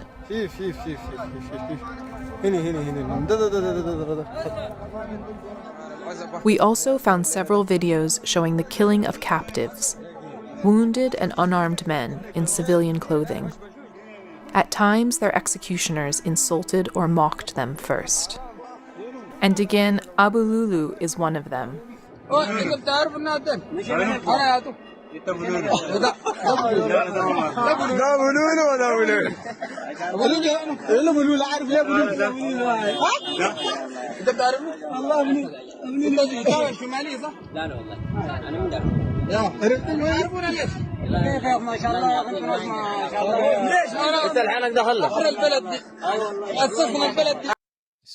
We built this country.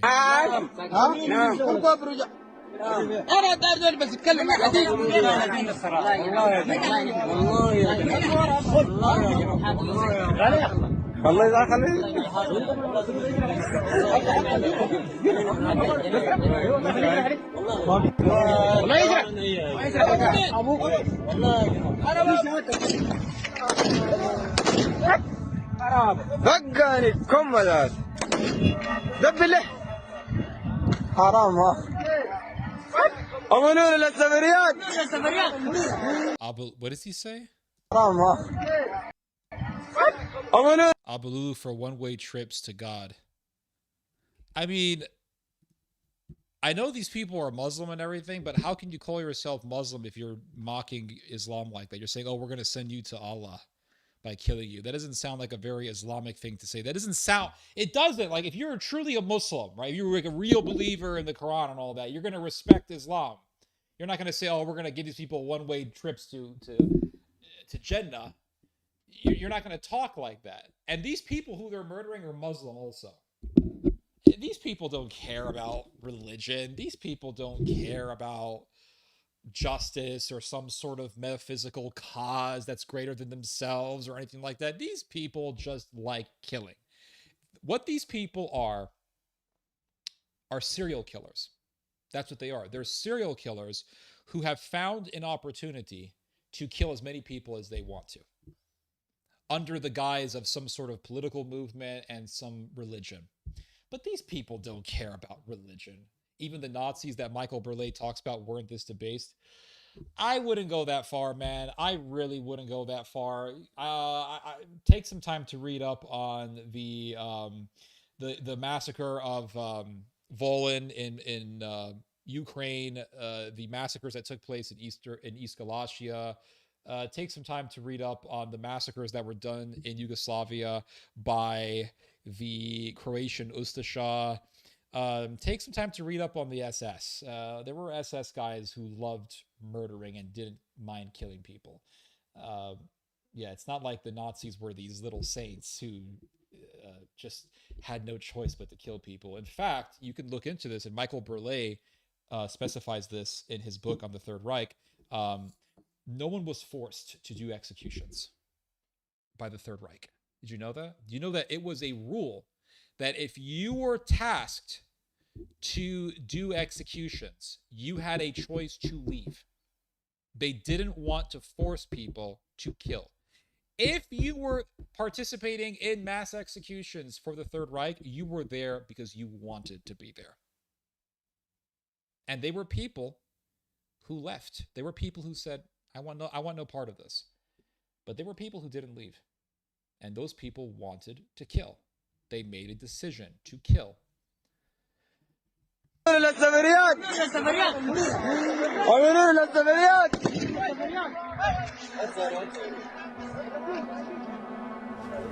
In a refugee camp in Chad, we met with Ibrahim. He recognized his friend, the man wearing a blue shirt in that video. كان الزول ده يعني اسمه فتحي المختار. أكتر حاجة الزول أنا بعرفه وعشت معاه الزول ده ما عنده علاقة بعسكرية ولا عنده علاقة بسياسة. هو الزول ده فقط. He had nothing to do with military or politics, and he was interested in philosophy. And then they wonder why Africa sucks. Then they wonder why Africa doesn't thrive. Africa is always talking about poverty and disease and famine and wars, because you have these monsters who are backed by, in many ways, they are backed by outside forces, as in the case of the RSF. And they're killing all the minds. They're killing all the people who aren't interested in war, who are interested in things like philosophy, education, engineering, medical research, etc. That's who they're killing. And then they wonder why. Why is Africa so decrepit? Why is Africa so despotic? Why is it always so devastated? Well, look at the people running around in Africa. Look at the people who are empowered in Africa. Mass murderers, rapists, people who take joy in killing. And that's why Sudan is hell. This is hell. I mean, this is the closest thing to hell that you can get to. Look at Gaza. Gaza is hell. I see Gaza. I see the buildings destroyed. It looks like a despotic, dystopian wasteland. I see a video of thousands of Palestinians starving, and they're running to get some food. And you see this. I mean, I showed a video of this in one of my prior videos. You see this mountain, this ocean of human beings just piling on one another. Just a mountain of terrified, petrified, panicking humans, all desperately trying to grab whatever flour, whatever beans, whatever food they can get their hands on at this aid distribution center. And then you see the video showing thousands of starving people running just to grab a morsel of food. And as they're running, you hear the gunfire from the IDF, and the IDF is opening fire on them. And you see the surroundings of these people. You see the buildings destroyed. You see the wasteland. You see just this dystopian hellhole. And you look at this and you say to yourself, this is hell. I can't help but tell myself this is hell. And I see this video from Sudan, and I tell myself this is hell. And the ones who are managing, the ones who are directing these nightmarish places are people who are controlled by not humanity, but by the diabolical. And the Abululus and the RSF murderers, they will say, well, you know, we killed these people because they were employees of the government and they were fighting for the Sudanese government. This guy was not a soldier. He had nothing to do with the military. Just like the IDF will say, well, we killed this Gazan guy because, you know, it turns out he was Hamas, and it turns out the guy was just some sort of regular poor laborer or something like that. الزول بتاع الفلسفة والتعليم ده يعني زميل فما بالكم إنه هنا يعني الأخوان اللي فقدناهم والباقي اللي فقدناهم الحاجة دي مؤسفة جدا. In similar videos, we counted at least 17 unarmed men in civilian clothing who were captured and executed near the choke point by the trench. Executing anyone, even a former fighter, who is unarmed and not posing a threat, is considered a war crime in international law. No one follows international law. Nobody gives a shit about international law. If it's a law, why can't it be enforced? That's the question. You can't call it a law if it's not enforced. You could say, well, these are the rules and all this, and you may be right? You may be correct in the sense that those rules are definitely warranted and they're based in justice and principle. But why call it a law if you can't enforce it? And I'm not saying that there shouldn't be international law. There should be international law, but it's just sad that it's not enforceable. That's the sad thing about it. It's not enforceable.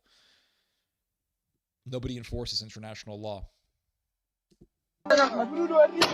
In several videos filmed after the fighting has clearly finished, we see Abululu shooting into piles of motionless or wounded people, including women. And we talk about the Holocaust, and we see the photos of the pits of corpses in the Holocaust, and we say, never again, and then we see this. So apparently all the decades of learning about the Holocaust was really pointless. It's pointless, useless, because it hasn't prevented these evils.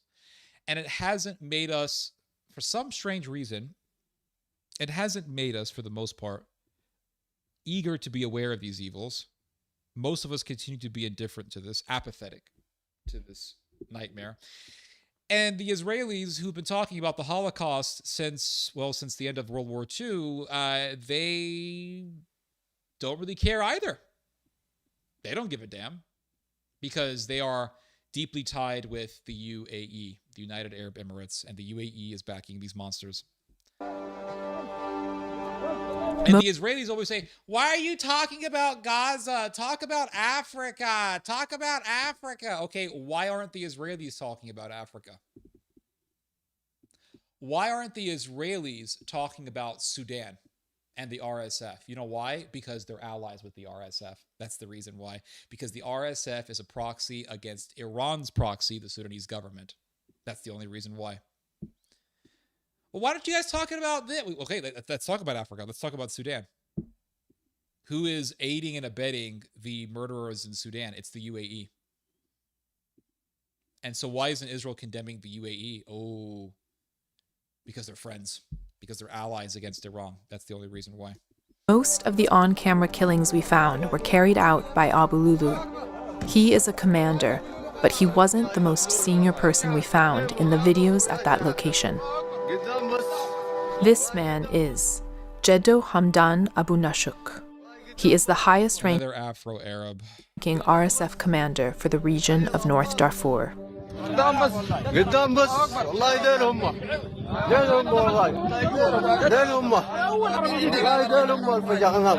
Here he is again, sitting inside the pickup truck. The man filming is also a commander.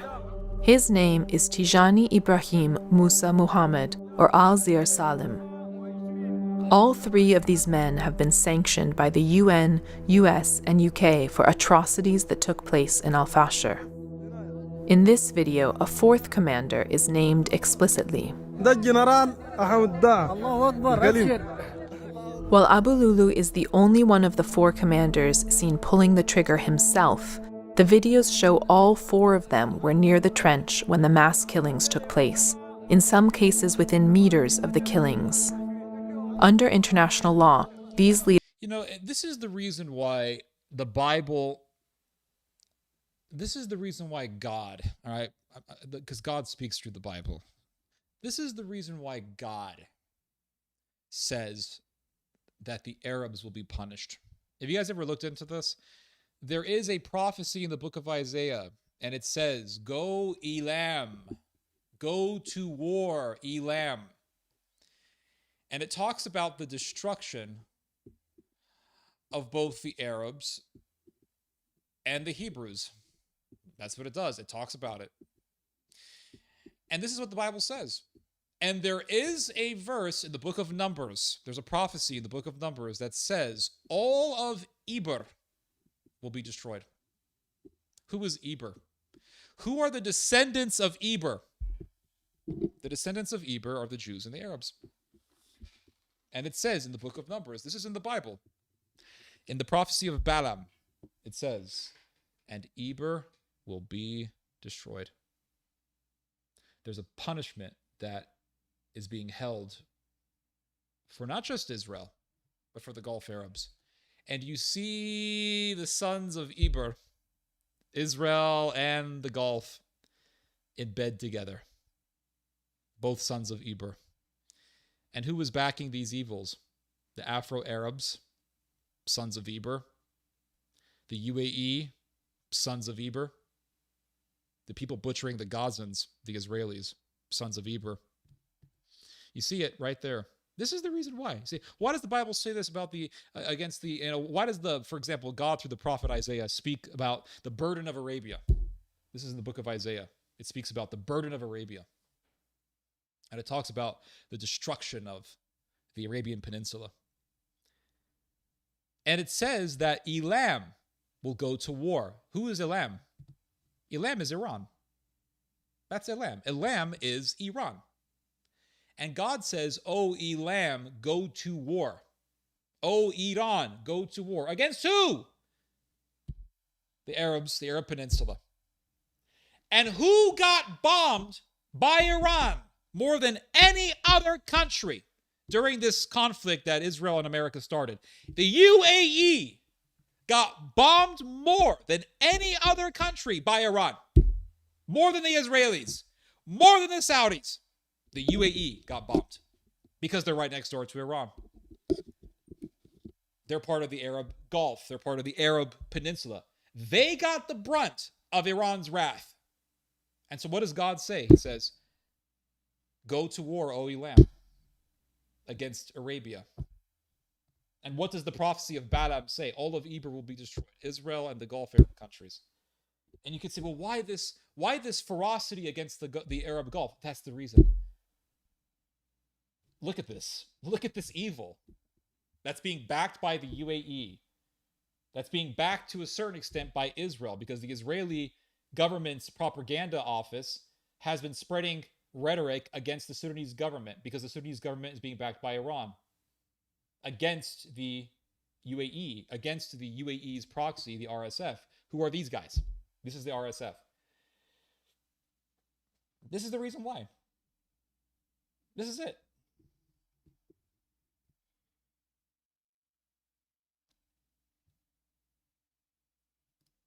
Leaders may be held criminally liable for crimes committed by their fighters. And how are these people going to get arrested? What are you going to do? Nobody is willing to arrest these people. Reuters was unable to reach the commanders for comment, including Abu Lulu, who the RSF said they arrested. The trench was not the only location where mass killings took place. In Chad, 14 survivors described to us how civilians who made it past the trenches were hunted down and killed by RSF fighters. على حزن هس هنا مرقنا من تتوار زول من تتوار برا اللي جوا بعربية ده بقتلوه بس ما بقتلوه زول اللي جوا ماشي بقتلوه بس. A video. Just straight up mass murder. Just for the fun of killing. This is not a military operation. This is not killing because of some military mission to gain an objective. No. This is not soldier versus soldier fighting for a military objective. No. This is just killing for the sake of killing. It's killing as a sport. That's what this is. Filmed about 25 kilometers outside of Al-Fashir shows fighters shooting a group of detainees lying on the ground.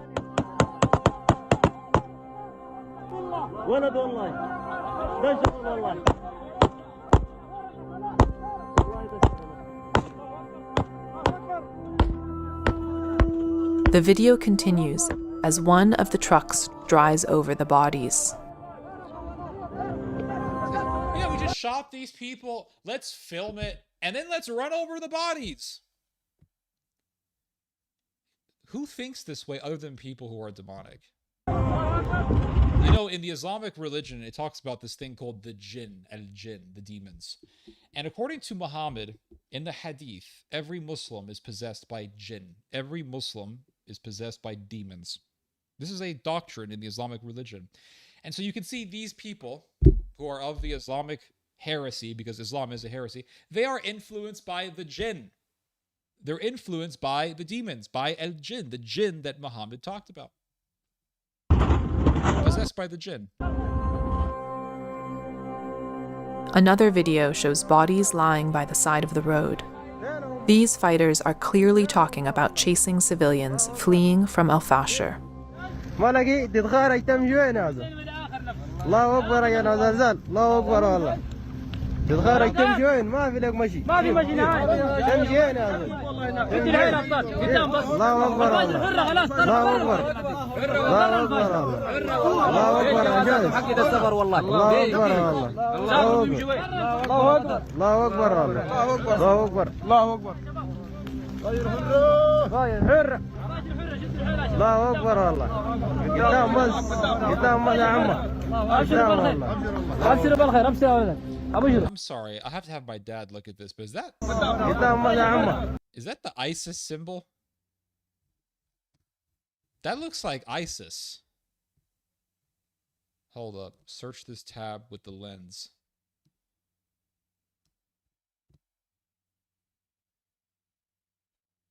Oh, it means sniper according to Google Lens. Okay, never mind. It looks like the symbol of ISIS, which wouldn't surprise me. الله اكبر والله قدام بس قدام بس يا عمه قدام والله ابشر بالخير ابشر يا ولد ابشر ارح طاردوهم الله الى اخر يوم. Other videos show groups of unarmed men being chased or held at gunpoint by RSF fighters.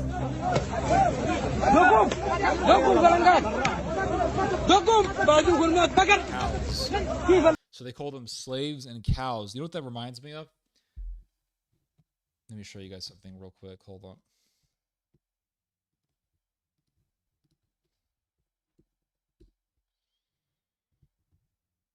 Let me show you something real quick.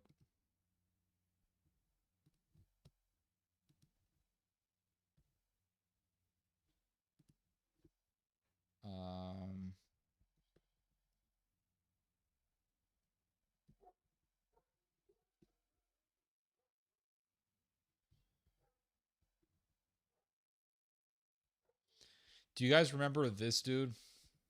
This settler weirdo? What's his name? His face was all over the world. His face went totally viral. This dude. This Italian magazine took this photo of this Israeli settler in the West Bank. And the guy looks so just ghoulish that his face, I mean, he looks like the creatures from the Time Machine movie. His face went viral, and then the Israelis were complaining about that. They were saying that it was anti-Semitic to post this guy's face. Anyway, he does this gesture. He expresses this gesture towards the Palestinians there, and the gesture is one that you use when talking to cattle. It's one that you use when you want to get cattle to move. So I'll play it real quick. Hold on.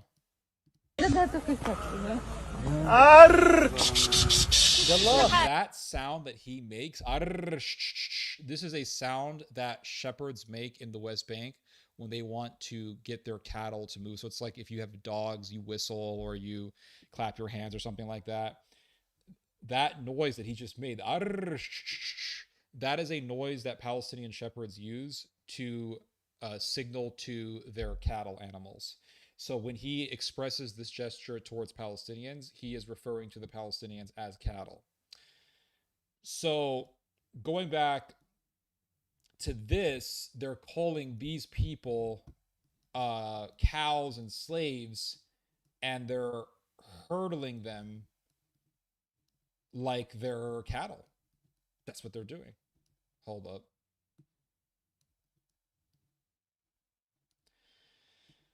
Oh gosh, come on. Here we go. All right, I think that's good. I think we're good. All right. I'll go back up here.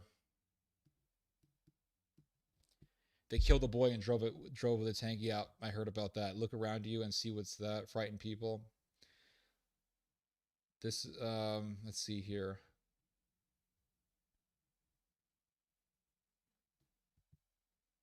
The pride in doing such an evil just to compare it to serial killers at minimum. I mean, the serial killers are no different. البقرة المخلوقين على غلط انجو يا الكلب انجو فلنقات وصخارين تعبانين ديل كل الفلنقات وسلموا جسم من الفاشر الليلة يوم 26/10/2025 ديل كلهم سلموا نفسهم كلهم تابعين للقوات المشتركة. The man filming is another commander, Idris Kafuti. We do not know whether these men were former fighters or civilians, and we don't know what happened to them. اشوف الفلنقايات فليل مشينا اليوم والله قاعدين فليل مشينا صح لا يشوفوا شيء عمر ما شافه شيء عليك الله كوامك. Back in Chad, Mohammed, a survivor who managed to flee Al-Fashir, told us how he was with his wife when she was killed in a drone attack. هذا زوجتي زوجة سهام حسن نسب الله علي ناشطة في حقوق الإنسان ساعد في الأرامة والأتامى والمساكين في معسكرات زمزم وفي نفس اللحظة في فاشر. He didn't have time to bury her before he fled. He later found these videos of RSF fighters mocking her body online. تم الجرم والله جرم بنجاح جرم مبروك بالله راسكم والله بالله راسكم يا ناس الشمالية دي العميد الفاجرة ها خلاص سافرت إلى جنة علي كرتي سافرت جنة علي كرتي الله أكبر يا شباب الله أكبر. Okay, hold on. Again, they're mocking the Islamic religion here. بالله راسكم والله بالله راسكم يا ناس الشمالية دي العميد الفاجرة ها خلاص سافرت إلى جنة. This one has taken a trip to the Islamist heaven. What true Muslim speaks like this? And again, I'm not defending Islam here, all right? I'm just making an observation. What true Muslim defends this? They just murdered this woman, and then they say, this one has taken a trip to the Islamist heaven. That's mockery of the Islamic religion. Why would they say this? If they're truly Muslim, why would they say this? These people sound like they sound more like they're proxies of Israel than they are some truly Islamic group. I mean, this is a joke that the IDF would make. She took a trip to the Islamist heaven. He makes the same joke. Hold on. Yeah, he uses the word Jannah, which is heaven in the Islamic religion. They render the statement as Islamist heaven because they didn't want to say Jannah because then they would have to explain what Jannah is. But he uses the Islamic word Jannah, which is the Islamic heaven.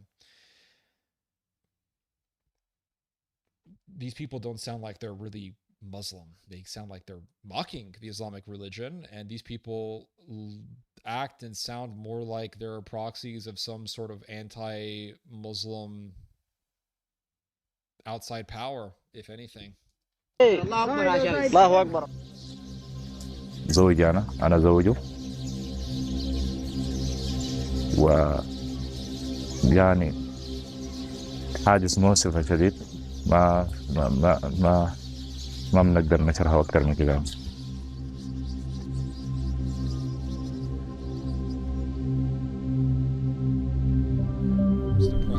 A UN impressive. A report from the 17th of February says the atrocities that took place in Al-Fashir bear the hallmarks of genocide against non-Arab communities, in particular the Zaghawa and Four. The report also found other international crimes are also established, including crimes against humanity, as well as war crimes. Who could one day be held responsible for these atrocities under international law? This investigation has identified some of the most senior RSF commanders present in Al-Fashir during the assault. This is a video the RSF filmed inside Al-Fashir the day they took control, celebrating their victory. لأهل السودان عامة نصرة في الفاشر تحريرنا للفاشر تحرير السودان إلى برسودان. This is General Abdel Rahim Hamdan Dagalo. The people who talk the most about liberation are the ones who hate it the most. That's what I found out in all of my readings, especially of history. The people who speak about freedom the most are the ones who hate freedom. The ones who talk about liberation all the time are the ones who want to enslave you. The ones who say that they are for peace are actually for war. This is one thing that I've learned over the years, reading especially about the French Revolution. The French revolutionaries spoke about equalité, égalité, liberté, and those three things they had nothing of. They had nothing of freedom, nothing of égalité, nothing of equality. When they took over, they just butchered millions of people in France. They did mass beheadings, mass rapes, and even cannibalism in some cases. These French revolutionaries wanted nothing to do with freedom or liberty or anything of the sort. They went into the region of the Vendée people in France. The Vendée refused to acquiesce to their anti-Catholic, anti-Christian agenda. And so the revolutionary government of France decided to butcher the Vendée, and they slaughtered literally hundreds of thousands of people by stripping them naked, tying them together with ropes, and then forcing them to go into ships, and then they sunk the ships and they drowned all the people inside the ships. And this is how they were able to kill massive numbers of people in a short period of time. It was basically the, I guess you could say, the Baroque era's version of a gas chamber. And that's what they did. And this was done by people who presented themselves as the grand exemplaries of liberté, égalité, and freedom, equalité, and all that bullshit. So anytime someone starts talking about liberty and all that stuff, and they're obsessed with liberty, and they're, it goes back to that phrase, this person protests too much.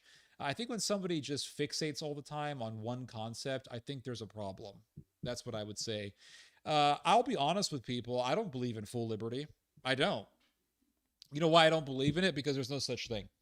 There is no such thing as 100% freedom. There is no such thing as 100% equality. There is no such thing as 100% freedom of expression or anything of that sort. It doesn't exist, right? There is no such thing. No country has absolute freedom. Every country has regulations and limits and rules that they impose on their citizens. The question is, which country has the best rules? Which country gives you the best rules to have the best life? That is the question. I don't believe in 100% freedom, and I would be a liar if I told you that I believe in absolute 100% freedom of expression and I believe in 100% freedom. I would be a total liar if I told you that. So when people, because the thing is that no one believes in absolute freedom, right? This is the big myth that these punk rock leftists try to fool you with. You have these punk rock type people with the earrings on, the circular earrings, and they ride around on their skateboards, and they would say, "Oh, we believe in freedom, man. F the man, F the system, rage against the machine," and all this bullshit. And you may think, wow, those people are cool and they're anarchists and they believe in just total freedom, man, like Neo in the Matrix after taking the red pill. And the bottom line is that those people don't believe in freedom either. Nobody does. Because if those people took absolute power, if those punk rock people who love talking about freedom for everyone ever took power, they would kill people like me. They would kill people who disagreed with them. They wouldn't hesitate to do massacres, just like the people in the French Revolution. And it's like Donald Trump. Donald Trump is the most recent example of this phenomenon. Donald Trump, I mean, the guy had a whole ticket of being anti-war. He did this during his first term. He did this for his campaign for his second term. He said, no more wars, no more wars, no more wars. And J.D. Vance did the same thing. He said, we're tired of these bullshit wars in which we meddle in the affairs of the Middle East and all that stuff. We've had enough. And J.D. Vance played the same game.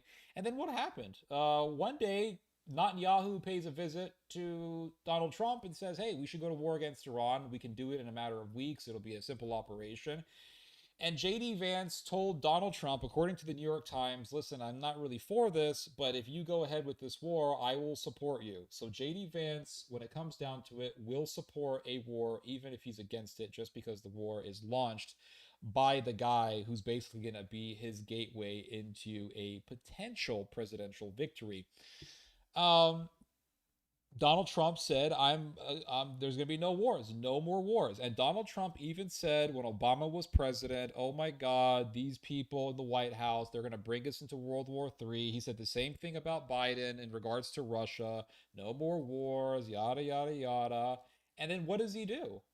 Not only does he commence a American-Israeli war against Iran, but on top of that, he tells the whole world that he don't give a shit about the American people's problems. That's what he said. He doesn't care. So all this talk about, I believe in, I remember many years ago going to this, remember the Tea Party? There was a group called the Tea Party, I remember, and they were kind of like the precursor to MAGA. If you think about it, MAGA as a movement was preceded by the Tea Party. The Tea Party movement was the OG MAGA. If you think about it, that's actually the truth. Because you had the Tea Party, and the Tea Party kind of went into the back burner and people stopped talking about them. But then Trump came along and those very Tea Partiers backed Trump, and then they became the MAGA movement. I remember many years ago, we're talking 2010 here, so ancient times. I remember going to a Tea Party rally in Texas. And Glenn Beck was there, and Ted Nugent was there, and all these different people were there. And there was all this talk about freedom and liberty, and we need free. It's about liberty and freedom. This is what the founding fathers want. Patrick Henry said, give me liberty or give me death, and all this nonsense. And I remember thinking to myself, this is kind of crazy. Yeah, because there's no such thing as real absolute freedom. And if you sit there and express yourself as this man of absolute freedom, either you're delusional or you're a liar. Either way, no one should trust you and no one should believe you, because you either don't know what you're talking about or you're a liar and you're actually bad faith. And if you win, you will actually bring people to something that is contrary to the supposed freedom that you presented. Like I said, there's no such thing as absolute freedom. An honest person will tell you, no, we need laws. We need to restrict certain things. We need to punish certain actions. I don't even believe in 100% free speech either. I don't believe in this free speech absolutism. I think that's insane. I think certain things shouldn't be said. I think that certain ways of talking should not be tolerated. I think that certain rhetoric should not be tolerated. That's what I believe. And I think any sane human being would agree with me that there's certain things that are just better left unsaid. I don't believe in free speech absolutism. I don't. And when I hear someone come out and say, we need freedom and this and that, and freedom, liberty, freedom, I'm thinking, okay, what would this guy do if he was given serious power? What would he do if he was given supreme power? How would he act? Would he act like the freedom-loving person that he claims to be? Or would he actually act like the very tyrants that he claims to be against? And every single time, these types of people, once they get full power, act like the very tyrants that they claim to be against. That's the reality. So these Sudanese murderers and rapists, they're talking about, liberation for this, liberation for that. And they're saying this, and this really is a complete illustration of what I'm describing here. Here are these guys talking about, let's rewind ourselves. This guy's talking about liberation. And you see the liberation, and it's a pile of bodies. But it's liberation, but it's a pile of bodies. Like the French Revolution was about revolution and freedom and liberation from the church and the state and the this and the that. Okay, but you guys killed millions of people. So now what? Now what? It's like those people who talk about the Constitution all the time. I'm a 2%er, I'm a 3%er, I'm here to defend the Constitution, I'm part of a militia. And I've met people like this, people who are part of militias, and they have these fantasies about, fighting the U.S. government for the Constitution and all this stuff, as if the Constitution is the Bible. And you think to yourself, you see these militia guys in America, and they're training, and they're doing all this paramilitary stuff, and you think to yourself, and you ask yourself, what would these people do if they had absolute power? You think they'll be nice? They won't be nice. Those people will do massacres, they'll do atrocities, they'll rape, they'll pillage, they'll steal, they'll do all that stuff because they're fucking evil at the end of the day. And what these people do is they always come in the facade of freedom. They always come to you under the facade of liberty and fighting for freedom and justice, when the reality is that they have neither of those characteristics. You see this all the time. All the time. Syrian revolution. They said, oh, it's about freedom for the Syrian people, and they were beheading people and doing mass executions. You see it here in Sudan. They're claiming that they're for liberation when they're not. They're clearly not. They massacred 15,000 people in El Janina. They massacred 60,000+ people in El Fasher.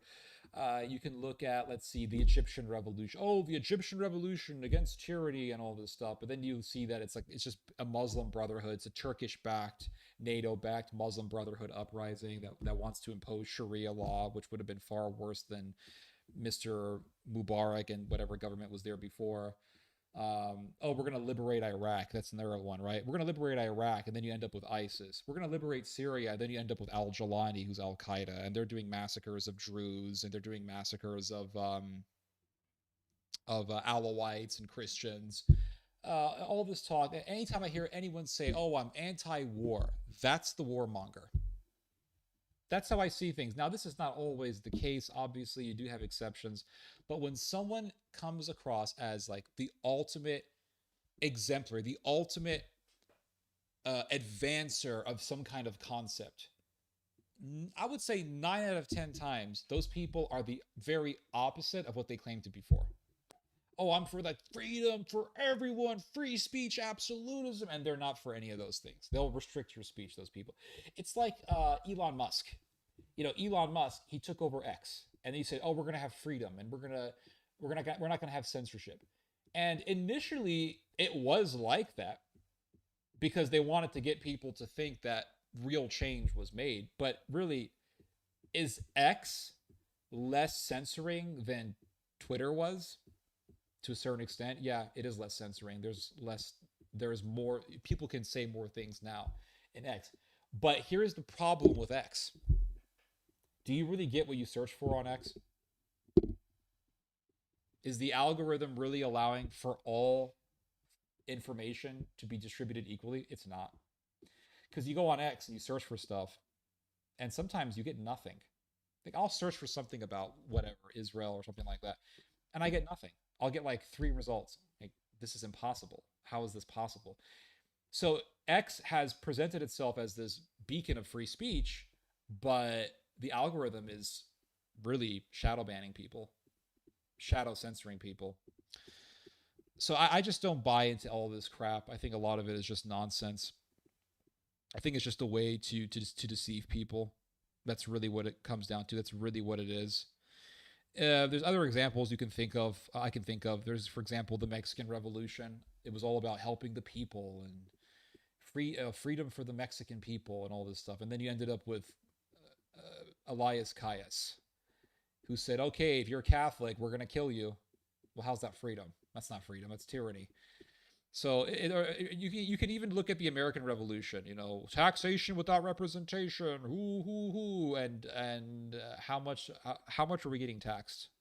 We got a lot of taxes in America. We get taxed all the time. So the U.S. Revolution, the American Revolution, was all about fighting what? Taxation without representation. But you go to California, you're getting taxed up the ass, and people are fleeing California because they're getting taxed up the ass, and they don't even see any productivity from those taxes. They don't even see any results from those taxes. They're not seeing better hospitals. They're not seeing better law enforcement. They're not seeing less crime. They're seeing more crime, but yet the taxes keep going up. Where's the taxation without where's the taxation with representation? Where is that at? Right? It's bullshit. Cuban Revolution, that's also bullshit. Yep. there's no freedom to make death threats or terroristic threats. Exactly, right? You can't have 100% freedom of expression. You just can't. You can't run a society that way. And these people say, well, I believe in full freedom of expression no matter what. And the question that I would ask those people is, okay, what about animated child pornography? I'm not going to say real child pornography because people are being obviously harmed in that. And so they would say, well, no, because people are being harmed. I will say animated child pornography, should that be allowed? And the free speech absolutists would say yes, they would. And once you hear them say yes to that, then you know you're dealing with evil people. That's just it. That's just it.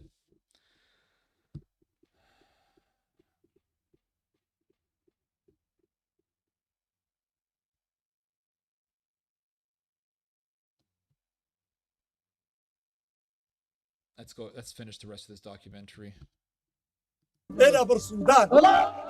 This is General Abdel Rahim Hamdan Dagalo, deputy commander of the RSF and brother of the RSF leader Mohammed Hamdan Dagalo, known as Hemeti. He was the highest-ranking RSF leader present in videos from Al Fashir during the assault. The next highest-ranking commander is Jedo Hamdan Abu Nashuk. We already saw him in videos by the trench. Our investigation also placed other RSF commanders. How's that liberation looking? I'm seeing a whole lot of freedom here, guys. I'm seeing a whole lot of liberation here. In or near Al. Oh, that's another thing. Operation Iraqi Freedom.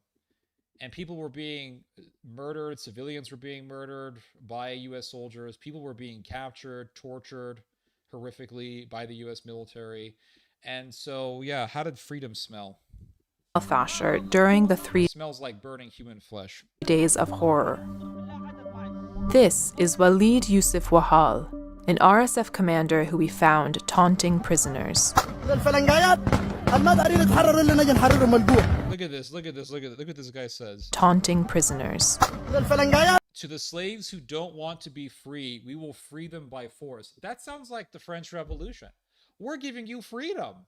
Liberté. Equalité, égalité. Okay, but we don't want your freedom. We don't want your guillotine fanaticism. Oh, so you don't want to be free? Okay, so we're gonna kill you. Iraqis saying, hey, America, we don't want that democracy, guys. Keep it to yourselves. Oh, you don't want freedom? Oh, we're gonna force you to have our wonderful American freedom, right? How does that freedom smell like? Similar thing with Washington State. I went to get tabs for my car and the price went up 3 times, and I asked where all this money even going. Exactly. Like the same thing with California. Where's this money going? Where's it going, guys? And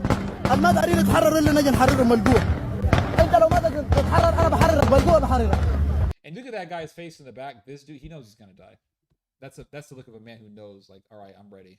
Here we go. Let's do this. والآن زي ما متابعين وجوه المنافقين ده جناب وافي الرجل الذين حصر هذه المنطقة زمن أكثر من 3 سنة.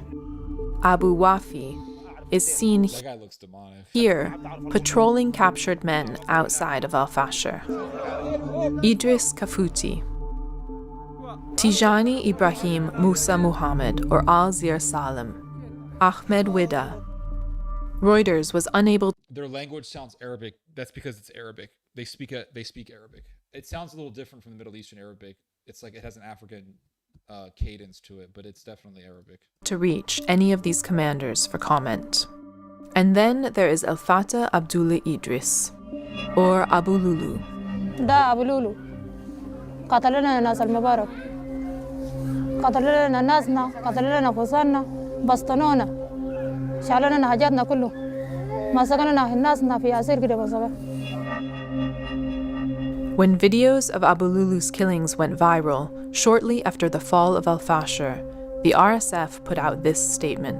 اليوم 30 من أكتوبر للعام 2025 تم القبض على المدعو أبو لولو وفقا لتوجيهات قائد ثاني قوات الدعم السريع الفريق عبد الرحيم. The RSF arrested him. Oh, that's all just this is damage control, right? This is all just PR.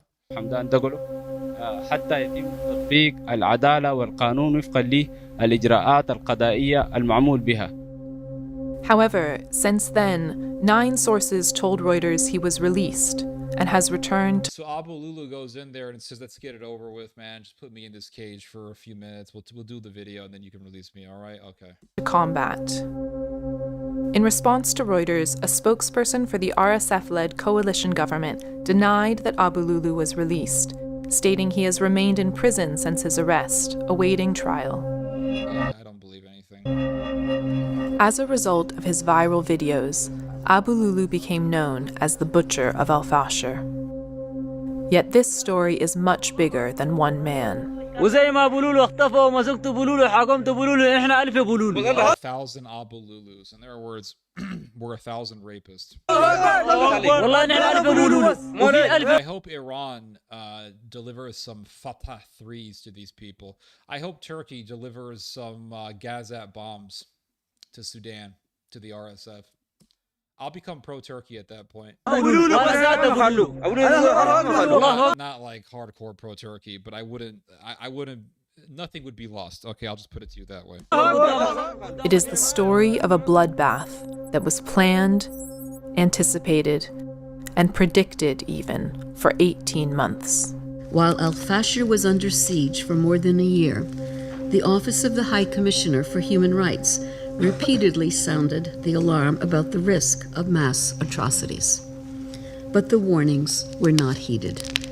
It is the story of a failure of the international community to protect civilians, a failure that is still ongoing. Because Al-Fashir should have been a turning point, and it wasn't. Instead, nobody cares about Africa. That's the reason why.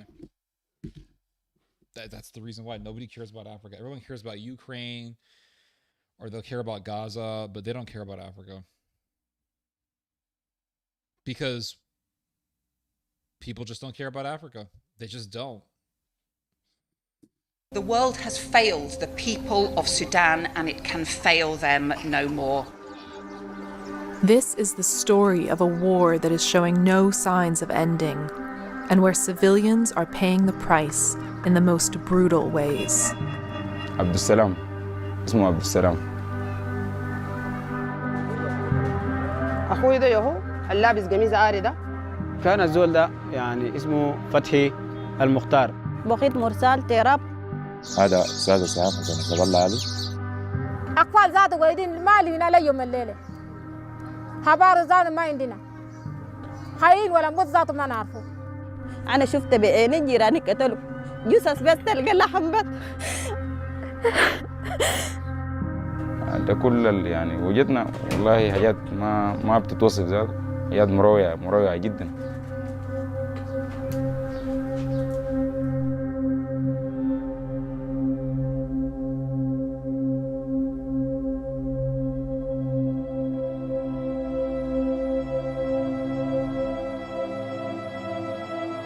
Alright, so they publicly acknowledge that they did war crimes, but they don't care, so... That's the horror of Sudan, guys. That's it. Let's see here. French Revolution.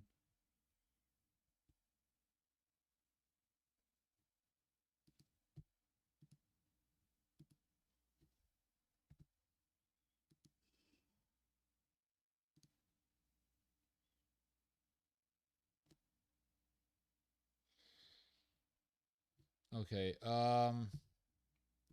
I got some other stuff that I want to show you guys.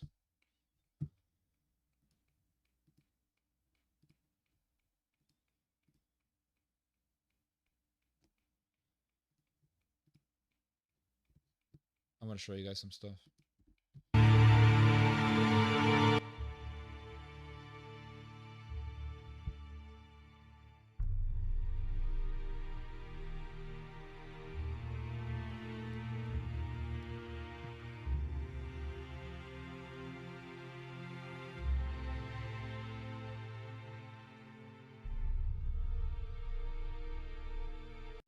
Is the UN just another League of Nations? Yes, exactly.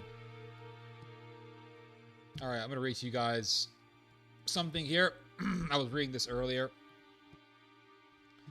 And the New York Times just recently put out an article shedding more light on the policy of rape that is done by the Israeli government on Palestinians. more so on Palestinian men.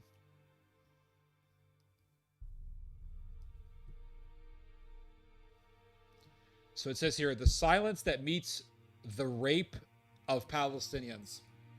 This guy on the right side of the screen here, this guy was sexually tortured by these Jewish fanatical settlers, these demonic people who Mr. Huckabee loves. These settlers attacked this guy. I did a video about this not too long ago, but they attacked this guy. They pulled his pants down. Then they pulled his underpants down. And they proceeded to zip tie his penis. And they didn't stop there. They began to tug his penis. All right, who does that? Who does that?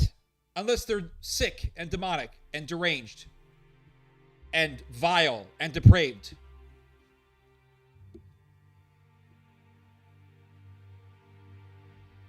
I appreciate that, Mr. Young Tali. So here we go. I'm going to read to you guys some excerpts from this article. So it says here, Palestinians have recounted to me a pattern of widespread Israeli sexual violence against men, women, and even children by soldiers, settlers, interrogators in the Shin Bet Internal Security Agency, and above all, prison guards. Okay, this is the Israel that they kept telling us to revere. And they still continue to tell us to revere this country. Oh, see, people say, well, why don't you bring up like Egypt, or why don't you bring up Nigeria or something? There's no Nigerian lobby. And if there is, no one gives a damn about it. No one's listening to the Nigerian lobby. Well, what about that? No one's listening to whatever other lobbies. The only country that we as Americans were brainwashed into revering is Israel. That's it. Now you could say, well, the U.S., but we live here. Outside of the U.S., I'm talking about. So now, because we've been told to revere this country for so many decades, now we're seeing the light and now we're revolting. You want to know why there's this massive amount of attention on Israel? That's the reason why. It's because we have the boomer generation told the millennials for decades to revere this thing called Israel. And people began to see the light, like I did, and then they just revolt. That's what happens when you try to impose something on people for so many months. They just revolt. Once they see the dark reality of what you're promoting, they just revolt. They go crazy. They don't stop talking about it. It's like people who were in the Catholic Church and then they got horrifically, very sadly, very unfortunately, they get sexually assaulted by priests and they can't stop talking about the evils of the Vatican. You can't blame those people. You can't blame them. So people have had enough of the boomer religion of Israel, Israelism, and they're looking at the evils of Israel and they're saying, we were told to revere this? That's why they're so fixated on it. That's at least one of the reasons. That's at least one of the reasons as to why I'm fixated on it. So it says here, there is no evidence that Israeli leaders ordered rapes. Well, this is not really an argument, and the journalist who wrote this article is not making this as an argument in defense of Israel. He's simply just stating a fact. There is no official order from Adolf Hitler to kill Jews either. So you can't use this as an argument. But in recent years, they have built a security apparatus where sexual violence has become, as the United Nations report put it last year, one of Israel's standard operating procedures and a major element in the ill treatment of Palestinians. So according to the United Nations, raping men by the Israeli government is standard operating procedure. That's standard operating procedure. You could say, well, I don't believe in the UN. United Nations, I call it United Nothing, because that's what it is. I don't believe in no UN. Oh, you don't believe in the UN? Do you know who believes in the UN? Netanyahu does. All of the pro-Israel Zios believe in the UN when it suits them. When it suits their agenda, they believe in the United Nations. How do I know this? Because the United Nations put out a very detailed report on rape done by Hamas. And the Israelis ate that one up. They had no problem referencing the United Nations when it came to documenting sexual violence and other atrocities done by Hamas. So when the UN talks about atrocities done by Hamas, the Israelis all of a sudden become humanitarians who believe in the integrity of the United Nations. But when the United Nations puts out a report on sexual violence and other atrocities done by Israel, all of a sudden the Israelis will begin to organize an entire diplomatic war against the United Nations. We saw this many years ago with the, what was it called? The Goldstein report? What was it called? I want to get the name right. I always forget this. Is it Goldberg or Goldstein report? UN, Goldstone. All right, we got the Goldstone. So there was something that was written up many years ago called the Goldstone report, okay? 2009 report on atrocities that were done by Israel during Operation Cast Lead. And the Goldstone report was written by a guy named Goldstone, Richard Goldstone. And Mr. Goldstone was a Zionist. He was an ardent Zionist.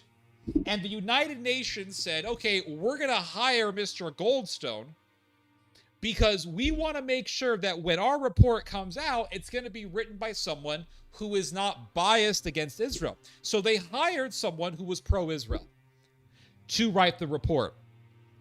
So Mr. Goldstone did his entire investigation on atrocities done by Israel during Operation Cast Lead. And Mr. Goldstone found out about a massacre that happened of a Palestinian family. That family was massacred by the Israeli military. And Richard Goldstone put the details of the massacre in his report about how many members of this family were slaughtered. I can look it up real quick. Hold on. What was the name of the family? Family...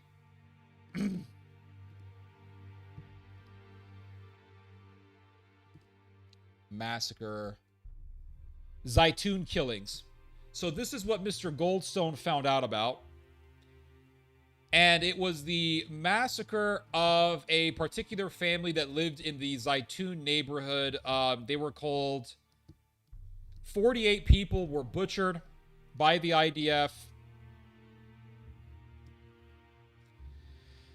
And the name of the family was Al-Samuni. So the Samuni family was butchered, exterminated by the IDF. Richard Goldstone put this in his report, and he said, listen, I'm just stating the facts. That's it. David Horowitz, or is it David Horowitz? No, Alan Dershowitz, sorry. Alan Dershowitz led an entire mass media campaign, Zionist mass media campaign, against Mr. Goldstone, against Richard Goldstone, even though Mr. Goldstone was a Zionist. They didn't care. So this Zionist, who was pro-Israel, said, hey, Israel did some pretty horrific things in Gaza. All of a sudden, the Zios didn't want to believe in the UN, even though it was a Zionist who wrote the UN report. So when the UN writes something that fits the Israeli narrative, they eat it up. When the UN releases something that is contrary to the Zionist narrative, they say, oh, it's anti-Semitic, it's evil, it's whatever. It's like what happened with the IAEA. You had the IAEA, the International Atomic Energy Association, and the IAEA said, hey, Iran is following the rules of the Iran deal. This is what the IAEA concluded. And Donald Trump said the IAEA is wrong. Netanyahu said they were lying. All the Zionists said the IAEA was wrong. So America pulls out of the Iran deal.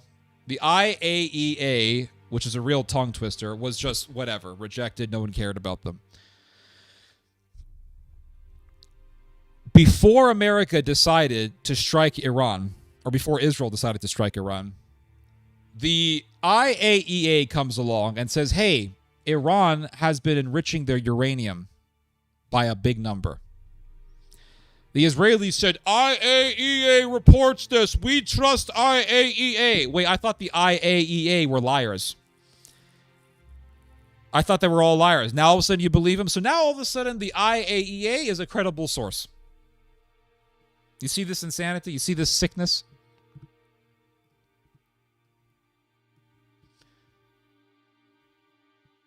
So it says here, a report out last month from the Euromed Human Rights Monitor, a Geneva-based advocacy group often critical of Israel, concludes that Israel employs systematic sexual violence. Systematic sexual violence that is, quote, widely practiced as part of an organized state policy. What does this standard operating procedure look like? Sami El-Sai, 46 years old, a freelance journalist, says that as he was being taken to a prison cell after his detention in 2024, a group of guards threw him to the ground. They were all hitting me, and one stepped on my head and neck, he said. Someone pulled my pants down. They pulled down my boxers, and then one of the guards pulled out a rubber baton used to beat prisoners. They were trying to force it into my rectum, and I was bracing myself to prevent it, but I couldn't, he said, speaking with increasing anxiety. It was so painful. The guards were laughing at him, he said. Then I heard someone say, "Give me the carrots," he recalled, adding that they then used a carrot. This is just gay. These are militant, homosexual, third temple, demonic sodomites. That's what these are. That's what you're dealing with here. You're not dealing with some bullshit that John Hagee lied to you about. So, oh, God's people, guys, support Israel. That's what God wants. God is pro-Israel. God's anti-Sodom. God is anti-Sodom. And Jerusalem is called Sodom in the book of Revelation. Being pro-Israel is to be pro-Sodom. That's what that means. To be pro-Israel is to be pro-Sodom. And don't argue with me. Argue with St. John the Revelator. St. John says this in the book of Revelation. It's Sodom. And here you're reading about people shoving carrots up some guy's anus, shoving a rubber baton, like just demonic, sick shit. Why? Because these people are sodomite, militant, third temple fanatics who are possessed by demons, third temple demons.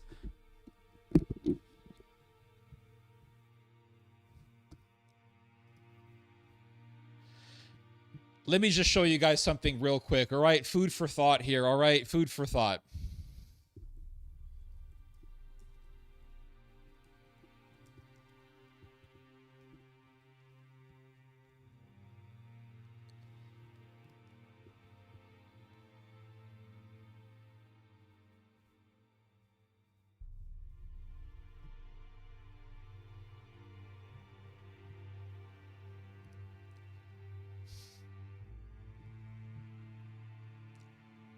All right, here is an article that was published by America's biggest gay magazine, all right? It's called The Advocate. I was actually featured on here years ago as one of the big homophobes in America. So this magazine is one of my enemies.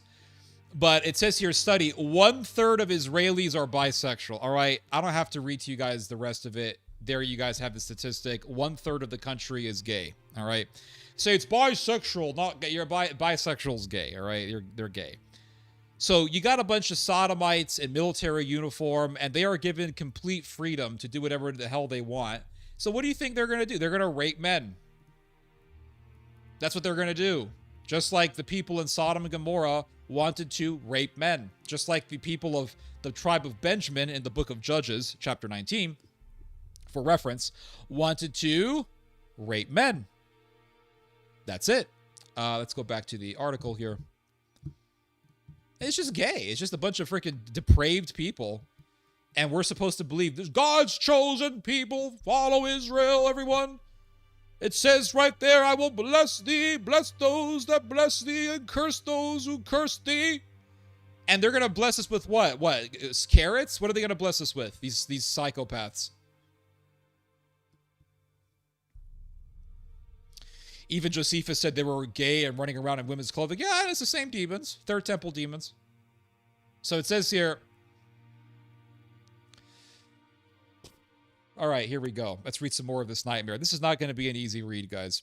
Al-Asai was blindfolded, he said, and heard someone say in Hebrew, which he understands, don't take photos. So they were going to take photos of this.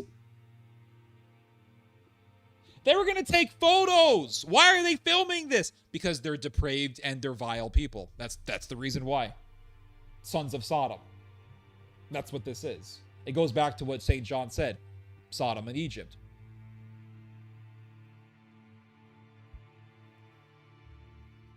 Ted Cruz. Acolytes of Sodom. So it says here, that suggested to him that someone had pulled out a camera. One of the guards was a woman who, he said, grabbed him by the penis and testicles and joked, "These are mine," and then squeezed until he screamed from pain. After he was dumped into his cell, he concluded that the spot where he had been raped had been used before, for he found other people's vomit, blood, and broken teeth crushed into his skin. I've had a career... Now, this is what the journalist... the name of the journalist who wrote this is Nicholas Kristof. So Nicholas Kristof goes on to say, I've had a career covering war, genocide, and atrocities, including rape, sometimes in places where the scale of sexual violence is far greater than anything committed by either Hamas militants or Israeli guards or settlers. In the Tigray conflict in Ethiopia, a few years ago, 100,000 women may have been raped. Mass rape is now unfolding in Sudan. Yet our American tax dollars subsidize the Israeli security establishment. So this is sexual violence in which the United States is complicit. You see, that's the difference. Why don't you talk about Africa, Ethiopia? Why don't you talk about whatever? Okay, we do talk about those things. I've talked about Ethiopia. I've talked about Sudan. I just spent an hour with you guys talking about Sudan. This is sexual violence, homosexual violence.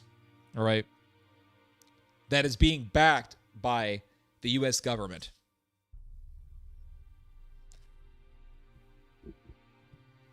And there's a massive lobby behind this, by the way. There's a massive lobby to try to cover up for this. This article pissed off the Zios so much so that there were around 200 demonstrations that were organized in the United States against the New York Times. And they're calling for Kristof to be fire him. Fire this guy. He's not a real journalist. He's not a journalist, guys. Fire him. Okay, why fire him? Because he lied about Israel. How did he lie about Israel? Because I said so. It's anti-Semitism. This is blood libel. This is the very blood libel that the Nazis had. So it says here, okay.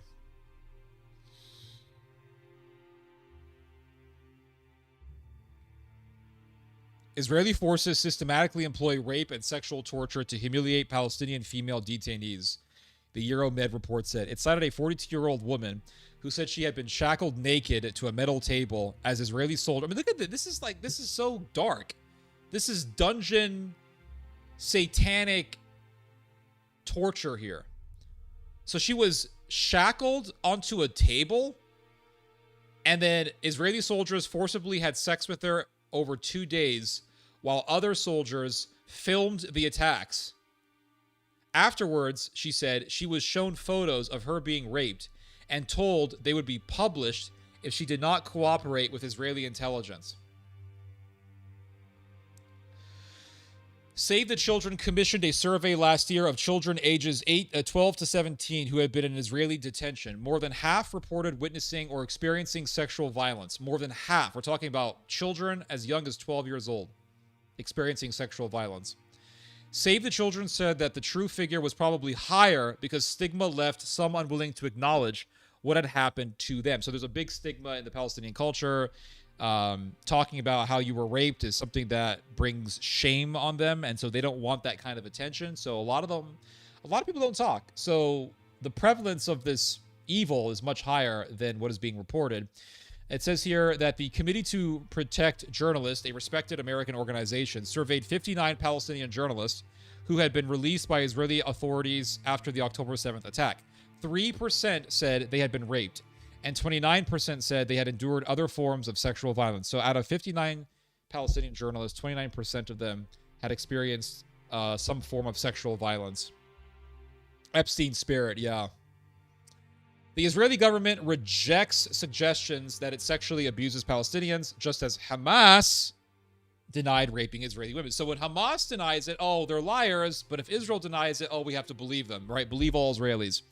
Israel welcomed a United Nations report documenting sexual assaults against Israeli women by Palestinians, but rejected the report's call to investigate Israeli assaults against Palestinians. So, yeah, please go ahead and investigate Hamas. Yeah. We'll help you on that one. But if you want to investigate us, we're not going to allow that. That's not going to happen, guys. So the UN is anti-Semitic. Oh, but you guys believe the UN when they talked about Hamas atrocities, but not Israeli atrocities. No, they're liars. Israel will never do anything bad. No. The Israelis are saints, guys. Absolute saints. They're God's chosen people. And I said this earlier, but I'll say it again. I met an old 65-year-old something boomer earlier this week, and we had a conversation about Zionism and all that, and he said, they're God's chosen. That's what he told me. They're God's chosen. I'm thinking, these are people who get all of their information from either Fox News or reading Facebook. That's where they're... Like, there's just no way you could be this oblivious. I'm looking at Haaretz, I'm looking at the New York Times, I'm looking at the Washington Post, I'm looking at the Atlantic, right? I'm looking at all these different sources. I'm reading about all sorts of stuff. Sudan, Israel, I'm reading about Ukraine, Poland, Germany, Sweden, Finland. I'm reading about all sorts of stuff, right? I try to keep myself as informed as much as I can. I mean, that's very difficult, especially given that we only have so much time in a day and life is very short. But I try to keep myself as informed as possible. I don't want to be like one of these old zombies who sits there and has Fox News playing in the house all day as they eat bombs. All right, I just don't want to be that kind of person. Like, you know, chugging down bombs, and then fucking Sean Hannity is playing in the background, and I'm not even listening to him. I don't want to reduce myself to that level of brain rot. I just can't do it. All right, I try to keep myself as informed as much as I can, although it's not possible to be 100% informed. But at least I try. These old boomers, man, they don't even try. They're like, oh, I get all my information from Sean Hannity, Grok, and Facebook. And that's it. That's where I'm getting all my info from. That's it. And if you tell them, hey, listen, man, there's some atrocities being done here. Well, you know, I don't believe the New York Times, man. That's fake news, guys. Fake news. But Sean Hannity, I believe him. Absolutely. Believe all. You know, there was that saying back in the day, believe all women. Believe all Israelis, guys. Except the ones that expose the evils of Israel. Don't believe those ones. So it says here that handheld metal detectors were used to probe between men's naked legs and then smashed into their private parts. Some men had to have their testicles amputated by doctors after beatings, according to the Euromed monitor. One reason these abuses don't receive more attention is threats by Israeli authorities, who periodically warn prisoners on release to keep quiet, according to Palestinians who have been freed. Another reason, Palestinian survivors told me, is that Arab society discourages discussing the topic for fear of hurting the morale of prisoners' families and undermining the Palestinian narrative of defiant and heroic detainees. So this is true. This is very true. So they don't like it when people talk about these things in public, because you have families who have relatives who are in these prisons, and they don't want the families to think, oh my God, like my husband or my father is being raped, and that'll spiritually, psychologically crush these people, and they don't want them to endure that kind of suffering. Another reason why people don't talk about this so much, people in Palestinian society, is because, well, there's a stigma. They don't want to bring that shame, and they want to portray the Palestinians as, you know, heroic and tough people, and they don't want to portray them as victims. So it says here, one farmer initially agreed to let me use his name in this article. Released earlier this year after months in administrative detention with no charges filed, he related what he said happened one day last year. A half-dozen guards immobilized him by holding his arms and legs while pulling down his pants and underwear and inserting a metal baton into his anus. The rapists were laughing and cheering, he said. So, the only reason why you would laugh at this is because you're demonic. That's it. You're possessed with third temple demons. And we're told that these are the chosen ones. God's chosen, man. God's chosen. Yeah. It's like this old boomer that I was talking to told me. He said, they're God's chosen. And I was trying my damnness not to laugh. I was like this. And he looks at me and he says, God's chosen, right? I didn't say a damn thing. Because I don't want to waste my time arguing with people who have had over 6 decades to go through introspection and actually make observations about the world around them and did nothing but rot their brains with boomer slop material. I just don't want to waste my time with people like that. If you want to know the truth is right there. If you want to know the truth, you will find it. But these people who worship Israel, they don't want the truth. They really don't want the truth, because the moment you tell them about this stuff, like, okay, I was pro-Israel for a while. I'll admit it. I was pro-Israel for a while. I was raised to be pro-Israel. I was pro-Israel for a huge chunk of my life. I started doubting the whole Israel thing in around, 2013 or so is when it began. Maybe even before that. But it was a slow process. It wasn't 100%, but it was a slow process. And I just came to the point where I told myself, listen, if Israel does evil, I'm going to talk about it. That's it. If Israel does evil, I'm talking about it. That was my philosophy, and that's still my philosophy. And I remember there was this story that came out back in 2015,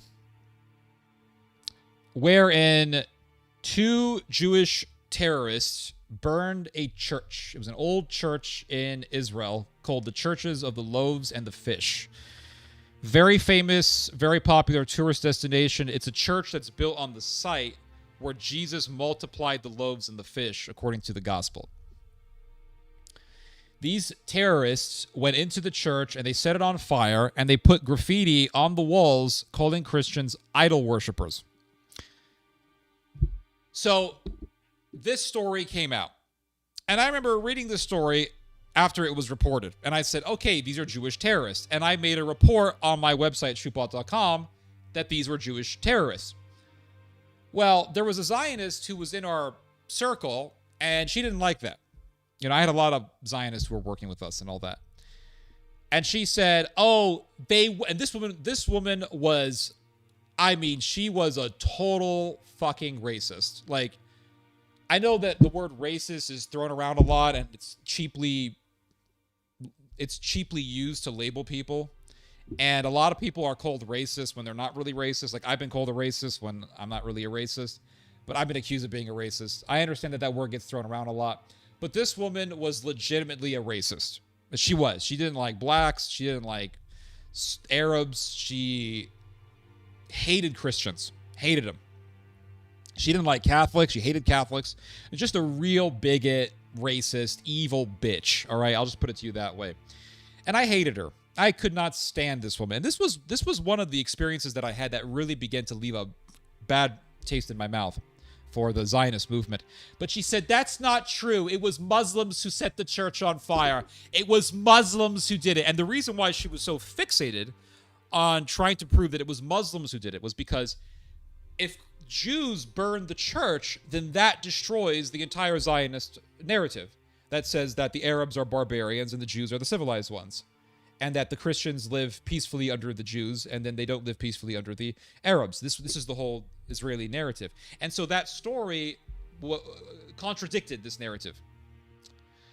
And so I looked at all the evidence that was presented by the media, and I stuck to my guns, and I said, no, this was done by Jewish terrorists, because the graffiti on the wall is in Hebrew, and it's a line from the Old Testament that says, have no idols and all that. basically calling Christians idolaters.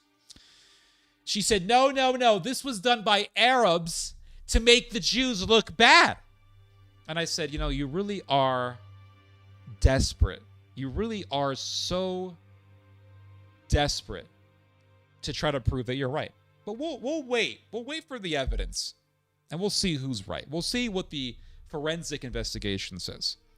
So there was a forensic investigation that was done on who burned down the church, and the forensic investigation concluded that it was 2 Jewish fanatics who burned the church, and they knew this for a fact because they found DNA in the crime scene, and the DNA matched a Jewish terrorist who just so happened to be around that area at the time of the fire. The DNA matched, and in fact, they found security footage showing the 2 fanatics at a gas station not too far away from the church, and you can see on the security camera footage the terrorist filling up a bottle with gasoline, which they then used to burn the church. And I believe that they found that bottle on the crime scene. They also found some sweat that was left, and they took the sweat. They were able to get DNA from the sweat, and the DNA matched at least one of those terrorists. So it was very clear that these were the perpetrators. Did this woman come to me and say, Theodore, you're right, I shouldn't have questioned you. I should have just listened to the evidence. I shouldn't have been so biased, Theodore. If she would have done that, I would have said, you know what, maybe she's not that bad. But no, not one admission from this bitch. Nothing. No email, no phone, nothing. Just quiet. Not saying anything.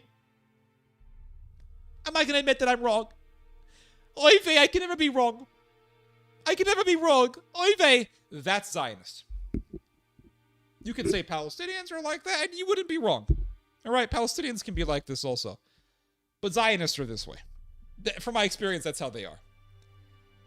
And they always try to portray themselves as like, oh, we're civilized, and we're the westernized ones. Those other Semites, they're barbarians. But the reality is that the Israelis, they're barbaric also. But they hide their barbarism under the facade of Westernism. Under the facade of westernization. I mean, look at Dennis Prager. Perfect example, Dennis Prager. He talks about Western civilization and the West is the best, and the West, and the West, and the West. Anytime I hear someone just fixated on this concept of the West, I know I'm dealing with someone who's evil or someone who is deeply brainwashed and hasn't seen the light yet. The West is the best. It's like that song from The Doors. This is the end. Beautiful friend, the end. And then he says,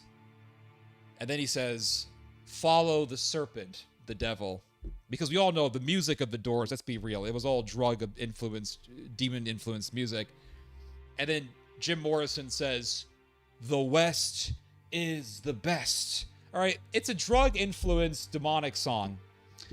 But I think the satanic world really wants us to worship this thing of the West. I really do. I think that the satanic influence, the satanic world, wants us to worship this idea of the West. Because if it can get us to worship this idea of the West, then what that does is it gets us to start to think that, oh, we Westerners are superior. So therefore, we can now brutalize Easterners. And we're good because we're Western Civ, man. We're giving it to the libs. And it's like that guy, Douglas Murray. He talks about the West. The West. Well, the West is this, and always praising the West. Well, the West, Western civilization, the West,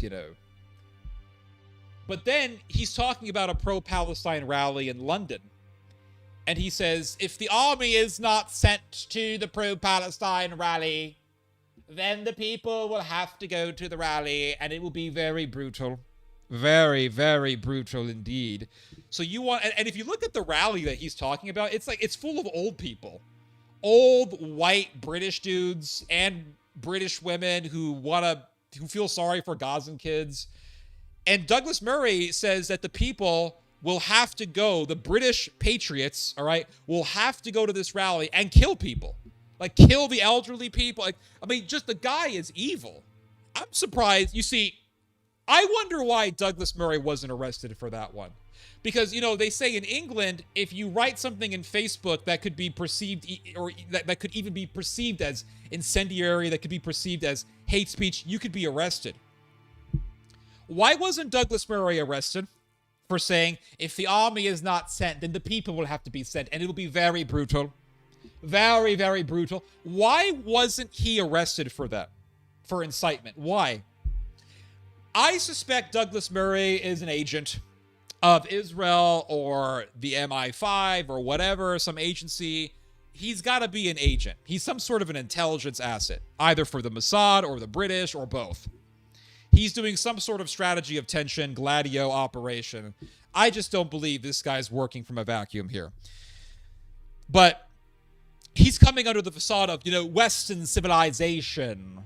The West is the best. And he's calling for mass butchery on the streets of London. Well, who's the savage here? Who's the barbarian here? So this is the game that the Zionists play all the time. They always pretend, they come under the facade of, oh, we are part of Western Civ. They always come masqueraded as Western civilization. But they're barbaric themselves. They'll support stuff like this, mass rape. As long as the rapists are Jews, it's okay. You know, it's okay. It's Israeli carrots. It's Israeli sodomization. Israeli sodomization is actually connected to the Western civilization's roots.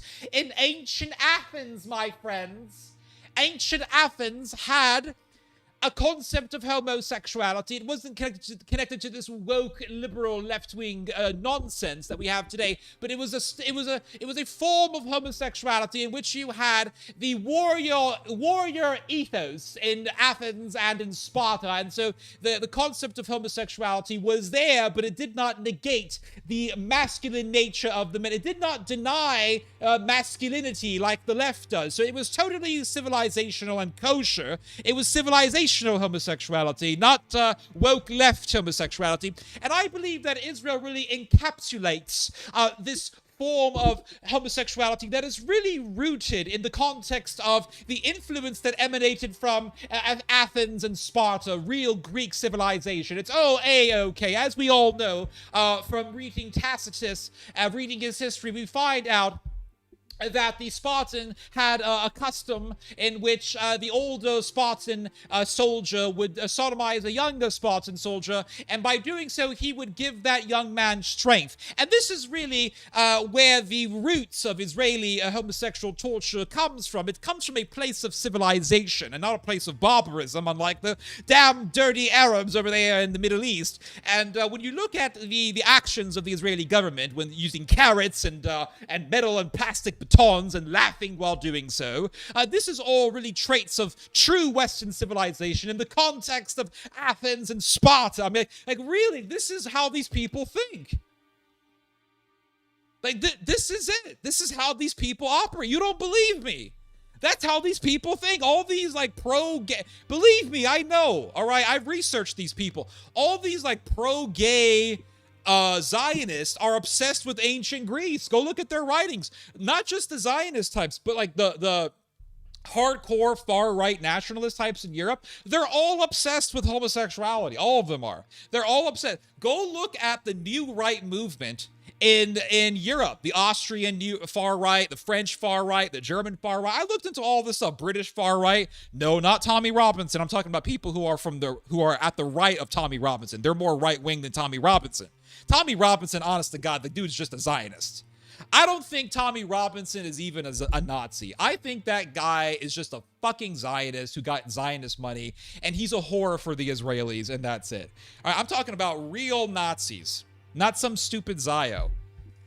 Real Nazis, okay? Look at all their literature. I've spent time doing this. They're all obsessed with Athens and Sparta, and they all read Yukio Mishima, who was a Japanese homosexual nationalist. They're all into this stuff. They glorify and romanticize ancient Greek homosexuality and say, well, it's not like the far left stuff that denies masculinity. It's homosexual, but it's masculine homosexuality. Right? These people are depraved. So you go to Israel and you see this sort of right-wing politics, but that right-wing, the right-wing fanatics in Israel will bash the liberals in Tel Aviv. And they'll say, people in Tel Aviv, they're all gay, liberal. People in Jerusalem, they're good right-wing, nationalist, religious people who read the Bible. They read the Bible. Okay, the people who are doing the raping are the right-wing people who hate the liberals in Tel Aviv. And I'm not saying the liberals in Tel Aviv are good people either. They're fucking weird too. They're a bunch of weirdos. But they're open weirdos. The right-wing Israelis, they come with the facade of religion and orderliness and organization and all that stuff. But they're doing the raping. The ones who claim to believe in the Torah, I believe in the Torah. I read the Torah, I read the Mishmah, I read the Mishmah, okay? I read the Tanakh, I read the Word of God, I follow Moses, okay? Abraham is my father. All right, those are the people doing the raping. Those are the people doing the raping. And it goes back to what Josephus said in his history on the Roman-Judean War. He said that the people who turned to the ways of Sodom, so there was a war, all right? Judea versus Rome, all right? The Judeans took over Jerusalem, all right? The Judean fanatics took over Jerusalem. The faction that took over Jerusalem was known as the Zealots. The Zealots, according to Josephus, were the ones who claimed to be the most ardent about the law of Moses. They were the ones who said, we're religious, we believe in the law, this and that. As soon as they took over Jerusalem, they all became gay. They all started wearing dresses. They started putting cosmetics on, right? They just became gay. But these were the Zealots. So in other words, the ultra-religious ones were the ones who turned to the ways of Sodom. And the ones who said, listen, man, we don't want no war with Rome, they ended up being the normal ones. It really goes to show you. People who say, oh, I love freedom so much are the ones who love tyranny. People who say I'm a free speech absolutist would restrict your free speech. People who say that they're anti-war would actually lead you to war. And the people who say, oh, well, you know, we are the true followers of God. Okay, a lot of those times those people are following the devil. Look at who crucified Christ. It wasn't the non-religious people. It was the hardcore religious people who killed Christ. Anyway, let's go back to this nightmare of an article here.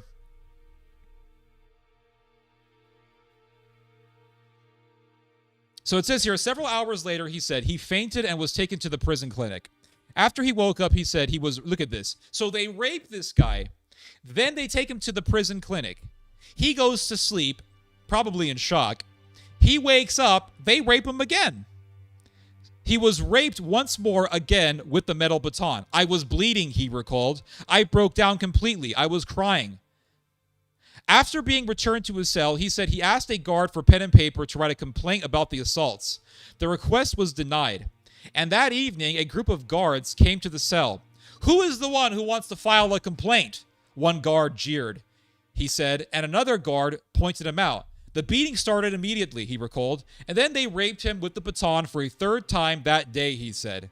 He recalled one saying, now you have seen more to put in your complaint. So they raped this guy 3 times. They rape him one time. They rape him a second time after he wakes up. Then he says, I want to file a complaint because we're supposed to be a civilization here, and civilization has rules and standards. And they said, oh, okay, we'll give you a pen and paper, and they raped him a third time. Then they mocked him and said, now you have more to put on your complaint. I mean, these are demons. They're demons, these people. I think if you support Israel after knowing all this stuff, I think you're satanic. I'm not even going to say, oh, you're just an ignorant, poor, ignorant, evangelical. No, no, no. I'm not going to let your Starbucks drinking, Chick-fil-A eating, Bible study on Wednesday night bullshit fool me. Y'all are freaking evil. Oh, we have Starbucks at the church, and then on Wednesday nights we have a Bible study, and we love Israel. Y'all are evil. You ain't fooling me. Now, you may be ignorant. I'll give you the benefit of the doubt, but I'm going to send you this article. And if you continue on with your bullshit, then then you're evil. I've done this before, by the way. I'll talk to Zios and I'll say, okay, read this article for me. And they never get back to me. They never do.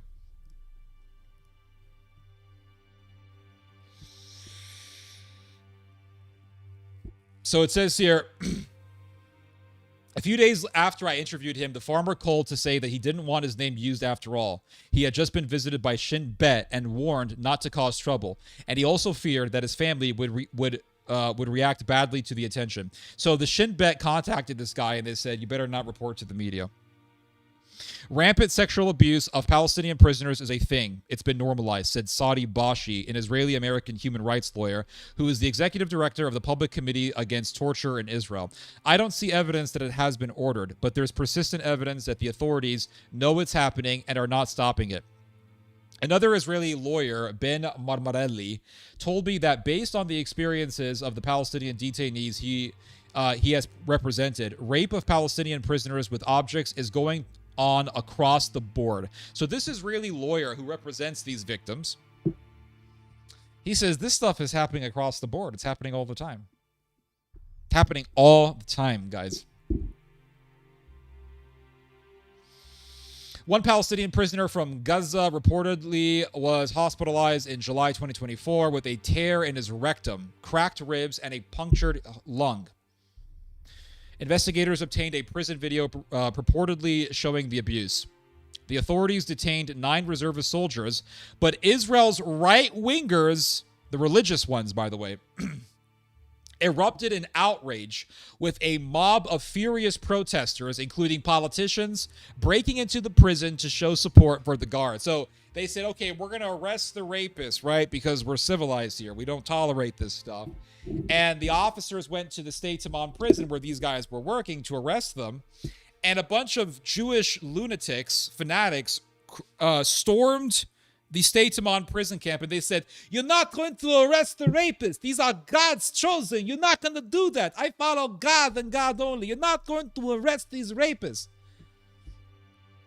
The last charges against the soldiers were dropped. I thought this was a civilization. We don't tolerate barbarism here, unless the barbarism is done by Jews. Then we tolerate it all the time. And it's okay. It's kosher. As long as the barbarism is kosher and blessed by a rabbi, then I support it 100%. The authorities detained 9 reservists. Okay, so the charges were dropped. And last month, the military approved the soldiers' return to duty. Netanyahu hailed the dropping of charges as the end of a blood libel. Everything's a blood libel with these people. The state of Israel must hunt down its enemies, not its heroic fighters. Don't hunt down the sodomizers. Oh, no. We're going to hunt down the people who exposed the sodomizers. And that's exactly what happened. That's what happened to Tomer Yerushalmi. She was the lady who leaked out the footage showing the rape. And she got arrested and prosecuted. So that's what Netanyahu means when he says, hunt down the enemies of Israel, including Jews who expose this evil. Nope. Get those people also. We're here to fight Hamas. We're here to fight Hamas. What about Jews who expose the evils of Israel? We're going to fight them too. We go against, I'm telling you right now, eventually these Jews are just going to go at it with each other. I think what's going to happen eventually is exactly what Josephus described in his book on the Roman-Judean War. I think that the Jews, the fanatical Jews, are going to murder the good Jews. I think they're going to murder the Jews who are against them. Just like during the Roman-Judean War, the fanatical Jews butchered all the Jews who didn't agree with the war with Rome. They killed those people by the tens of thousands. Netanyahu hailed the dropping of charges. Okay, I already read this. Bashi described the outcome this way, quote, I would say that dropping the charges, that's giving permission to rape. So they said, hey, the charges have been dropped. Hey, Yuri, the charges have been dropped. Let's go do it some more. And now they're doing it without any sort of restraint. They're using carrots, plastic batons, metal batons. They're just going at it because they're evil. And Netanyahu just gave them the green light by acquitting the sodomizers from the State Tamam prison camp. That prisoner, who afterward reportedly required a stoma bag to collect his waste, was returned to Gaza. Oh, I thought this guy was a terrorist. Didn't they say the guy who was raped was a terrorist? They said, no, he's a terrorist. He's a Nukhba terrorist. That's what they were saying. That's what all the Zios were saying online. I remember this. No, he's a terrorist. So even if he was a terrorist, does that justify sodomizing men? Sounds like you're not really for justice. It sounds like you're for sodomite violence under the pretext of fighting terrorism. That's what it sounds like to me. But they released the guy who was sodomized. Well, I thought he was a terrorist. Don't you think he deserves a punishment for his terroristic crimes? Oh, no. Release him. Well, why did they release him? Because they didn't want him to be an eyewitness. They didn't want him to testify in court. That's the reason why. So they release him. Well, I thought you guys were fighting terrorists. Why did you release him if he was a terrorist? Oh, I see. You didn't want him to testify against your little gay Israeli soldiers. Oh, I see. Yeah. Fuck Israel, guys. Really.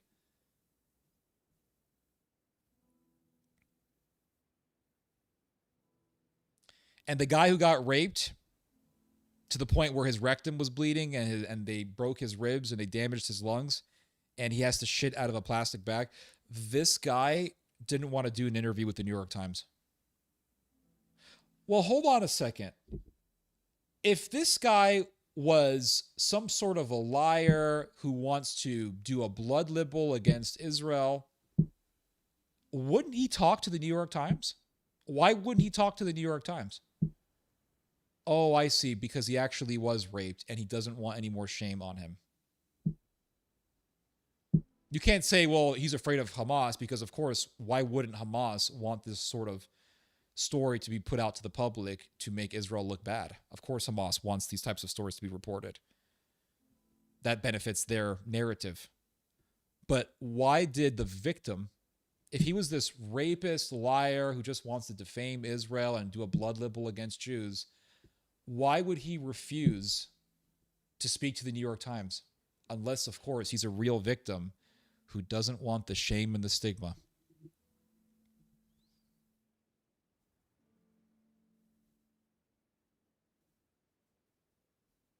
So it says here, a former Israeli officer in a prison infirmary described in testimony to the Israeli group Breaking the Silence what that kind of acceptance means in practice. Quote, so this is the testimony of an IDF soldier. He says, quote, you see normal, pretty ordinary people reaching a point where they abuse people for their own amusement. Isn't that what I told you guys? That's exactly what I said. I said, they are doing this for their own amusement. This has nothing to do with fighting terrorism. This has nothing to do with civilization and fighting in a civilizational war. This has nothing to do with, the West against barbarism and all that nonsense, all that CIA psyop talk. This has everything to do with cruelty and sadism. Cruelty and sadism are the point. That's the point. You could say, oh, why are you guys doing this? This is cruel. This is sadistic. That's the point. That's why they're doing this. This has nothing to do with fighting terrorism and everything to do with relishing in the suffering of others who you deem to be inferior. That's it. That's what this is. It really just comes down to that, plain and simple.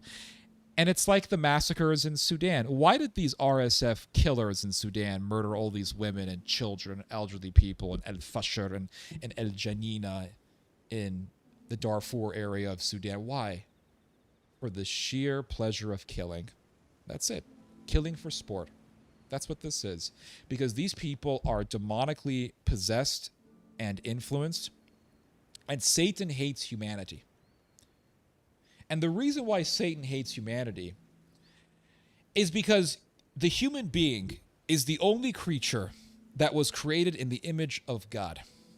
Now, what does it mean to be made in the image of God? I've thought about this for years. What does that mean? And here's a thought that I have. If you disagree with me, please let me know. If you think I'm wrong, if you think I'm mistaken, please correct me. But this is my thought, and I've thought about this for a long time. When Adam and Eve sinned, so God makes, oh my goodness, it's very beautiful. God makes humanity. He takes clay and he breathes the breath of life into it. He makes clay and he forms the clay to look like a man. And the Bible says, and God made man in his image. He took clay and he molded the clay to look like a man, and then he breathed the breath of life into that clay figurine that became Adam. Now, there is a verse in the book of, I think it's in the book of Wisdom or Proverbs. I can look it up real quick.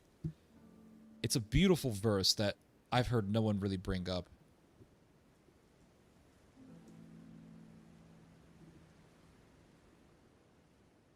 It's from Proverbs chapter 8. I mean, it's such a beautiful verse. Let me read to you. Just let me read it to you guys. And this explains why Satan hates humanity.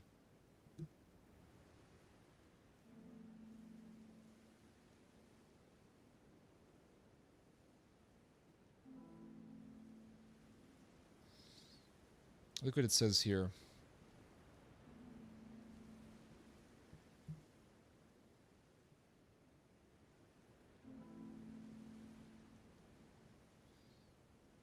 Look at this. Look at this. I'm just going to read it to you guys. Proverbs chapter 8. This is why Satan hates humanity. Doth not wisdom cry, and understanding put forth her voice? She standeth in the top of high places. So this is wisdom speaking. Now, who is wisdom? St. Paul tells us who wisdom is. Wisdom is Christ. Because Paul says, wisdom, Christ, is the wisdom of the Father. So when Proverbs says wisdom is speaking here, or when you read the book of wisdom and wisdom is speaking, that's Christ. That's Christ speaking. So it says here, doth not wisdom cry, and understanding put forth her voice? She standeth in the top of high places, by the way and the places of the paths. She crieth at the gates, at the entry of the city, at the coming in at the doors. Unto you, O men, I call, and my voice is to the sons of man. O ye simple, understand wisdom, and ye fools, be ye of understanding. Hear, for I will speak of excellent things, and the opening of my lips shall be right things. For my mouth shall speak truth, and wickedness is an abomination to my lips. All the words of my mouth are in righteousness. There is nothing forward or perverse in them. They are all plain to him that understandeth. It's true. In other words, if you want the truth, you're going to find it. And right to them that find knowledge. All the Zionists who refuse to believe that Israel is doing atrocities are people who aren't trying to find the truth. They're not trying to seek the truth. They're following a cult. Receive my instruction and not silver, and knowledge rather than choice gold. For wisdom is better than rubies.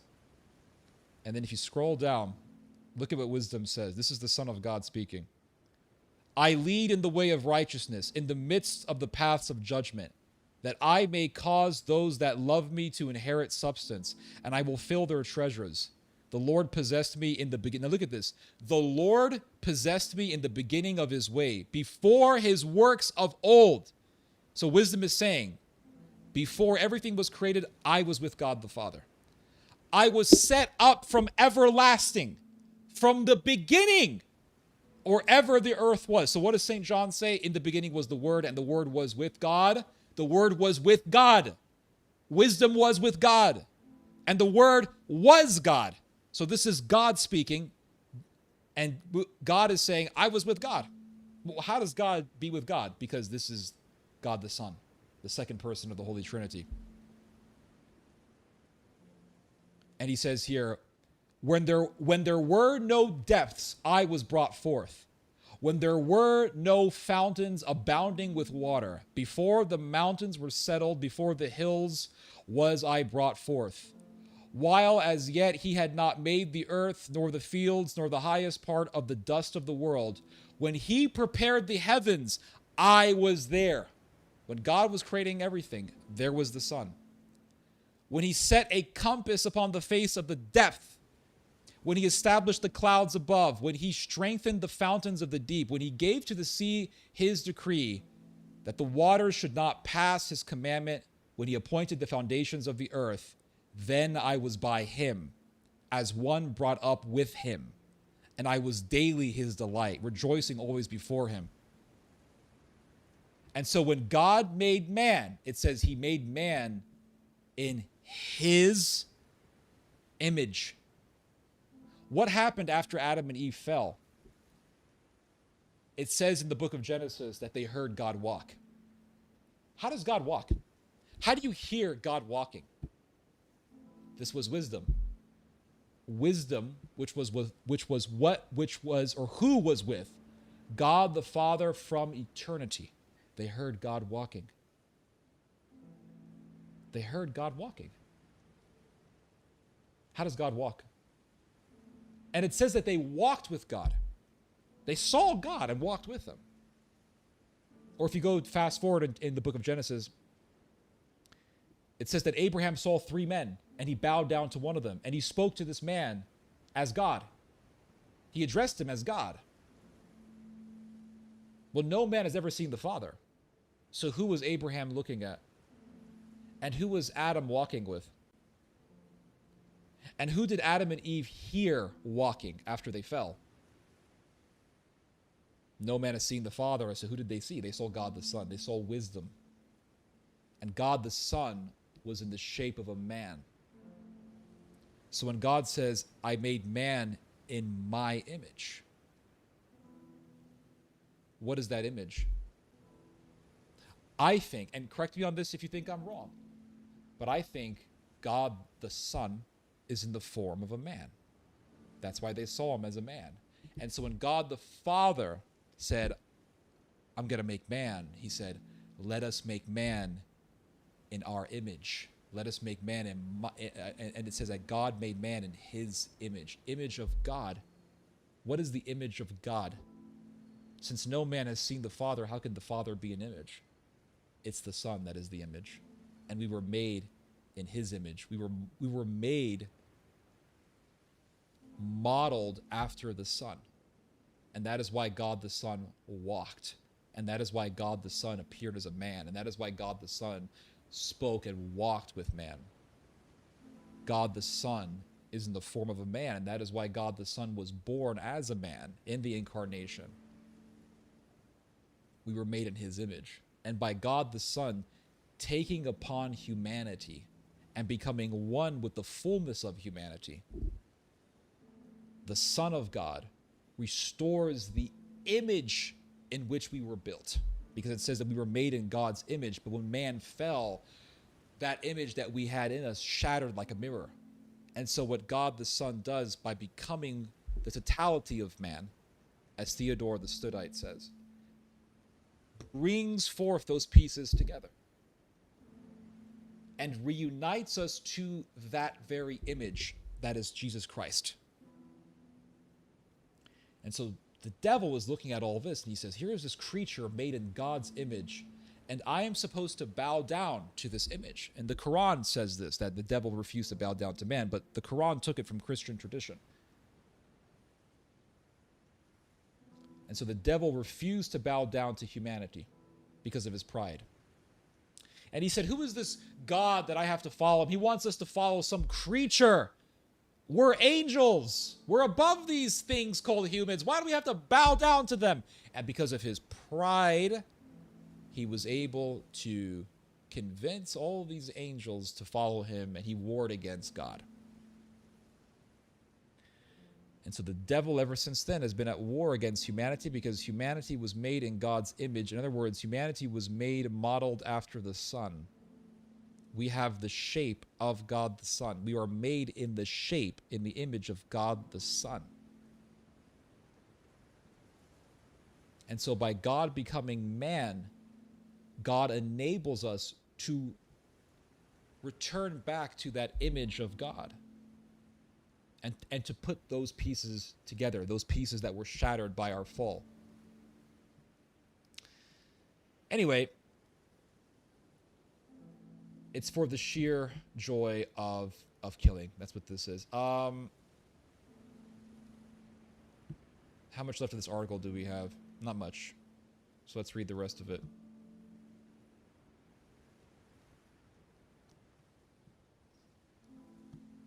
So it talks about this woman who was sexually tortured by Israeli officers. And it says here,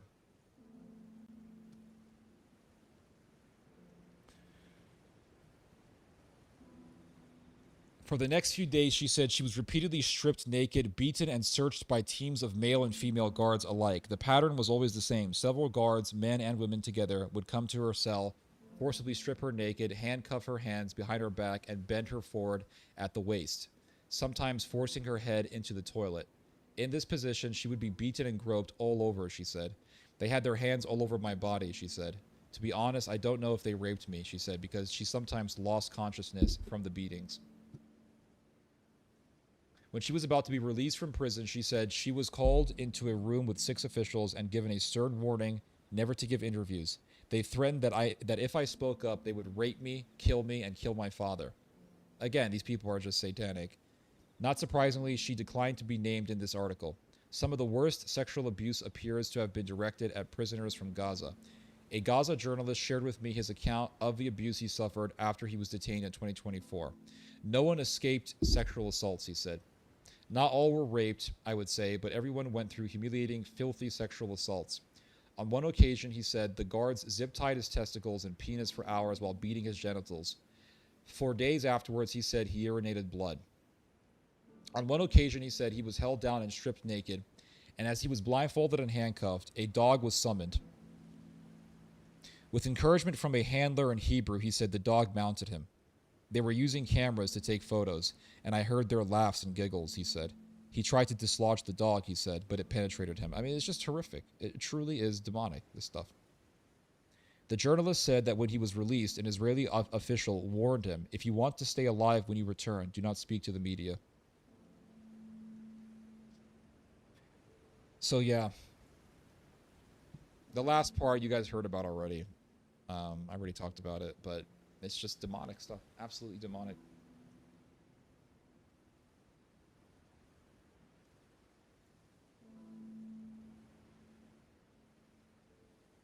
Yeah, because the Son is the express image of the Father. Exactly.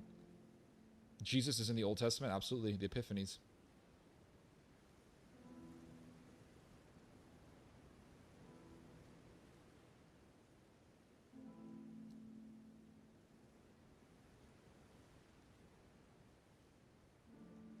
Israel has no future. They're terrible liars and fighters. He's probably scared as fuck. Yep.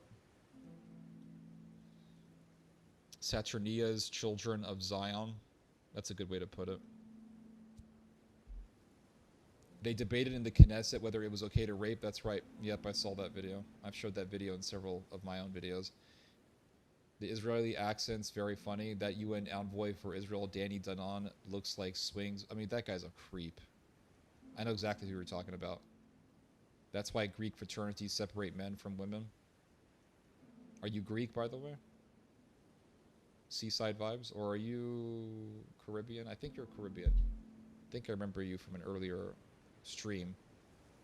Douglas Murray, absolutely. I'm vomiting. I can't blame you. European exceptionalism is rooted in racism, or should I say rooted in European narcissism. Them and their psyops. Mast is innocent. The West is nothing but an extension of their demonic ways. Douglas Murray is a prick.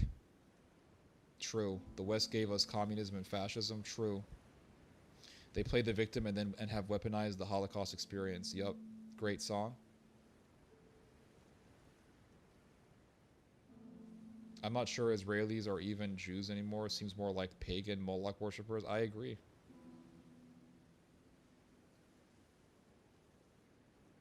Was she a Jewess or just an evangelical? Who are you referring to? Boomers or NPCs? Yup.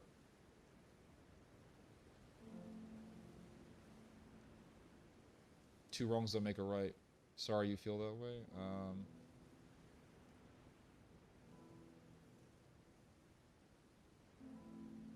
So did you abandon Zionism first? I've never abandoned my father. My father agrees with me.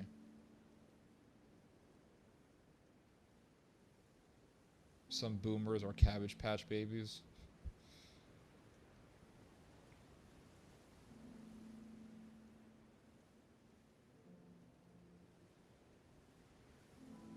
Eurovision? I don't even watch that stuff.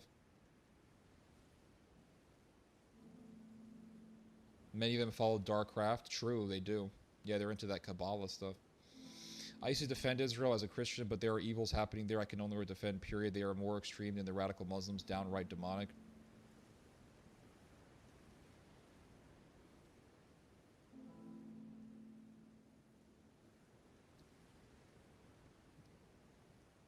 Theo, my man, have you ever considered live stream gaming? Most of us would definitely watch and enjoy that. The problem is I don't have a PC. I have an Apple, and Apples aren't really designed to be super compatible with gaming. I mean, you can play games on an Apple, but for example, I play Medieval 2. That's the only game that I have on my computer, on my desktop, and sometimes it takes a lot out of my computer just to play that game. You know, I have to be like, I have to cancel out a whole bunch of stuff, get rid of iMovie, not get rid of it, not delete it, but just I have to exit out of iMovie to make sure that the system runs smoothly. I'm asking if you left the Zionist headspace first, or your oh, I see. I began to. I first began to question it. And my father had an experience of his own that got him to start to rethink a lot of these things, and that was an event that took place.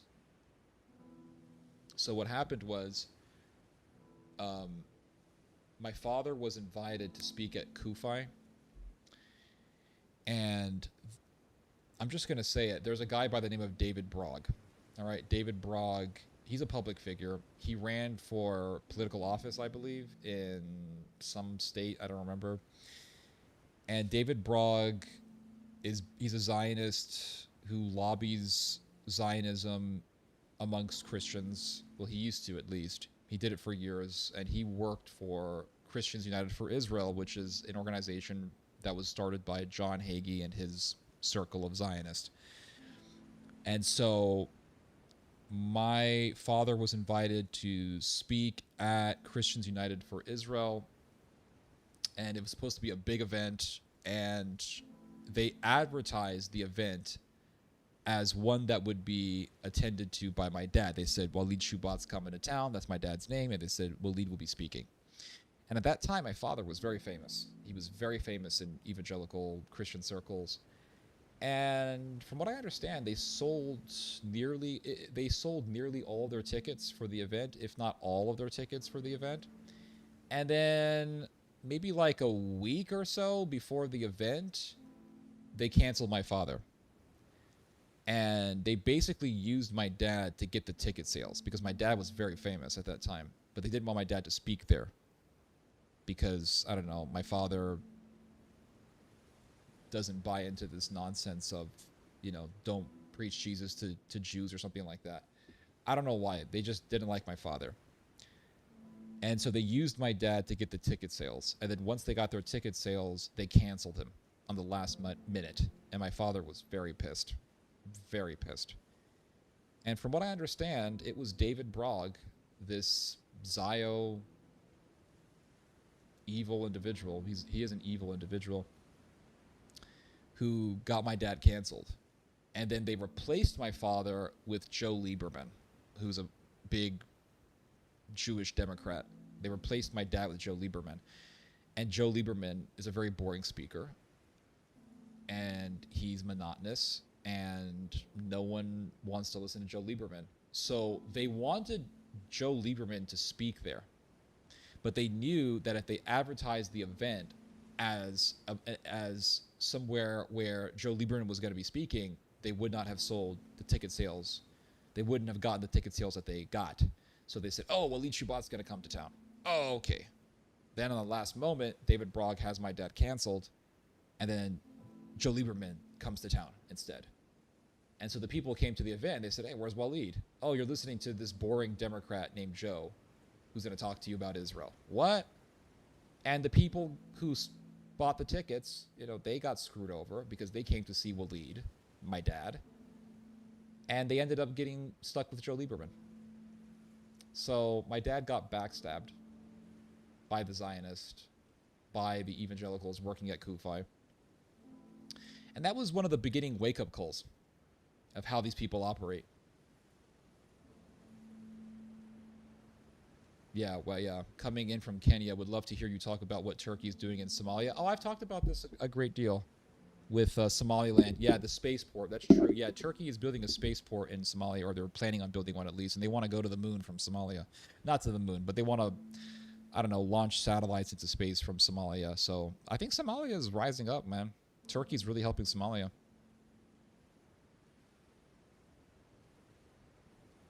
Replaced by a former VP candidate. I mean, he's a very boring speaker. Have you guys ever heard Joe Lieberman talk? The guy's a very boring speaker. And so they knew that, well, no one's going to come to listen to Joe Lieberman. No one's going to buy tickets to go listen to Joe Lieberman. They will buy tickets to listen to Walid Shubat. And so they sold all these tickets, and then, well, you got canceled. We used you to get our ticket sales, and then we screw you over. That is how they operate. Yeah, that's how they operate. Will you keep the stream up? Well, I got to get going. It's pretty late where I'm at, so I got to get going here. But anyway, it was a great stream, guys. We had a lot of fun. We talked about, we covered a lot of ground. We talked about the decline of AIPAC and all that stuff, and the decline of Israel, the downfall, the beginning of the downfall of Israel that we are witnessing, currently witnessing. And we talked about how Israel is Sodom. We talked about Sudan. That was very depressing. That was difficult to watch. And we covered a lot of ground, guys. We had a good stream. I'll see you guys soon. Have a good weekend, guys. Have a good weekend. Be well. Never ever heard of him. I didn't grow up in the evangelical scene. Well, there you go. You were lucky. Good night, guys. God bless you guys. I'll say everyone's name here. Alexis Corral, Daniel Tracy, Ann, Scoob, 1337, Jack, Mark, Kiari, Kariuki, and who else? Set Apart Grace, Third Temple Demons. We're trying to make a ballroom for Trump. There you go. Philip Kempter. We had a lot of weirdos at the beginning of the stream. We got freaking ambushed at the beginning of the stream by Zionists and Turks, man. Zios and Turkish nationalists, they just totally ambushed the whole stream, and they were just spamming the stream. I had to block a bunch of people. Have you ever heard of Yuval Hariri? Yeah, he's evil. Have you ever seen his videos? Yeah, he openly defies God. He says that we in Israel have made such wonderful technology that we don't need God. We don't have to fear God. That's what he said. I'm thinking, dude, are you sure you really want to fight this battle? Because you're not going to win, man. God bless you guys. Good weekend to you too, Mr. Monkey Brain. Kenya and Somalia issues getting hotter because of Israel. There you go. Yeah, that doesn't surprise me very much. I know that Israel wants Turkey out of Somalia, so that's why Israel's getting involved in Somaliland. I'll have to look more into the tensions between Kenya and Somalia. Yeah, Turkey is very much involved in Somalia. They practically control Mogadishu. See you later, Mr. Fraser. And everyone else, guys. We had a great stream. I've been here for almost 7 hours, and I'll get back to you with excerpts from this stream, and hopefully I'll be able to pre-record some videos for you guys.